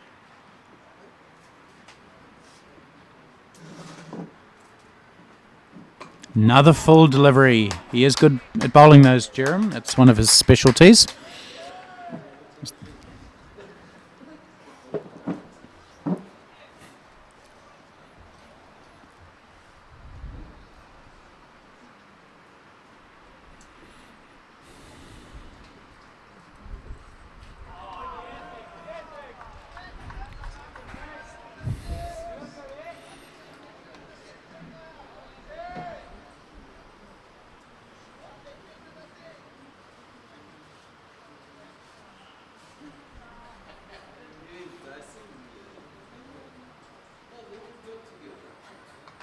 Ooh, edged, and that's going to go away for 4. That's bad luck.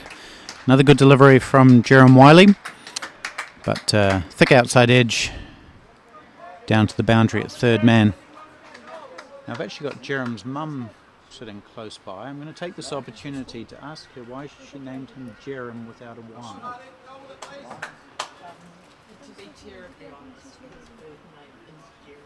Oh, yeah, I forgot my life because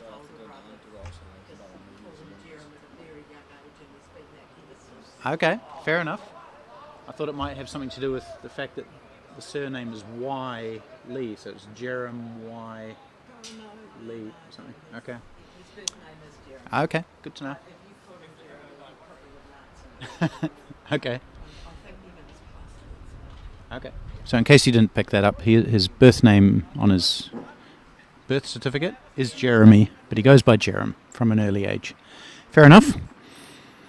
And he's bowled well today, taken a wicket. And New Zealand playing well, 66 for 4. Sri Lanka. So they're going at 6 and over. That bit's good.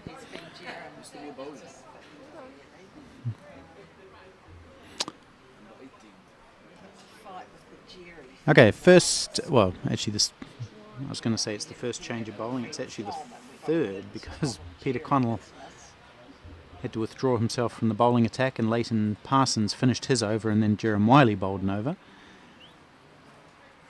But it's the first change at the far end, the mountain end. Juan Lemaitre is going to bowl some off spin.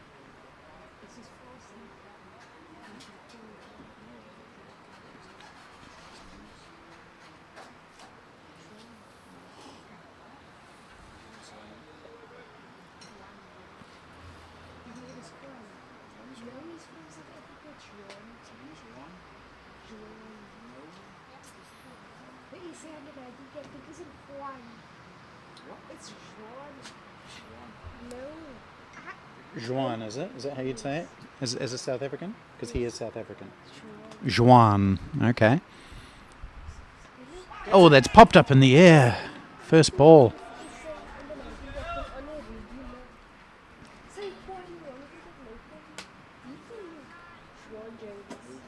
Okay, so I have been calling him Juan, but I'll call him Juan from now on. I've been told reliably by Kota, my South African colleague to my left here. Juan Lemaitre. Ooh, and he starts well again. He bowls round the wicket all the time, off spin, which is an unusual angle. I guess not so much if you're a left-hander like Randall Ebert, but if you're a right-hander, you don't see that all that often. And he's asking questions straight away.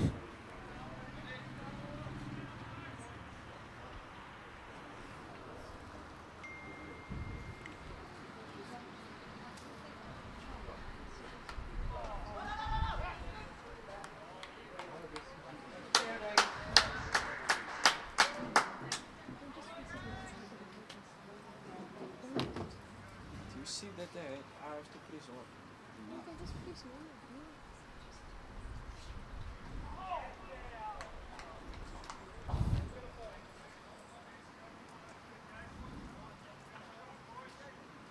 I think we're going to see a fair proportion of the remaining overs from New Zealand bowled by spinners. Oh, that's another great delivery. What a start this has been from Lemaitre. Wow, every ball challenged the batsman, and the last one spinning outside the outside edge. Really good start from him, a maiden to start. And now things are not going to get any easier for Sri Lanka because the leading wicket taker in the tournament, Farhan Mirza, is going to come into the attack.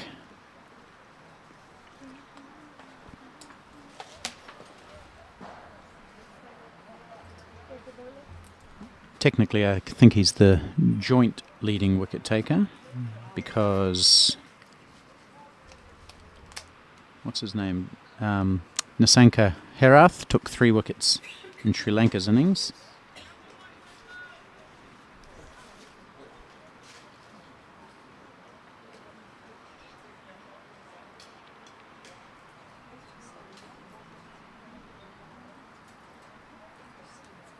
And also I can see that India's Yogesh Dikolkar has 8 wickets as well. So 3 bowlers each on 8, but this is the first opportunity that Mirza has had to add to his total.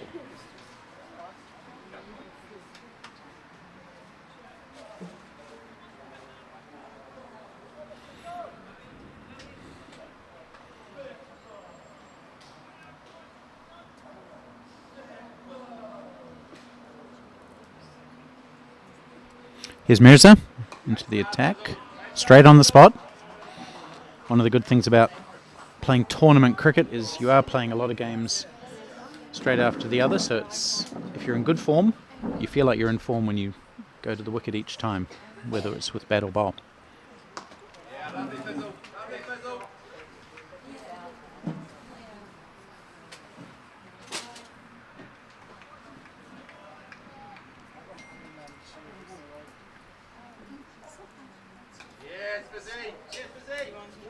No, I'm fine, thank you.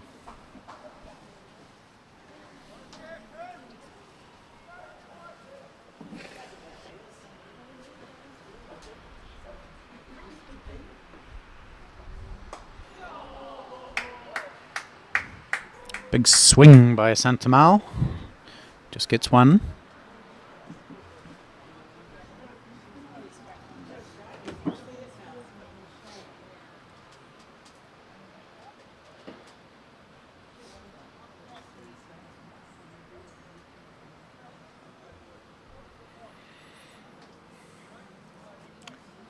Peter Connell's back on the field now. So he took himself out of the bowling attack because he had a sore quad, but it can't be too bad if he's fielding.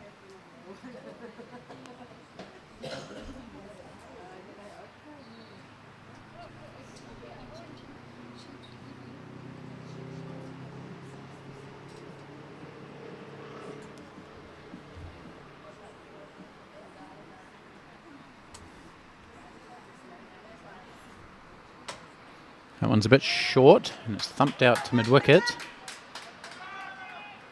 Jerem Wiley gets a good return in.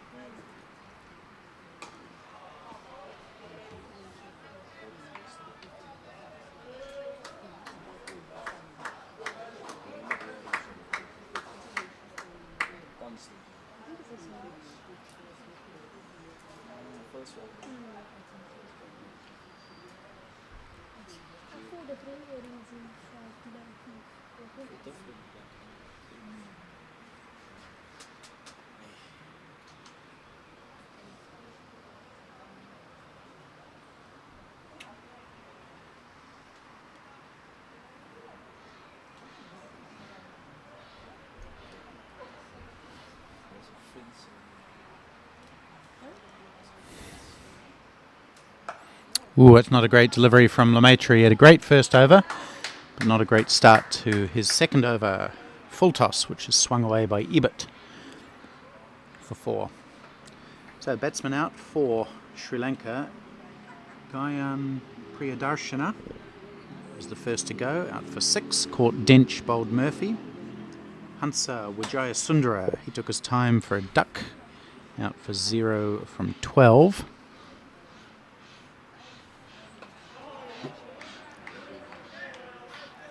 And we saw the 2 attacking batsmen get 20s. Sunet Sampath got 21 from 16 before he was caught Dench as well off the bowling of Wiley. And Marlon Fernando was run out by James Marshall for 24. Oh, mis-stumping. It was full and the batsman yorked himself. Keeper couldn't quite gather it. Ended up trying to kick the ball onto the stumps. Might have hit him in the chest. He's rubbing his sternum. And another full toss, which will be cut off by Nick Smith, and they take 2. What a good arm from the wee fella. That's beautiful fielding.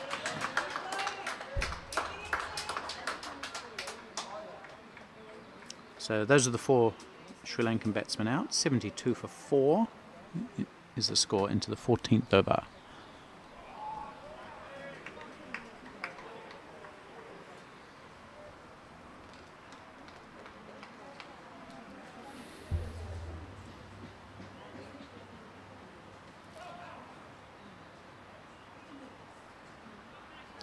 Fourteenth over down, 1 more before drinks. Presumably to be bowled by Mirza.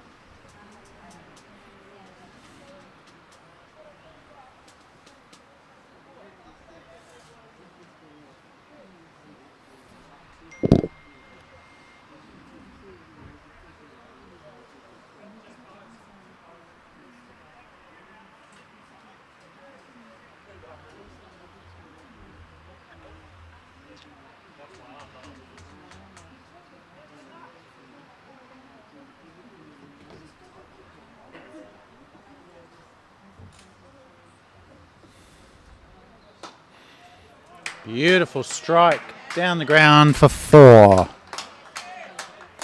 from Asantamal. Just put 1 foot down the wicket, hit through the line, into the boundary. Now Mirza won't mind that. He said that he actually prefers it when a batsman is attacking him because it gives him more wicket-taking options. He plays a lot of T20 cricket, so he's used to being attacked. And he goes flatter, beats the bat.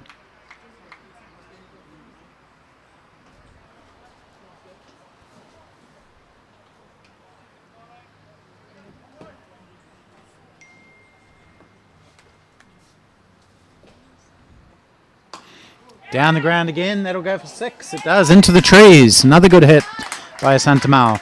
So they've hit really well straight today, the Sri Lankans. Their weakness has been the short of a length delivery, but anything tossed up, they've peppered this short, straight boundary.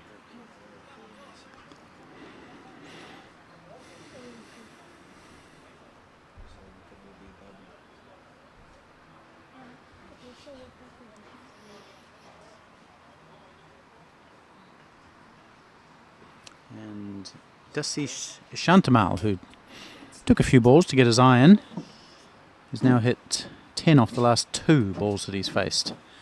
Change in the field. We've got a long on and a long off back. And the cover boundary sweeper is coming off the fence into the ring.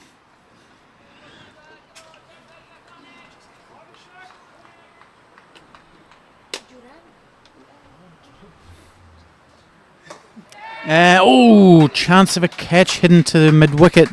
James Marshall diving away, couldn't grab it. Chance of a run out now. No, 2 runs. So in the end, well played by Sri Lanka.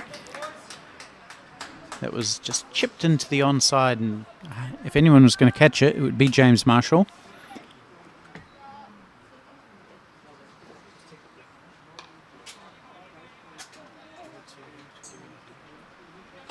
One delivery left until drinks. The umpire just signals to his colleague to indicate that.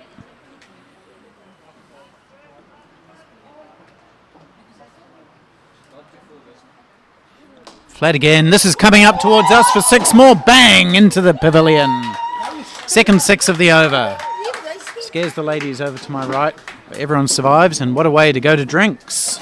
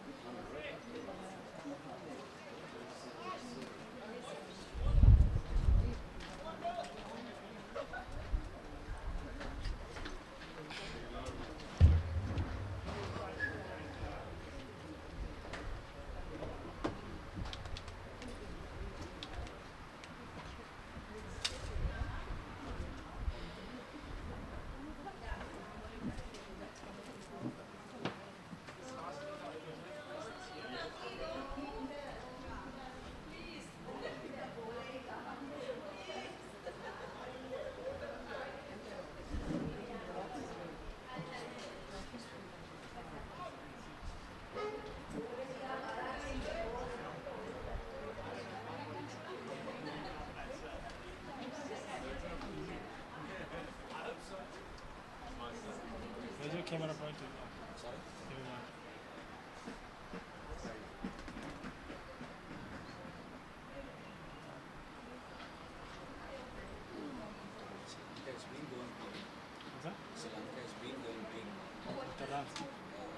Yeah, but 4 wickets, right?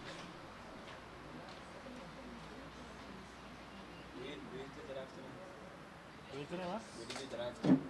Josh. Biceps.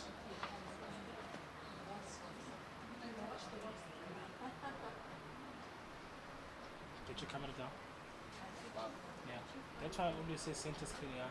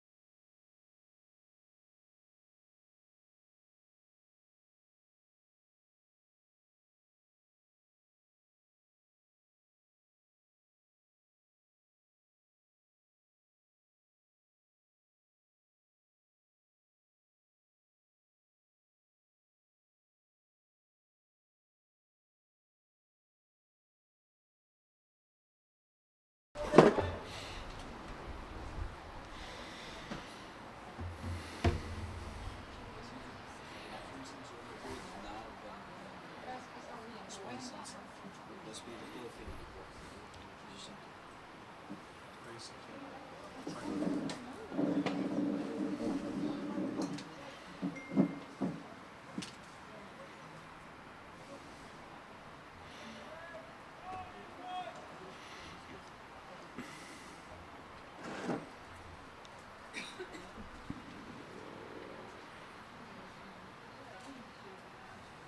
So Sri Lanka making a good fist of this chase.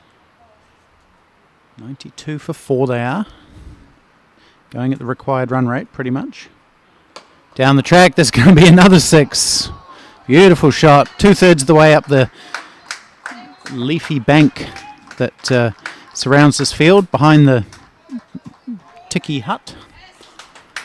It's another 6 from Santamal. He's been pretty unstoppable the last 2 or 3 overs. He hit 2 6s off Mirza in the last, and that was another very clean blow straight, and it's sent the New Zealand fielders into search mode.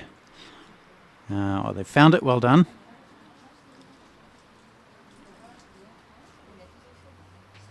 $100 up for Sri Lanka in the over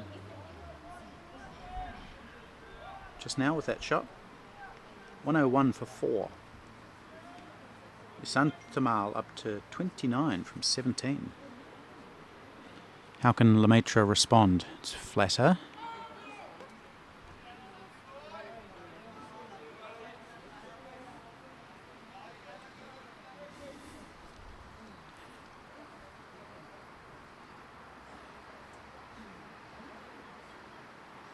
Ooh, it's held back a little bit by Lemaitre, well bowled.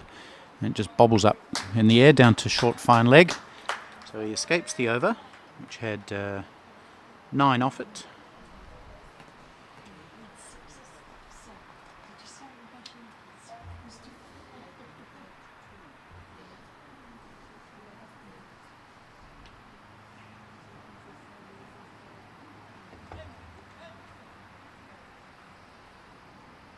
So Sri Lanka need 194 off 176.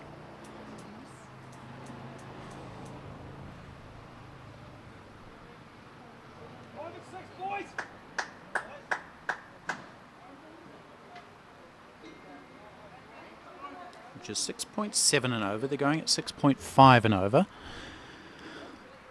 The problem for them is the wickets. They have lost 4.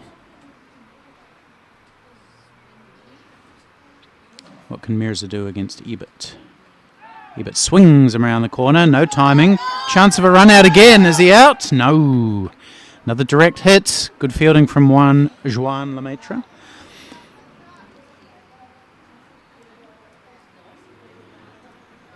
Ebert had taken a few paces down the wicket, hoping to get a run. Was sent back. And good quick fielding by the man they call JL.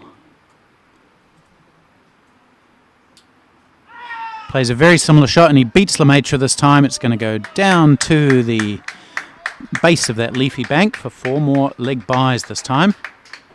So the boundary's coming thick and fast for Sri Lanka in the last 3 or 4 overs.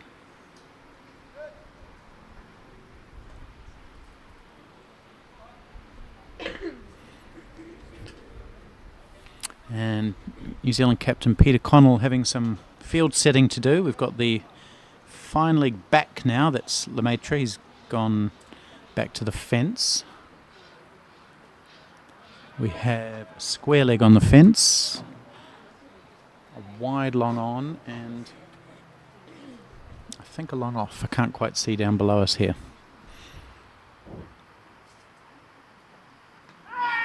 Shout for LBW. Umpire says no pretty quickly.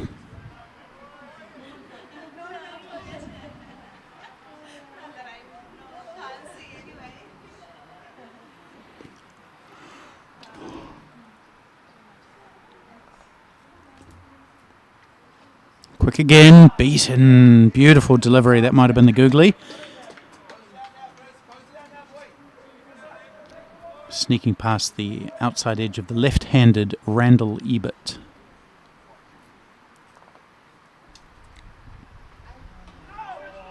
And they'll finish the over with a Single down to fine leg.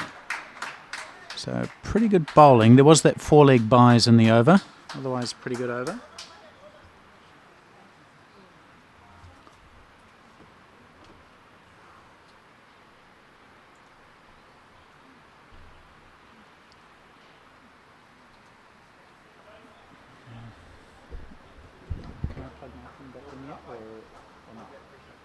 This is what you think. Okay, no, that's fine. That's fine. If you're sure, that's fine. Put it back in. I think the power comes back at 4, doesn't it? Okay, that's fine. I can wait.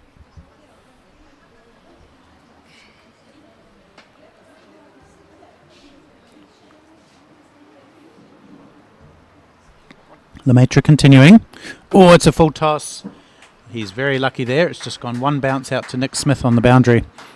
It could have been a lot worse for Lemaitre. He's just missed his length a couple of times. Otherwise, he's been very accurate.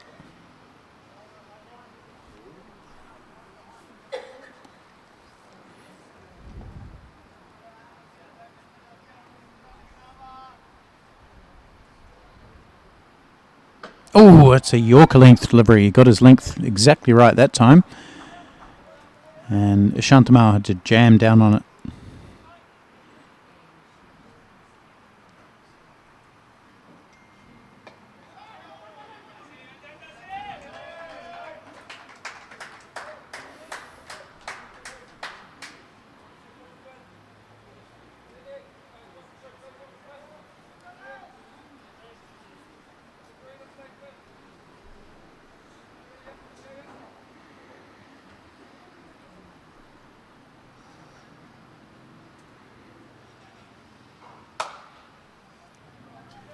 Swung away out to Nick Smith again, who's getting plenty of action there on the boundary, getting the opportunity to show off his good throwing arm, which he does again.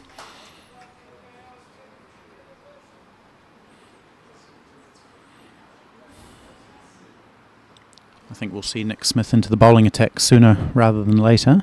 He's economical, which is what New Zealand needs.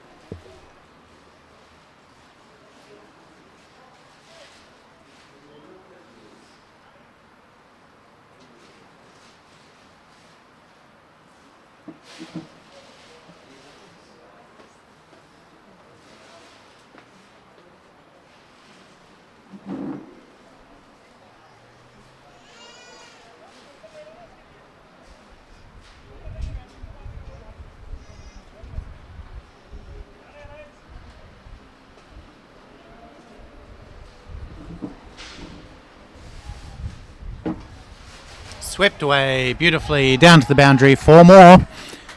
Shantamau showing a full range of strokes today. It's a really nice shot.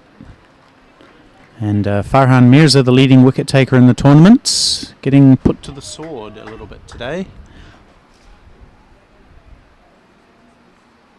None for 25 from 3.1 overs.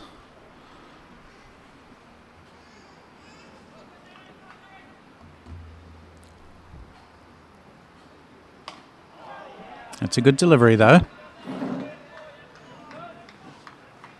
As I said, he does enjoy it when batsmen attack him because he feels he has a better chance of taking a wicket. Let's see if that's the case.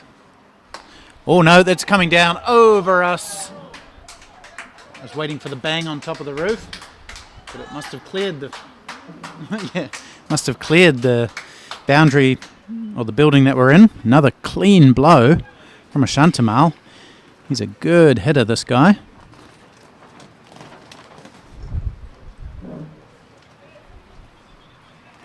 .36 off 24 he is now. That's his 4th 6.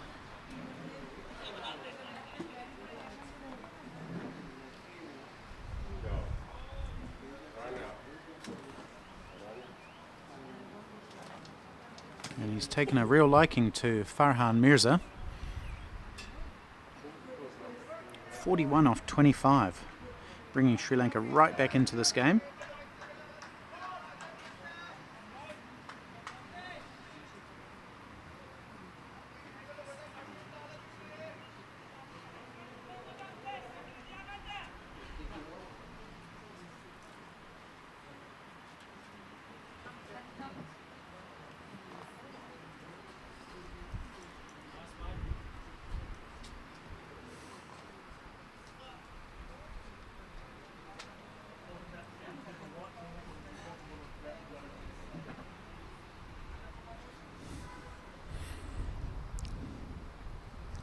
So how can Mirza and Peter Connell in New Zealand respond to this onslaught?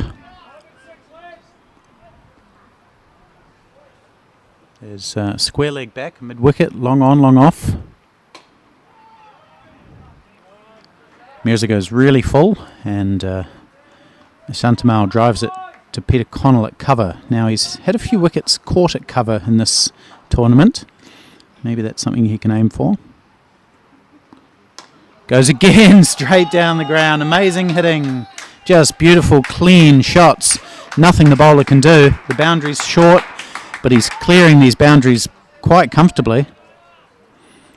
And things now turning on their head. Sri Lanka taking control. We thought the spinners would make things really difficult for the Sri Lankans, but it's the complete opposite.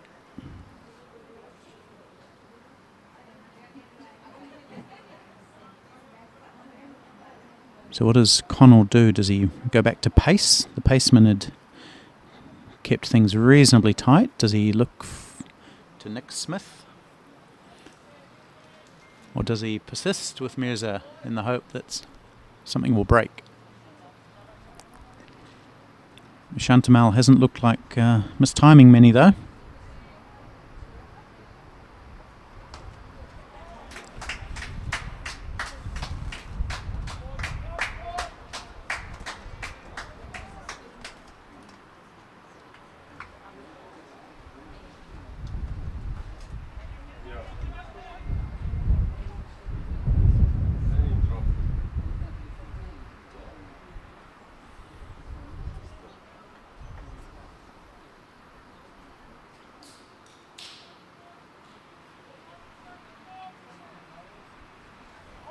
Sri Lanka 127 for 4 of 19 overs.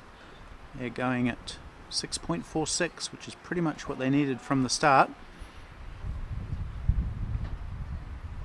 Oh, sorry, the run rate required is 6.46, so that's in hand. As we see another single down the ground for Shantamal. He's been a revelation today. Came in with the score at 62 for 4. And Sri Lanka were really tottering, but he's basically doubled that score almost entirely by himself with 5 sixes, 40 80s on now. Shout for LBW, umpire thinks about it, he's very well forward was the batsman. Ebert. 49 in fact, Dasish Shantamal. I don't know how much more batting there is for Sri Lanka. I know Jonathan Weerasuriya scored a 50 against South Africa, so he must be handy. And Ruan Kramatilaka kept him company.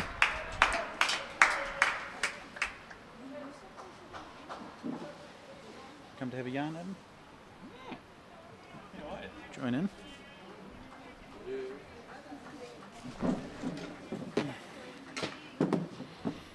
Probably the man I least expected to join me today is shuffled in to the seat next to me, Adam Hastelow. He was in hospital a few hours ago. Miraculous recovery. Adam, you all better now, mate? Certainly heading back in the right track here, which is good. Not contagious, I hope? Hopefully, for your sake, hopefully, Jim. So we'll start with you. What have you had? Well, the nurses said that there's a couple of very nasty tummy bugs getting around Cape Town at the moment. So you are contagious? No. Yeah, it sounds like I'm on the back end of it, and the IV drips really worked a treat. feeling a lot better.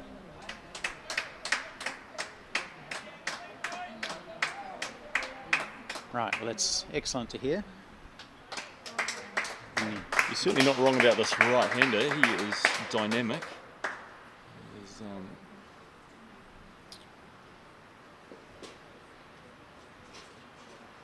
certainly put his mark on the game early here.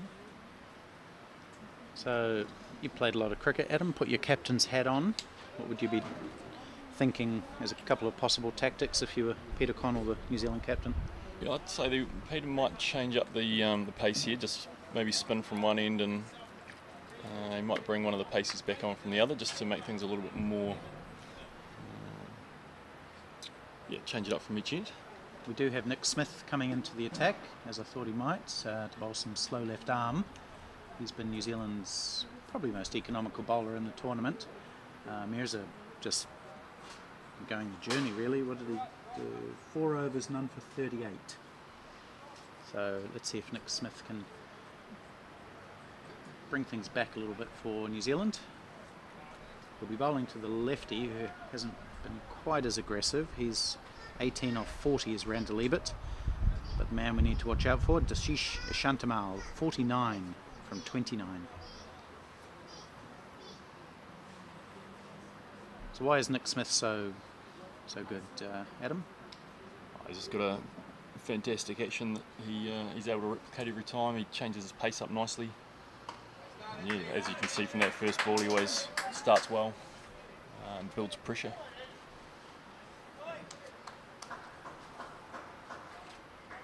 Knows his game, understands his role, and very hard to get away. Now that one I don't think has taken the bat. It might be byes or wides. What's the umpire going to signal, if anything? Might have got a wee toe in. Okay, he must have. Nothing from the umpire. So 1 run, and that brings Shantamal on strike. So what sort of field have we got here? We've got a wide long off, that's Hardeep Singh. James Marshall coming down to a straight mid wicket, I suppose. There is a long on as well, I believe. It's a bit hard to tell because we're on the building here and some of the fielders are underneath us. There's also a square leg on the boundary. That's no one on the cover boundary. 1, 2, 3. There might be another one right underneath us.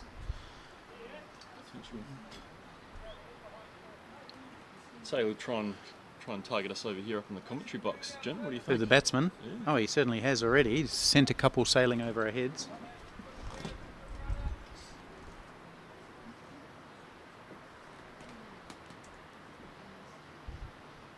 Nick Smith goes flat, and Shantamal tucks it into the onside to bring up his 50. He might get an overthrow here, if you think about it, but no. But that's enough to take him to a half century. His teammates are happy.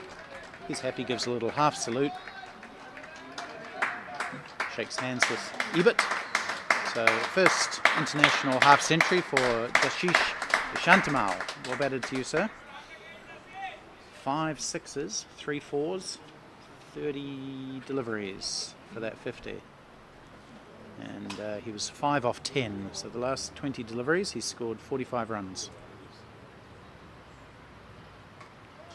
And that's swung away by Ebert. Down to the boundary, 4 more. Good strong sweep shot.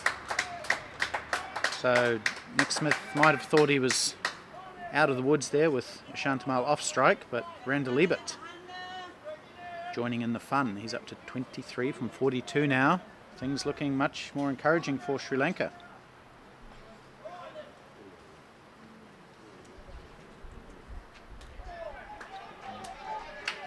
It's a bit hard to stem the flow of runs, even if it's not a boundary, it's a 1 or a 2.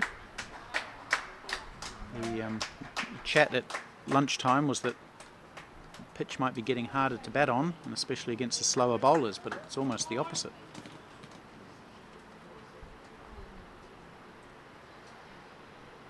Oh, and Smith just going flatter and flatter. Get up. And it's beaten the sprawling dive of Simon Murphy out there on the boundary. 4 more. So Smith is responding to this attack by going flatter and shorter, and it's not working in his favour. Another big over for Sri Lanka. 141 for 4 they are now, halfway almost to their target. And they've used 21 overs, so they need 154 runs in 24 overs.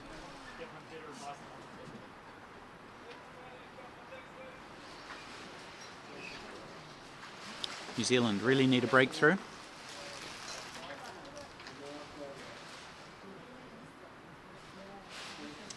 Yeah, the Kiwis will know if they can just string a couple overs together here, nice and tight, they'll create a bit of pressure, and these boys going hard at the ball, every opportunity for something to go straight up here. Lemaitre's bowled a few right up there in the block hole. That's been quite effective. He's taken none for 21 off 5, so in the context of this innings, that's pretty good going. Mirza going at 9.5, Smith at 12. Although he's been pumped down the ground, one bounce into the side screen there. Another good, clean, straight shot by Santamal.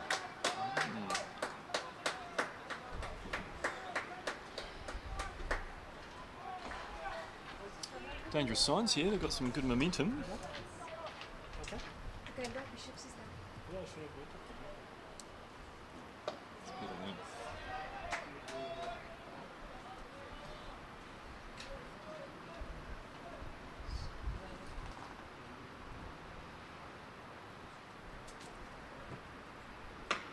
Wow, that's smashed away, leg side for another 4 at least. Yep, there's just no stopping this guy. Great hitting. Not great watching if you're a Kiwi, but if you're a neutral, you've got to admire it.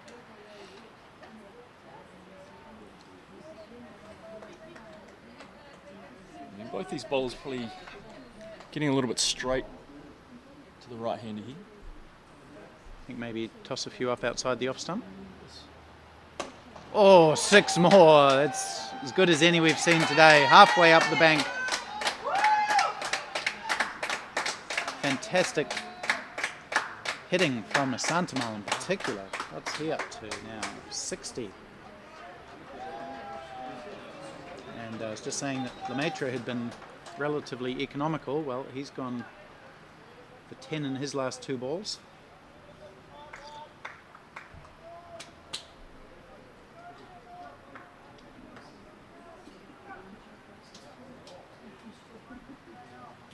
Bit of a summit meeting going on between Lemaitre, James Marshall and Peter Connell. A few wise heads in there. Yeah, I wonder if moving a bit more to the off stump might be an option. They haven't hit much on the offside, off the front foot. Most of the shots have been leg side-ish.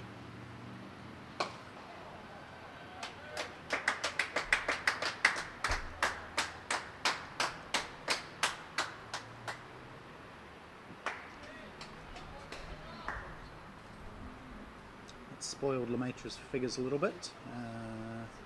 15 off that over. None for 36 now from 6 for him.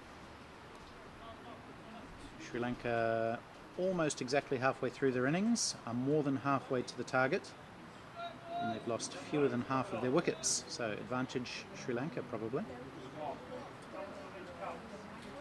Dashisha Shantamal, 65 from 36 deliveries, 5 4s and 6 6s.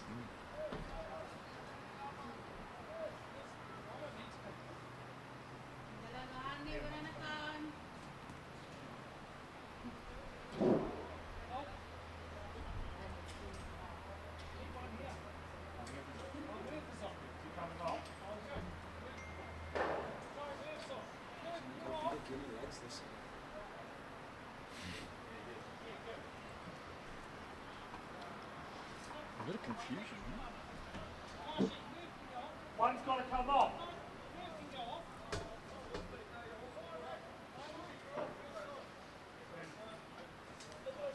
A word of this innings might have got around a little bit. Hester. The number of viewers that we've got has tripled in the last 15 minutes or so. Wow. Not sure if it's a... Might be the new commentary team, Jim. You wouldn't know. Well, it's a it's another option. I'm going to put it down to the good batting for now. But maybe all your friends and family have tuned in.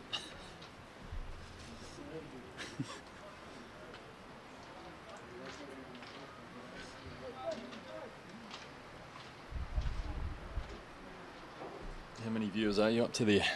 About 29 million, I think. No, it's Oh, that's well. looking at about 150 at the moment. There's a few.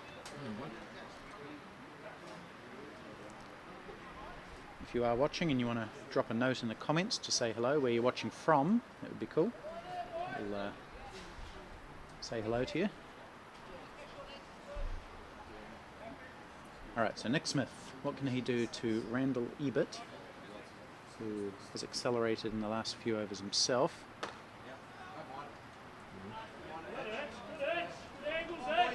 Yeah, moving a little bit wider there, Hester. Yeah, he's just changed his length up a little bit here. Not throwing it up into that hitting zone. Oh, it's a bit short. Over cover. So he's countered that, has Ebert, and he's hit it out for 4 more. So it was a bit too short, I think. I think if he's going to bowl that line, maybe bowl it a little bit fuller with that field that he's got. Certainly a more uncontrolled shot though, so Kiwis will feel like they're in with a bit more of a show there.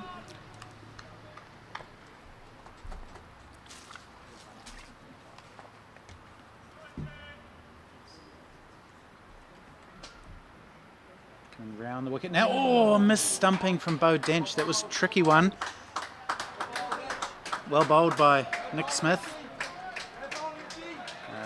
He did get that length fuller and induced the drive, which Ebert missed, and unfortunately Bo Dench missed it as well.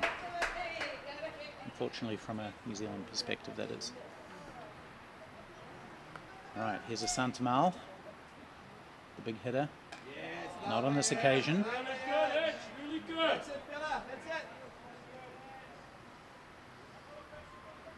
You're not going deep into the repertoire here. Nice wee slow ball there. Just changing things up. Short and quicker. And they'll take one. There's still plenty of chat from the New Zealand fielders. I think they really know that this is a key wicket here. If they can break this partnership, they will really feel that that's a huge advantage back in their favour. So there's a fair bit of urgency out there.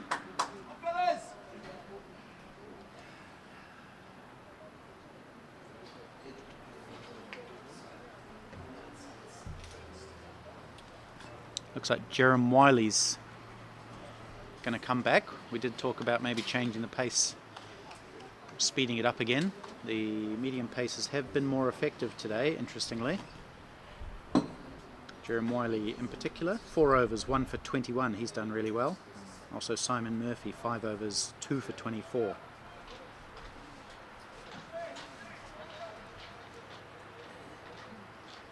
Bit of a wild card. What about a little bit of Leighton Parsons? Was he a bit too medium pace for you, Hester? I don't know, mate. I think what Jerem really brings is that heavy ball. He'll look to hit a hard length. He also bowls a very good Yorker, of course. But he does have that variation where he bowls an off cutter on that hard length, and batsmen will throw their hands at it and quite often get an inside edge, or he'll go straight through. So yeah, look for one to maybe keep a little bit low and clean bowling here, I reckon. Keep her up to the stumps. Oh, there's that Yorker Hester was talking about. That's his specialty delivery. He bowls it a lot, doesn't he? Bowled him! There's the breakthrough that New Zealand needed. Nick Smith going flat and at off stump, and Randall Ebert trying to swing it away into the leg side. Misses. Nick Smith hits. New Zealand break that big partnership. He's standing around having a wee bit of a chat to somebody. Peter Connell's calming the situation. Someone might have said something, but all's well, unless you're Randall Ebert, of course, because you're on your way back. But partnership broken, and That was a partnership of 107. So excellent work from those two. Randall Ebert, 33, bowled by Nick Smith. You'll be disappointed with that. Cross back slog over towards mid-wicket. Wasn't probably required there. Guys are getting along at a good tick, and it's a risky shot to Nick Smith. So New Zealand will be delighted with that. They would be even more delighted if it was Dashish Shantamal, because he's been the real big hitter. But still, it's means that a new batsman has come to the crease.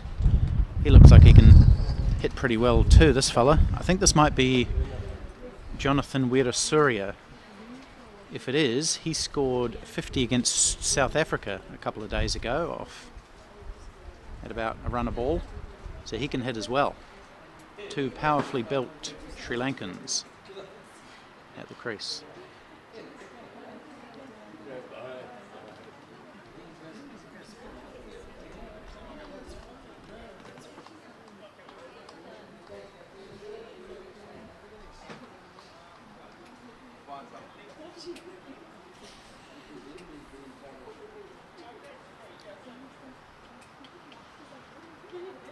He bowled quite well earlier today, Hester. You wouldn't have seen because you were in hospital. But he took 2 for 55 from 9.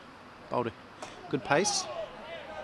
Did you watch any of the game from your deathbed? Yeah, Ollie, our team manager, did have the game on, so we enjoyed watching Hardeep especially. Good work from Nick Smith, bringing some vigour and life to this New Zealand fielding effort. Diving away. Doesn't look 40 from a distance, does he? I get the feeling Nick's going to go pad hunting here. Probably a little bit quicker, a little bit fuller, see if we can get LBW here. Another lefty. Sri Lanka always seems to produce lots of left-handers, don't they? Oh yeah, that looked like what you were saying there.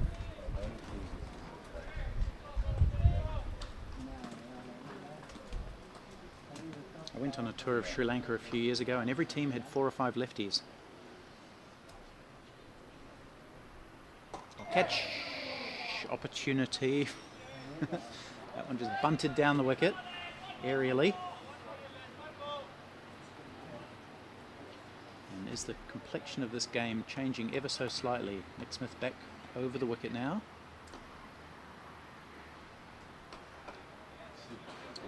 A really nice subtle change the pace here from Nick this over. Fantastic effort.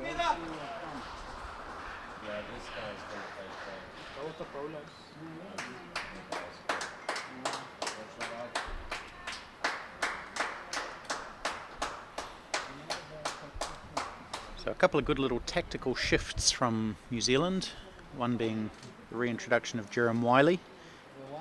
He had a good over, bowling full, and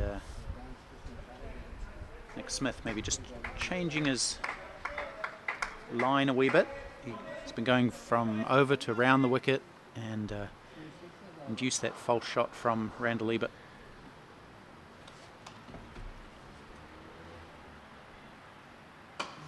Full again from Wiley.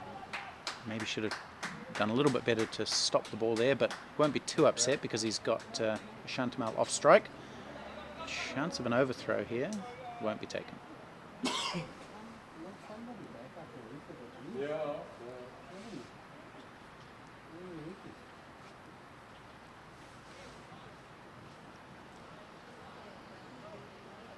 Yeah, I like what Pete's done here, having pace from one end and spin from the other. It just makes it harder to get settled on this deck.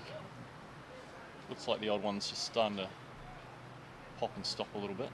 It's certainly going to make it harder for this new batsman to settle in.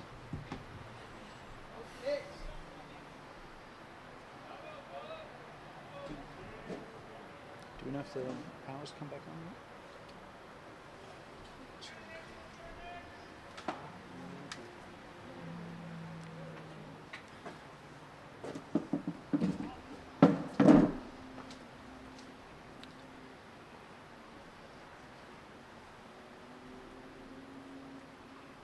Bowled him! Yorker pays off for Jerome Wiley.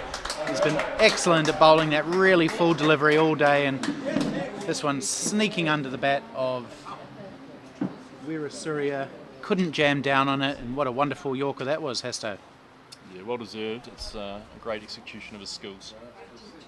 The boys will be absolutely pumped with that because they can really start putting the Sri Lankan team under the pump. That's right, 6 down now Sri Lanka. When they were 4 down, it was definitely advantage Sri Lanka, but at 6 down, even with Ashantamal at the crease, I'd say that pendulum is just starting to creep back towards New Zealand. I don't know what this guy can do, the new batsman.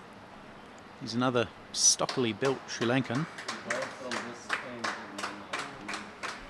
But yeah, 2 wickets in the last 2 overs for New Zealand. Jonathan Weirasuriya bowled Jerem Wiley for 0. That's Wiley's 2nd wicket. 2 for 27 he has into his 6th over.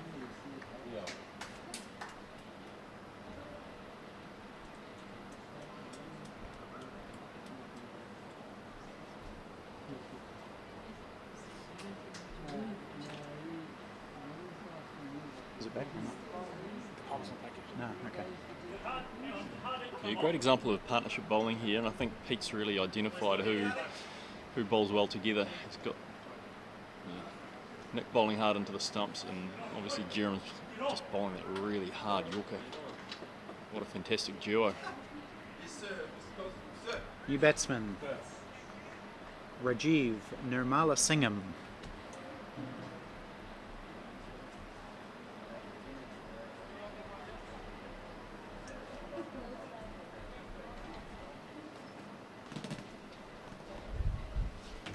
He didn't bowl today, Nirmala Singham, and he's come in to bat at number 8. He wasn't the keeper, so I'm not sure what his specialty is.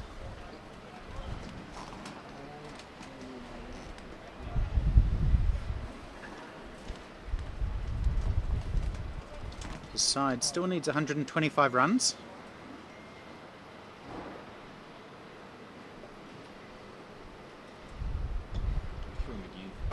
Oh, that one's popped up a little bit. We saw that a wee bit in the New Zealand innings. A few balls popped up in the air. So the ball not quite coming on sometimes. The Sri Lankans actually had a man in close for a few overs. Not sure New Zealand will go that option just yet. Jerem will probably persist with those full deliveries. Well, it's a slow one, which has been hoisted away. There's nobody out there now, but he hasn't timed it. And Hardeep Singh will come scurrying around to keep it to 2. So the batsman not taking full toll of that poor delivery. That was that slower ball you were talking about, Adam. You might be just setting him up here, just give him a slow change up and then another Yorker. You're no stranger to the slow change up yourself. Is this what you'd be doing? Absolutely, John. Absolutely. Okay. There it is. There's the attempted Yorker. Again, great execution from Jerem. He is really dialed in that Yorker today.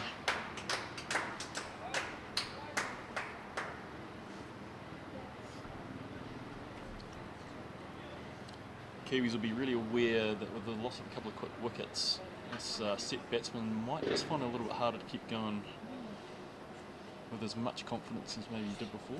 Might be wrong about that, but will be playing in his head now that he probably has to go through to the end here if Sri Lanka are going to get across the line.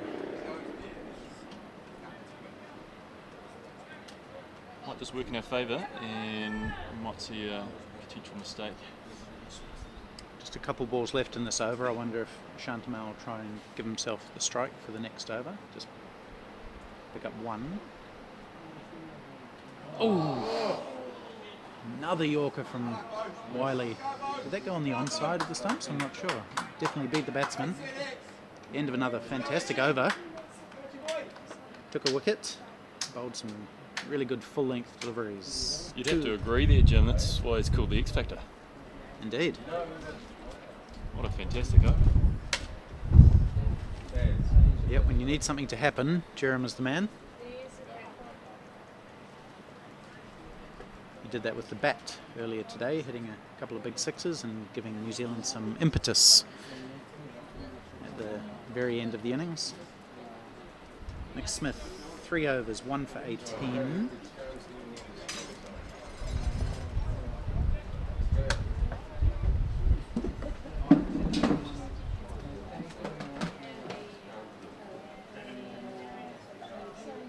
Interesting to see what this new batsman's mentality is, whether he just tries to get a few singles and get the man on a big hitter back on strike, or if he's going to go himself.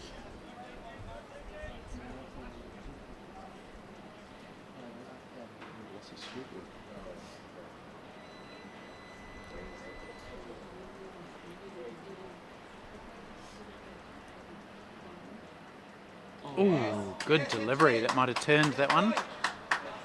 We're a bit off centre here, but it did look like it got some purchase.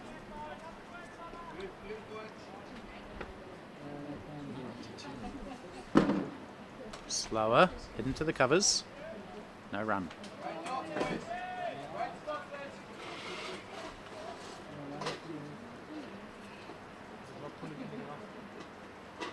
Looks like they got the target wrong there, Jim. Oh, and bounced this time. That one shot up at the new batsman. There's Nirmala Singham. Really jumped off a length there.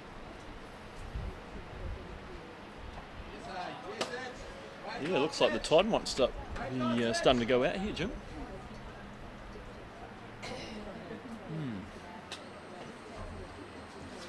Deck's just starting to do a little bit more unpredictable bounce, and Nick's certainly getting some purchase and some turn out there. That one slapped away nicely. There's no one out at cover on the boundary, so fielder has to try and stop it. He slips over it, which allows an extra run, and fires in a good return. He almost made a run out of that. Who is that? Is that Wiley? It's Jerome Wiley. He's trying to run it off. He slipped over a bit awkwardly. I think he's going to be okay. Plough the net to the ground there. It's a long tournament this, so endurance and stamina are very important. Oh, beautiful. Dragging the batsman forward, turning it away from him a little bit into the hands of Bo Dench. And I think there's just one off that over. So that's really good from Nick Smith. Oh, 3. Okay. So the run rate required is back up to 6.5. It was down to 6. 119 off 110. Really the key here is Dashish Ashantamal. I think if New Zealand can somehow winkle him out, then they'll be able to put the screws on from there.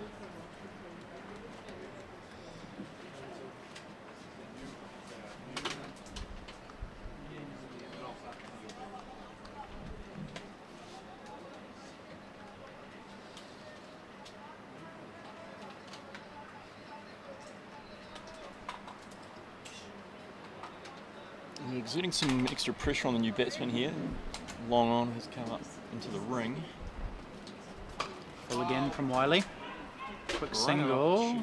Good fielding. Who was that? Johnson.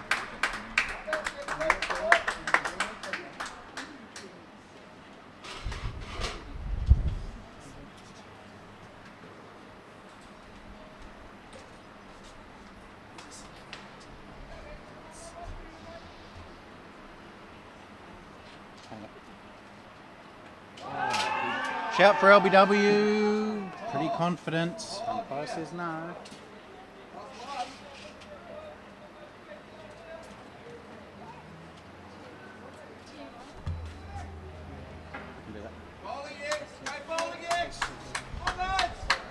Couldn't have been much in that one, Jim.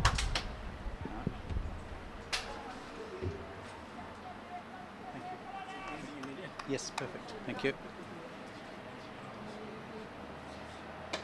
Full. That one is a little full toss, but not punished.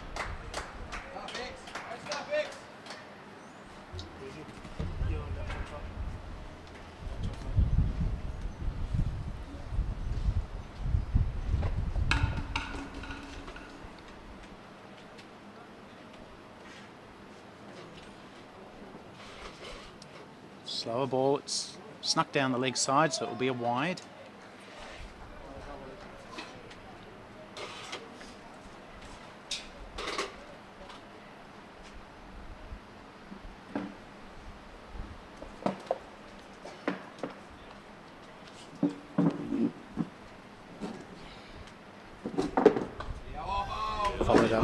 here.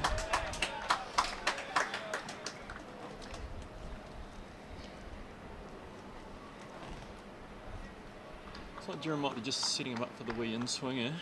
He's had the slow ball, now the hard length. See what he follows this up with. Ooh, that beats batsman and keeper. And I think this will be a bye. Again, swinger. It is a bye. It's been a little bit tough for Bo Dench behind the stumps today.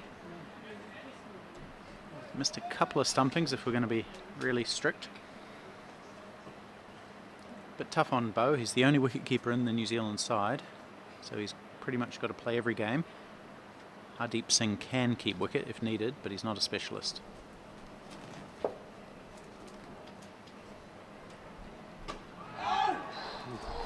Good bowling again from Wiley. He's fairly sharp off that short run-up, isn't he? He'd be right up there with Peter Connell, wouldn't he? Yeah, he puts a lot of work in with the shoulder there. Yeah, bowls a very heavy ball. End of the over. Wiley has 2 for 33 from 7. Great effort from him. And the last couple of overs have been tight. That's what New Zealand needs. That run rate up to 6.76 now. That's the run rate required.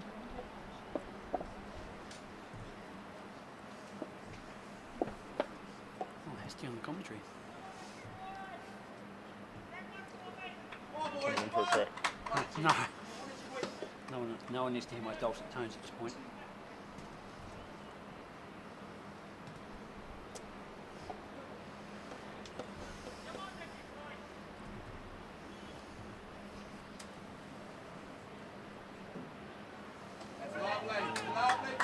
Good bowling again from Nick Smith. He's really got that line and length right now.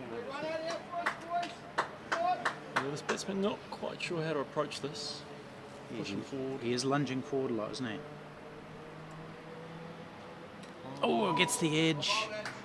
He's going to race down towards the boundary. Good fielding by Greg Johnson. Chance of a run out. Whoa, couldn't quite get that throw back in quickly enough, and they take 2.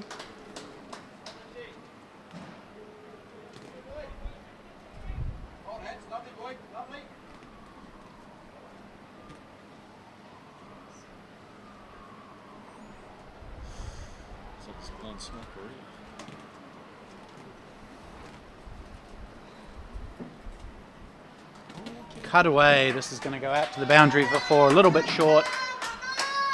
And good shot from the new man. He certainly picked the length early there, got in a good position and crushed that one through point. Nick will be disappointed he missed his length there. He was creating some good pressure. Batsman out today for Sri Lanka. Priyadarshana for 6. Sampat for 21 from 16. Vijaya Sundara for a 12-ball duck. Marlon Fernando for 24. Randall Ebert has got 33.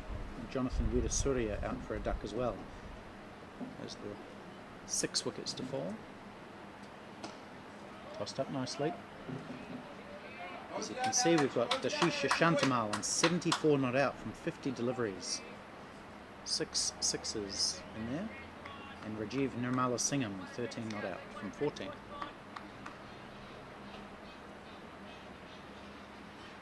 Oh, nice ball. That looked like it was coming in. Yeah, that is not the shot. So apart from that short wide delivery that was slapped away for 4, it was a pretty good over from Nick Smith again.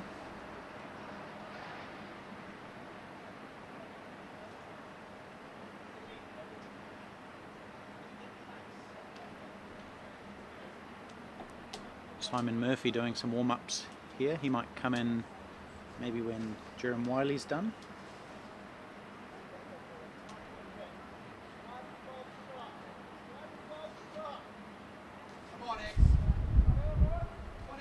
You'd have to think, Jim, that he's going to bowl right through here.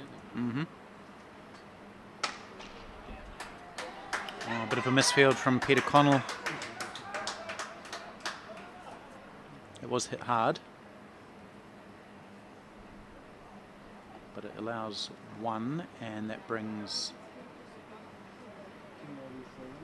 Which batsman is that on strike now? Is it Nirmala Singham? Yeah, it brings Nirmala Singham back on strike.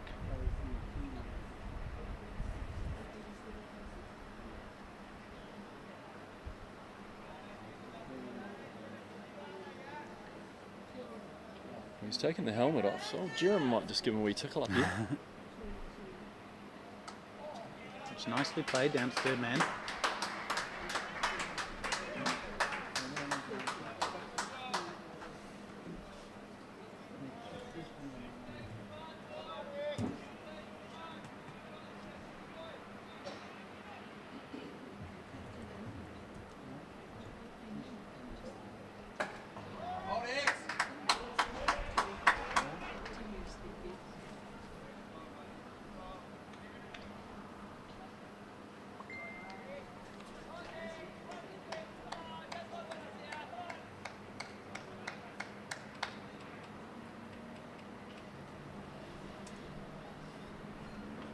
Big hit. Chance of a catch. Greg Johnson settles underneath and he drops it as well. Oh, is that crucial? That's Shantamal. That is the wicket that New Zealand have been trying so hard to get for the last 10 overs or so. Unless he's lost that in the sky, you'd have to say it's a pretty simple catch at this level. We saw Leighton Parsons drop a skyer earlier. New Zealand not so steady under the high balls in this tournament. How costly will that be?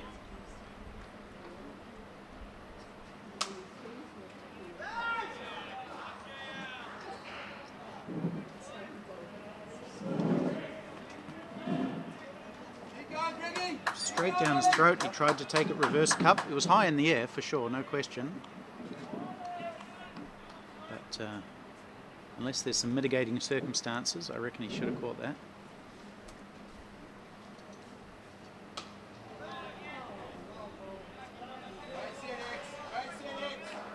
Bad luck for Jerem Wiley. Certainly opportunities coming here for the Kiwis.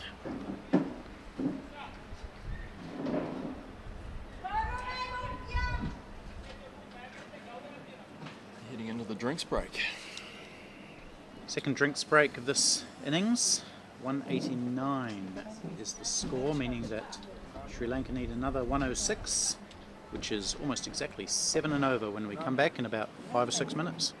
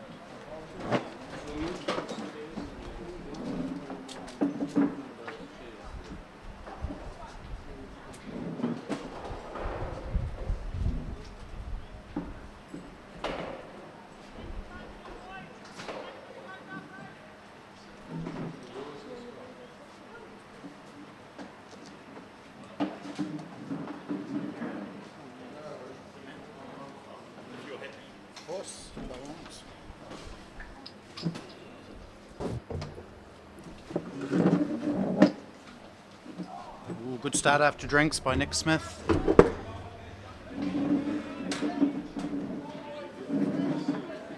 He's still got 4 overs left, so he'll be a key part of the New Zealand defence of this target. Bit of a change as point goes out to the boundary now.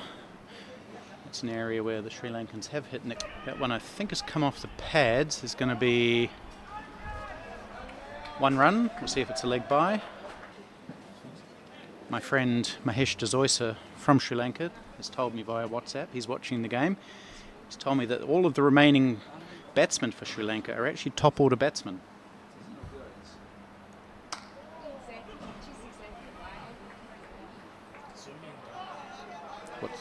So New Zealand can't expect that the Sri Lankan tail-enders will necessarily bat like tail-enders. That was an odd shot. He was almost through the shot before the ball got there.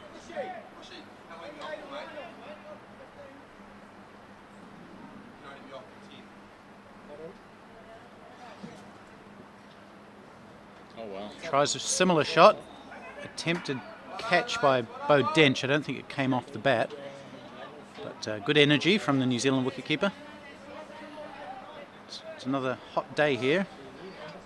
A couple of great balls straight after the drinks break here. Kiwis will be looking for another breakthrough. Always one after drinks, Jim. Mm-hmm.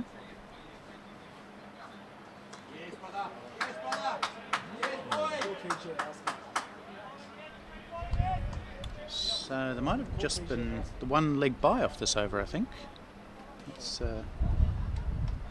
good effort. I'll certainly give these two a lot of confidence out in the middle if they know that they bat deep.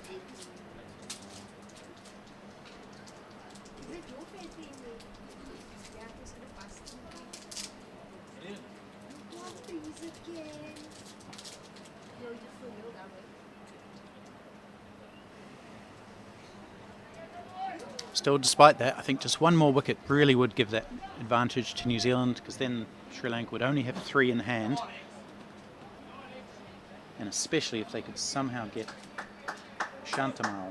He has slowed down a little bit in the last 4 or 5 overs. He hasn't seemed to have got much of the strike, to be fair. Rajiv Nirmala Singham has faced 20 balls out of the last 5 overs. So, by my rough calculations, out of the last 28 balls, Nirmala Singham has faced 20 of them. And when you've got a guy on 76 off 53, you probably want to give him the strike. Really good hit. Outstanding play.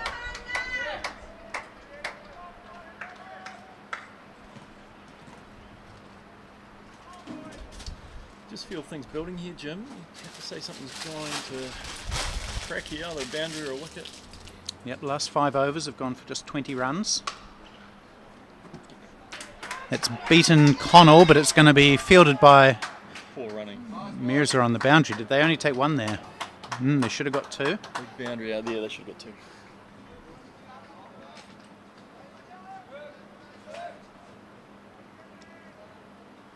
Does get our man back on strike though, doesn't it? So. Yes, but is he going to feel that having been starved of the stroke, he now needs to hit a boundary? Oh, we can't hit a boundary off that ball. That's a great Yorker from Wiley.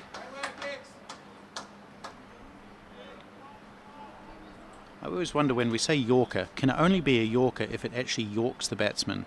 We always say attempted Yorker or Yorker length. Is it only a Yorker if it actually bowls the guy? Anyway, I'll leave you to ponder on that one. Oh, it's full and it's beaten everything. Will it beat Hardeep Singh? No, it won't. He scrambles around to get it. And it's a leg by. Wiley got away with that one.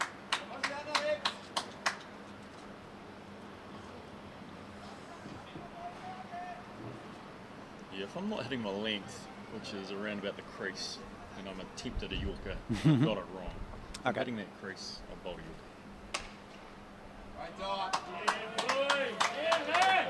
Similar to maybe to that delivery there. Another good over from Jerem Wiley. Yeah, fantastic spell from Jerem. That's his last over. No, he's got one left. Got one more. Interesting, 'cause it looks like he's coming up.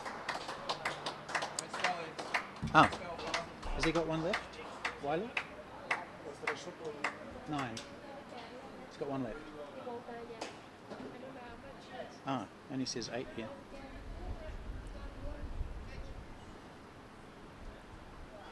Okay, I'm looking at a different scoring system to the one being done by my friends to the left here, Pitch Vision people. I'm looking at the Cricket Club's score sheet. Anyway, it looks like Jerem Wiley is done. Nick Smith, I believe, has 4 overs left. He's bowled 5. Oh, he's bowled 6. All right, so we're a little bit off here. Oh, he's caught it. Oh, catch! Well done by Peter Connell. He's dropped some catches in this tournament, but he's taken a lot. In fact, he's the leading catch taker out of the entire tournament. And he grabs another one. That was a sharp catch, wasn't it, Adam? That was a fantastic effort. He does love it in the covers there. Yeah, no, very, very nifty. And good breakthrough. Who was that, though? Which batsman was it? Was that Nirmala Singham? I think it was. So, the danger man still in. That's Ishantamal. Peter Connell. Ishantamal's still in. But there's that 7th wicket that New Zealand wanted. And the last 4 or 5 overs have only gone at 4 and over, Adam. And that's really just put that extra bit of pressure on, hasn't it, after that huge flurry of boundaries and sixes. No, the Kiwis have pulled it back well here. Sri Lanka looked like they were going to run away with it. That was such a crucial grab. It went at him really, really quickly. And he didn't grab it cleanly on the first chance, but managed to keep his wits about him and snaffle it before it hit the deck.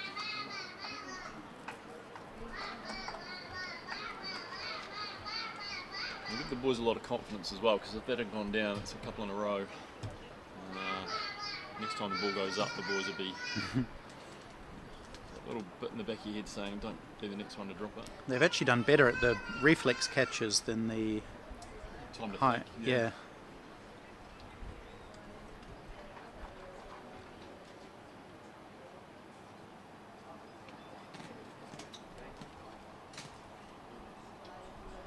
Yeah, it's been a real licorice all sorts. There's been some absolute stunners from the Kiwis and then some Goobers. goobers. That's Well the word said, you're looking Jim, for. well said.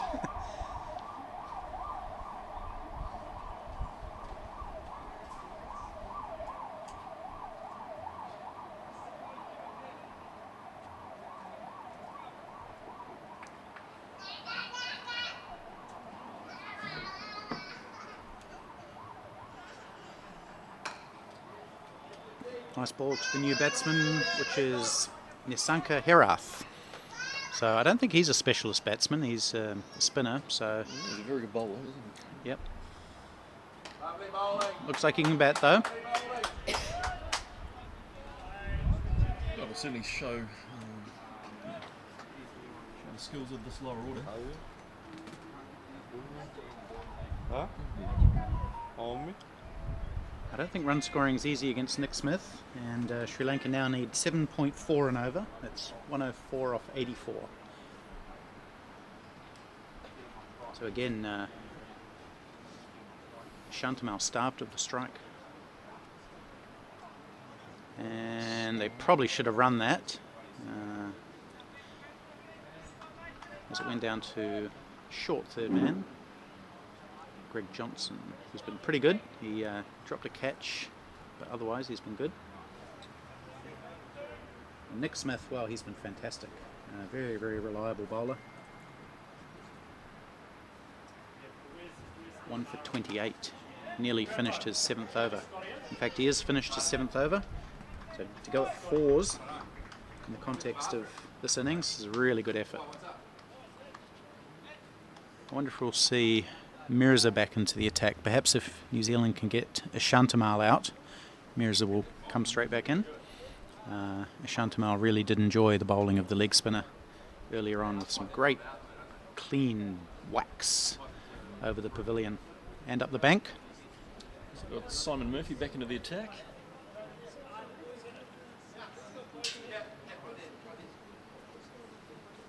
Yep, Simon Murphy, who opened the bowling from that end, took,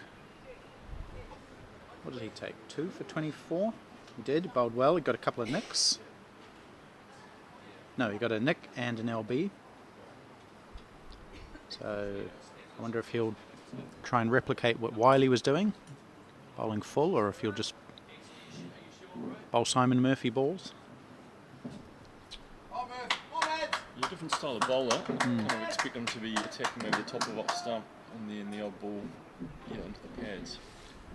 We've got a long on and a Looks like he's going to go quite straight. straight mid wicket and a square mid wicket. No mid-wicket. No, there is. On the boundary. It's wide.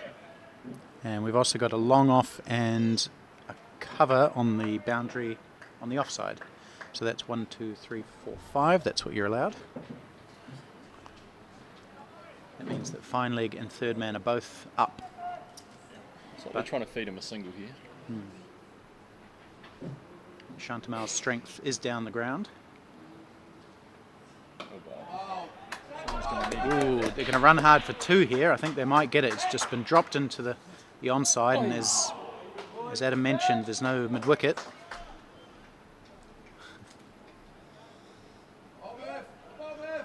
So with the fielder right back on that long boundary, if the batsman can drop it into the onside, there is 2. Well, there are 2. Is 2 or are 2? We'll come back to that. There's the potential for 2. Yeah, there is 2.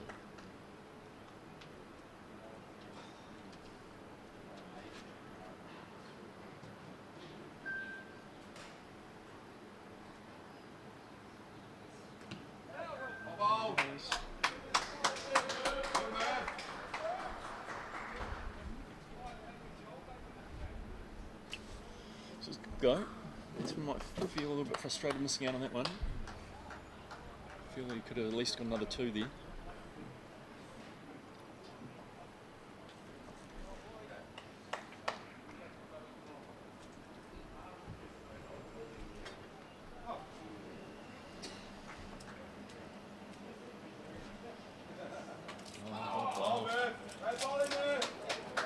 Good full delivery from Simon Murphy, and all that Shantamal can do is just knock it down at his feet, and it ends up going behind the wicket where Bo Dench tidies up, no run.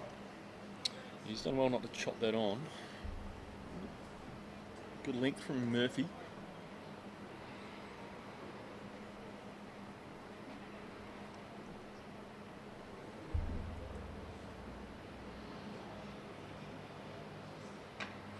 Length delivery, and I think there was some bat on that as it bobbled up in a very similar position as the last ball. Bo Dench tried to get in to take the catch, but he wasn't really anywhere near it. And you can see that there's the pressure's mounting on our set batsman here. He's starting to look a little bit frustrated. He was 75 off 50, he's now 79 off 63, so that means he's scored 4 runs off his last 13 balls.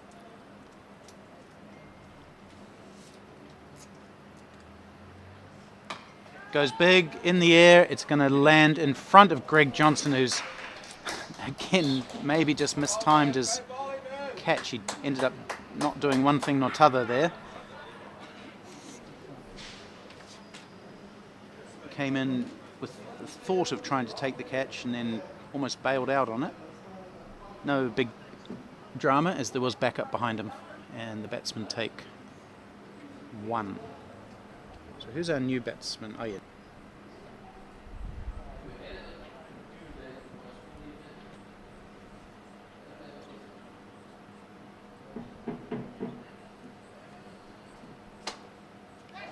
Shortish, down the leg side, so that's a wide.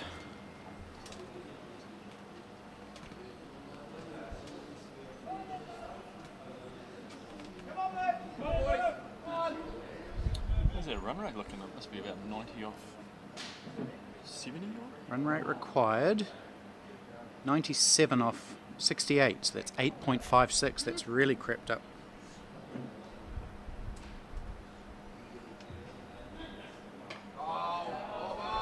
So good pressure from New Zealand, and 8.5 is pretty hard to go at for, what, 11 overs on a wicket that looks to be slowing up, and with 2 bowlers, or 3 bowlers, who bowled really well. You'd have to think the next couple of overs are going to be crucial for Sri Lanka here.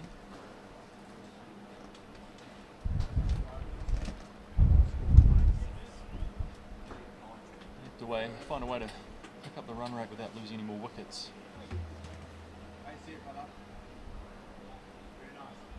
So we talked about Farhan Mirza coming back into the attack, and he's doing that now. So this is an interesting point in the game, because Shantamal did really enjoy the bowling of Mirza earlier. Nick Smith still has 2 overs left. What do you think's going through Connell's mind here? What's the rationale? He'll be trying to get a single early in the over here, and then get the new batsman on strike and really put them under the pump. It just continues to put pressure on the set bat. What about the reason for the change, though, with Smith still having 2 overs up his sleeve? Save him for later? Oh, that's a good question. Might be a point that the set batsman's had a really good look at him, and bring in someone new and doing something a bit different. All right, well, here we go. Mirza to Shantamal. Straight to cover, where, as I mentioned, Mirza does get hit a lot. Peter Connell's been a busy boy in there. He's got that whole area to himself, and somehow the ball keeps finding him. Oh, it's a good delivery. Just dragged his length back a little bit. And Shantamal came forward and prodded at it. Might have spun a wee bit. 2 dots now, the pressure will be building here. Is he going to have a swing at one of these? I reckon he might, this ball. No. So what's going through Shantamal's head right now? He had no trouble at all buffing 6s willy-nilly before. He probably doesn't want to take a single early in the over and get off strike. Especially since he's had success against... Oh, he bowled him! Delight for Mirza. Shantamal not really playing one shot or another there. Just taking a couple of steps down the wicket and then basically hanging his bat out, and he missed it. Mirza hit, and Mirza gets his man. The big wicket for New Zealand. Got to say, great captaincy there from Connell, bringing back your wicket-taking options. And Fizz has certainly been, obviously, leading wicket-taker in the tournament so far. You want your best bowler bowling in the key overs. What a ball. Might just have to squeeze down a wee bit.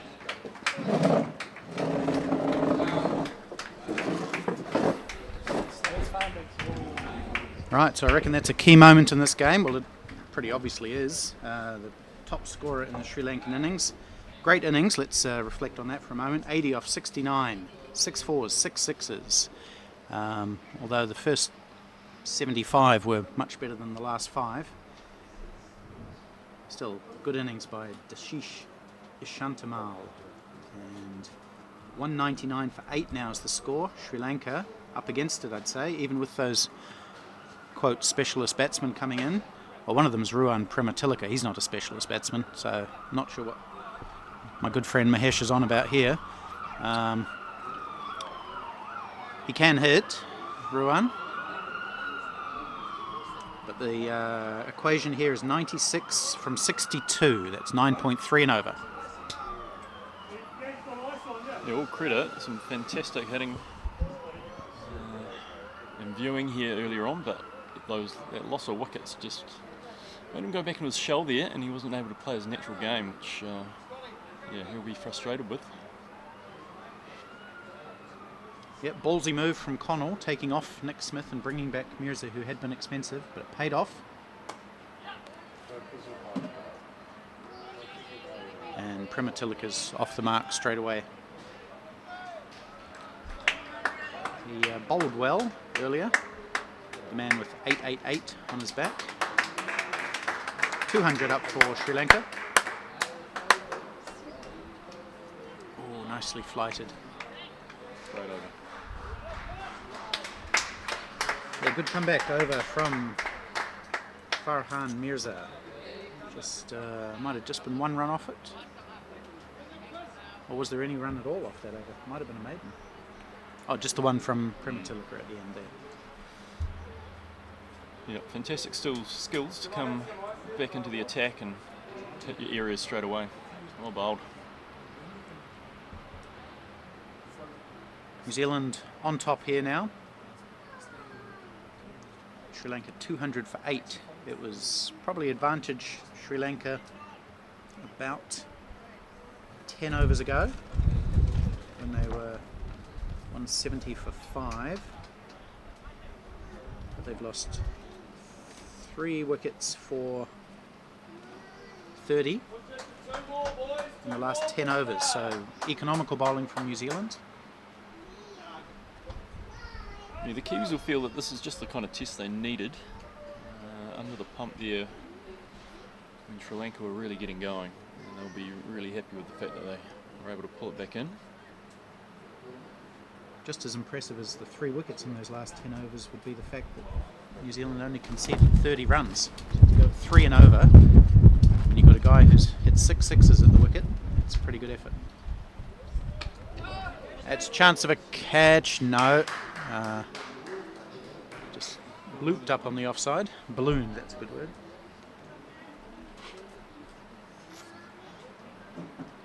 Oh, it's a no ball for some reason, and it'll be a free hit. Any idea what that no ball was for? Well, it wasn't a full bunger, so... Might have been a fieldsman violation. Anyway, it's a free hit for Herath. It's a different batsman, so the field can change. Still only allowed 5 fielders out.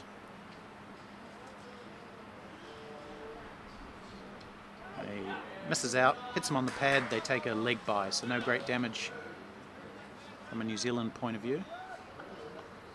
And I think it's going to be really tough for Sri Lanka here. New Zealand will just, they should be able to just strangle the Sri Lankans, figuratively.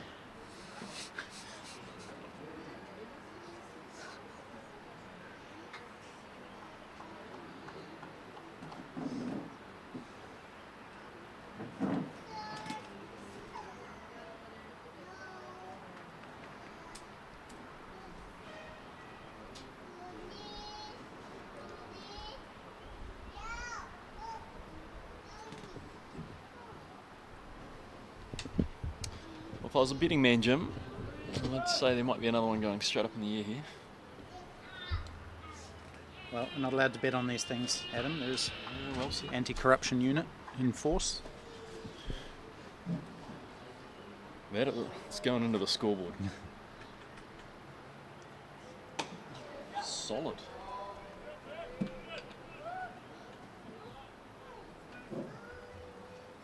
Beautifully timed down the ground.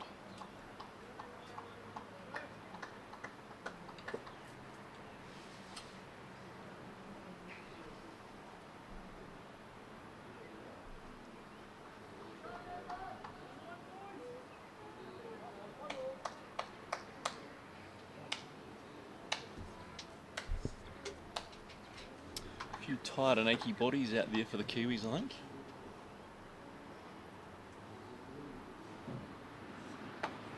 Get up. Oh, diving effort in the mid-wicket area by Greg Johnson. I'm not sure if he completely timed his jump there. It was scooped up into the onside and it was over his head, so he had to sort of do a goalkeepery save type effort to catch that. Got at least one hand to it. Difficult catch.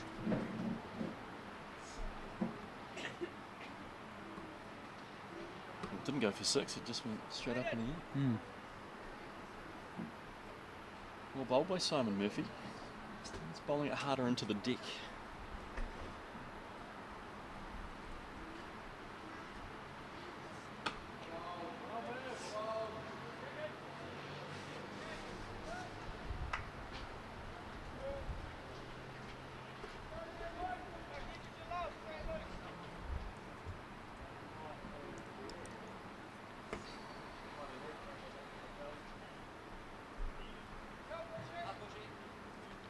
Still 10 overs to go, Jim, eh? Yep, Yeah. pretty much.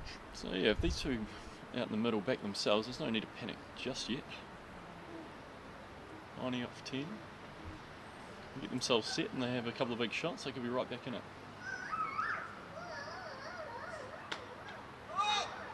They don't really look that way inclined to me,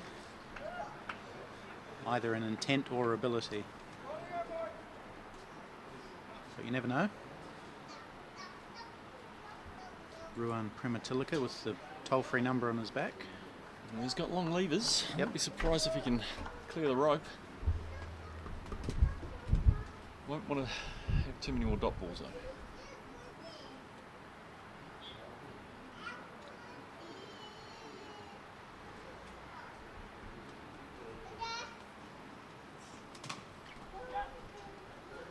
Take one there. Yeah, he runs a logistics parcel delivery service or something in Auckland, so he might be looking to dispatch a few. Long distance. He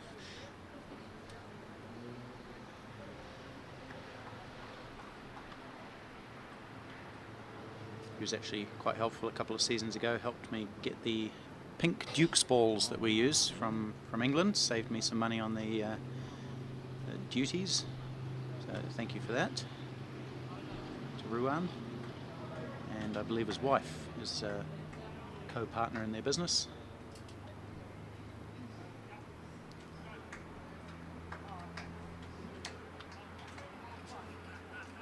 Alright, so we're just going through a little bit of a slow patch here compared to the frenzied action of a few overs ago, where we had sixes being hit and wickets being taken. Run rate nearly up to 10 now. Mirza bowling to Herath. I think he bowled that from behind the crease, didn't he? It's almost like halfway between the umpire and the wickets. There was a wee change-ups there. Yeah. Just keeps the boys guessing.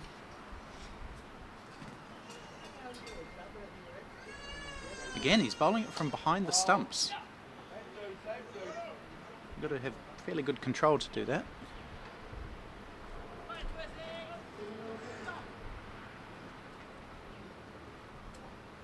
Who was it that used to do that in New Zealand? Was it Scott Styris? Or Craig McMillan, maybe? One of those medium pacers.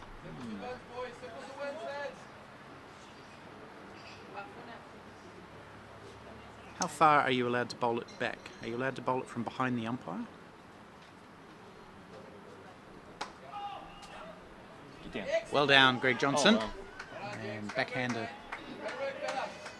Yeah, good question, Jim. I don't think there's a law saying how far back you can bowl it, although I guess if you're bowling it from behind the umpire, you're potentially dangerous in case you let it go at the wrong time and bop the umpire in the back of the head. I don't know.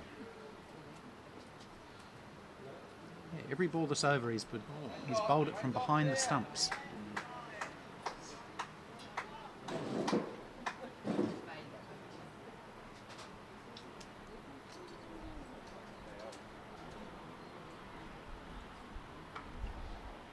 Good shot. He's cut away. It's going to go to the boundary for 4.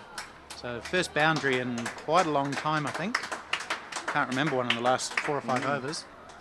And that spoils would have been pretty good over by Mirza, but Sri Lanka need more than 1 boundary and over.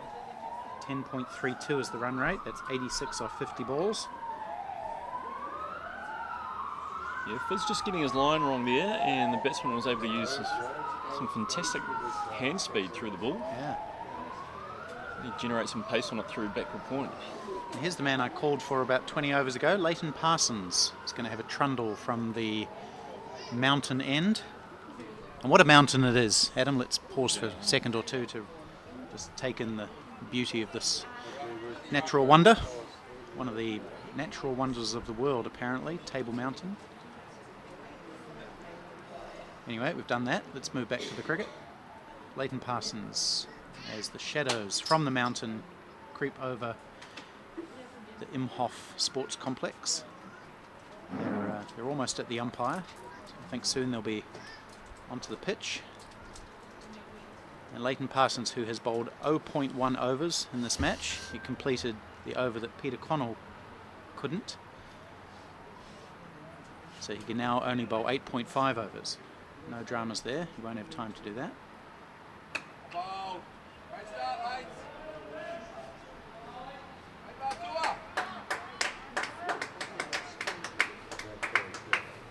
Nickname Matua. I imagine that's it's a Māori word for respected elder or something. Is that right? Yeah. But impressed with the Kiwi bowlers in the last 20 overs coming back into their second spells and hit their spots very clinically, really. Absolutely. Looks like a definite tactic to bowl really full. You saw Jerome Wiley do it. Simon Murphy probably bowled a bit fuller than he would have normally, and Leighton Parsons so far has thrown everything up there.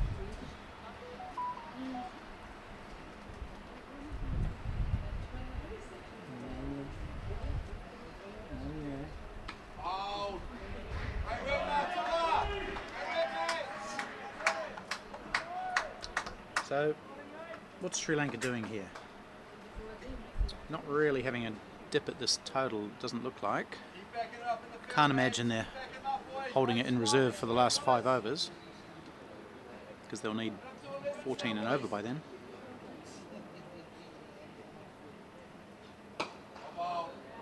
Yeah, interesting game plan, because the top 6 all came out with a lot of intent and aggression, really trying to move the game forward. But these two, maybe just trying to go as deep as they can.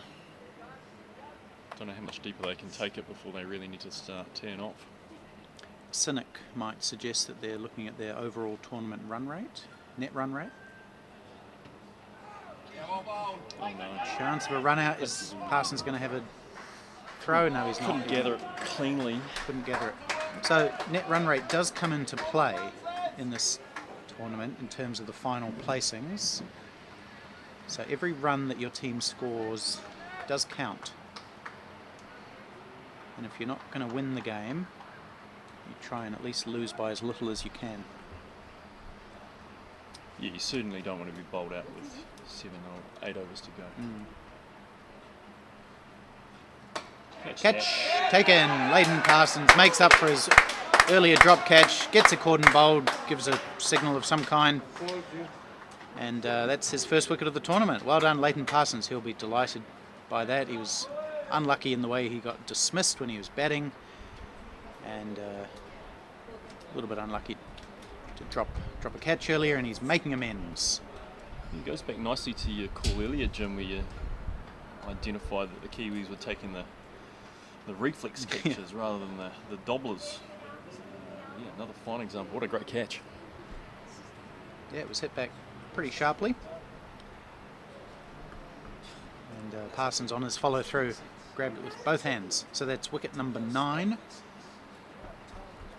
For Sri Lanka, that was Nisanka Herath. Cordon bowled Parsons for 7. Ruan Prematilika is still there. He's been joined by number 75. Find out who that is in a moment.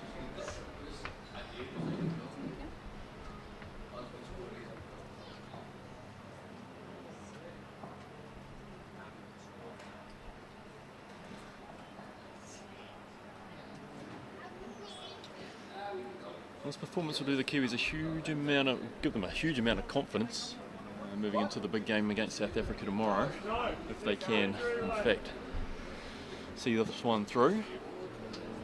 Yeah, really under the pump there earlier on, weren't they, Jim? Yes, and it is a big game tomorrow. South Africa are unbeaten, and if New Zealand win this, they will be unbeaten. And that would make New Zealand and South Africa the only unbeaten teams in this pool. England and Australia are unbeaten in Pool A.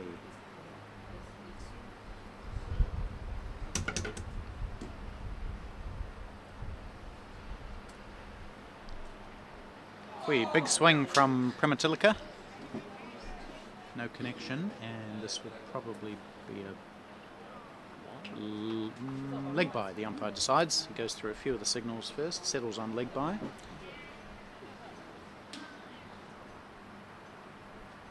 New batsman is Dineth Nanaya Kara. Pretty sure I got that right.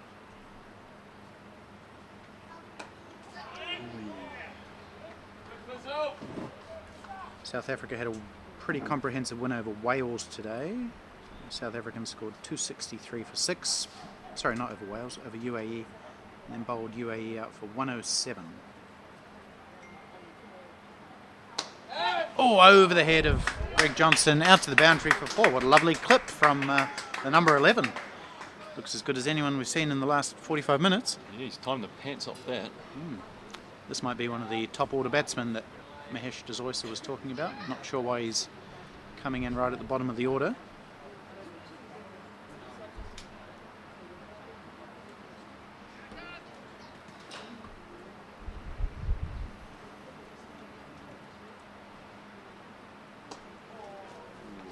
And you'll get another 1, possibly 2, just 1. Yeah, so South Africa look like a really balanced side. Their bowling is really strong. Daniel Steyer bowls fast. He took 4 for 26. Lundi Mbani is very, very steady. He's taken a lot of wickets in this tournament. He might be the leading wicket taker now, I'm not sure. Full toss, hoisted away, chance of a catch. Oh, the fielder can't see it at all. He's lost it in the sun, even with the sunglasses. And it's gone through his legs for 4. Can't blame him there. The sun's shining right down through the mountain, or through the gap in the mountain. He's lucky not to wear that, to be fair. Yeah. He was running in with his hands waving around to suggest that he couldn't see it.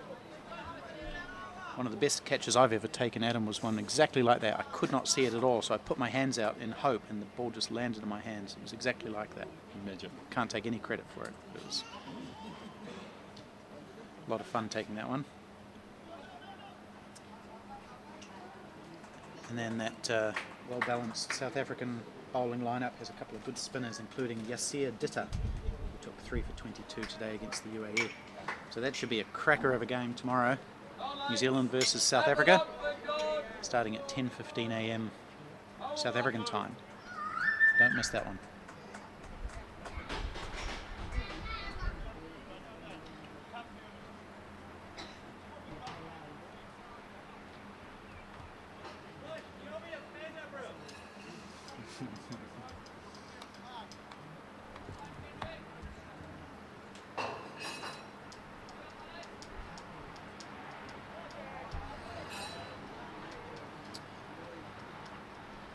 Well, you'd have to think the time is now for Sri Lanka to make a move if they're going to do it at all. He's going to give it a crack. Good bit of fielding down there. Who's that? Is that Scott Mara? No, he's not in the team today, so it's probably not him. Can't see number 9. Moves a bit like Mara. Shade? Yeah.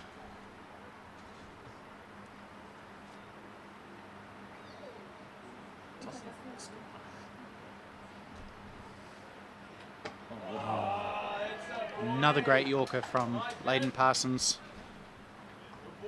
Attempted Yorker.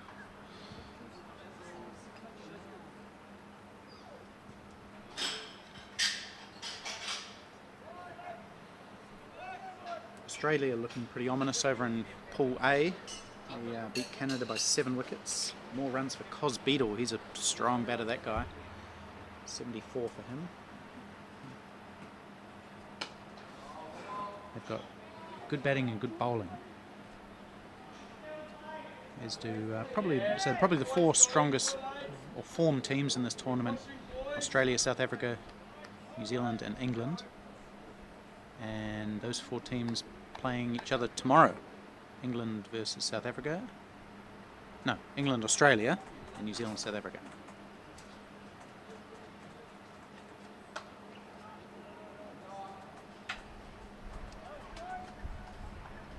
So we'll have a much clearer picture of how the pools stack up this time tomorrow.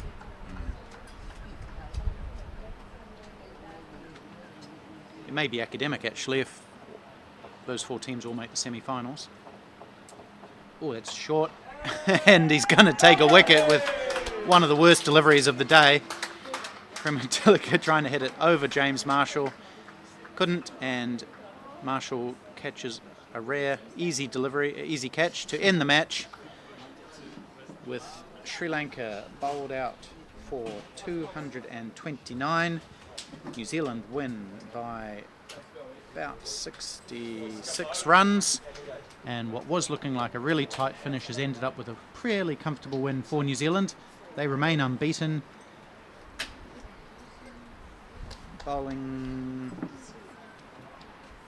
Who bowled that? Was that? It was Parsons, so he gets a second wicket. Good for him. Nick Smith took 2, actually 2 wickets for 4 of the bowlers.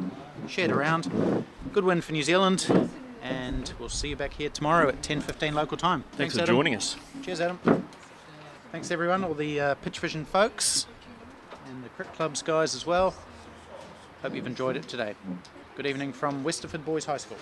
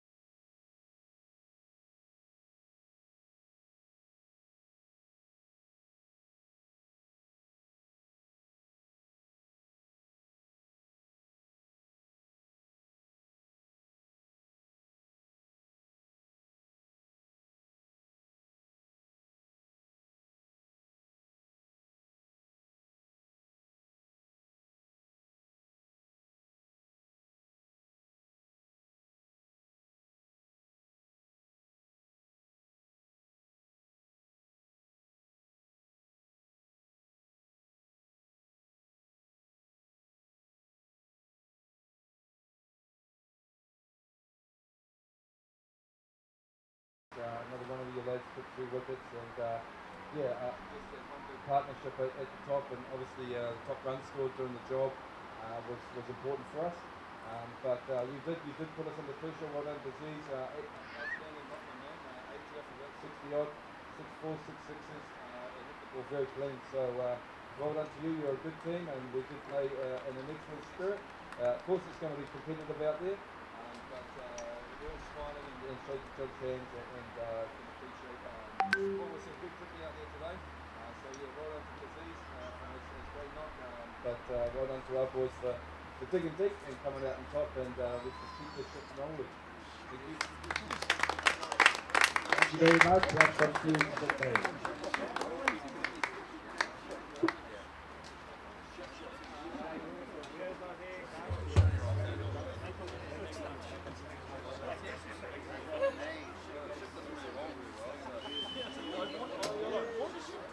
Thank you.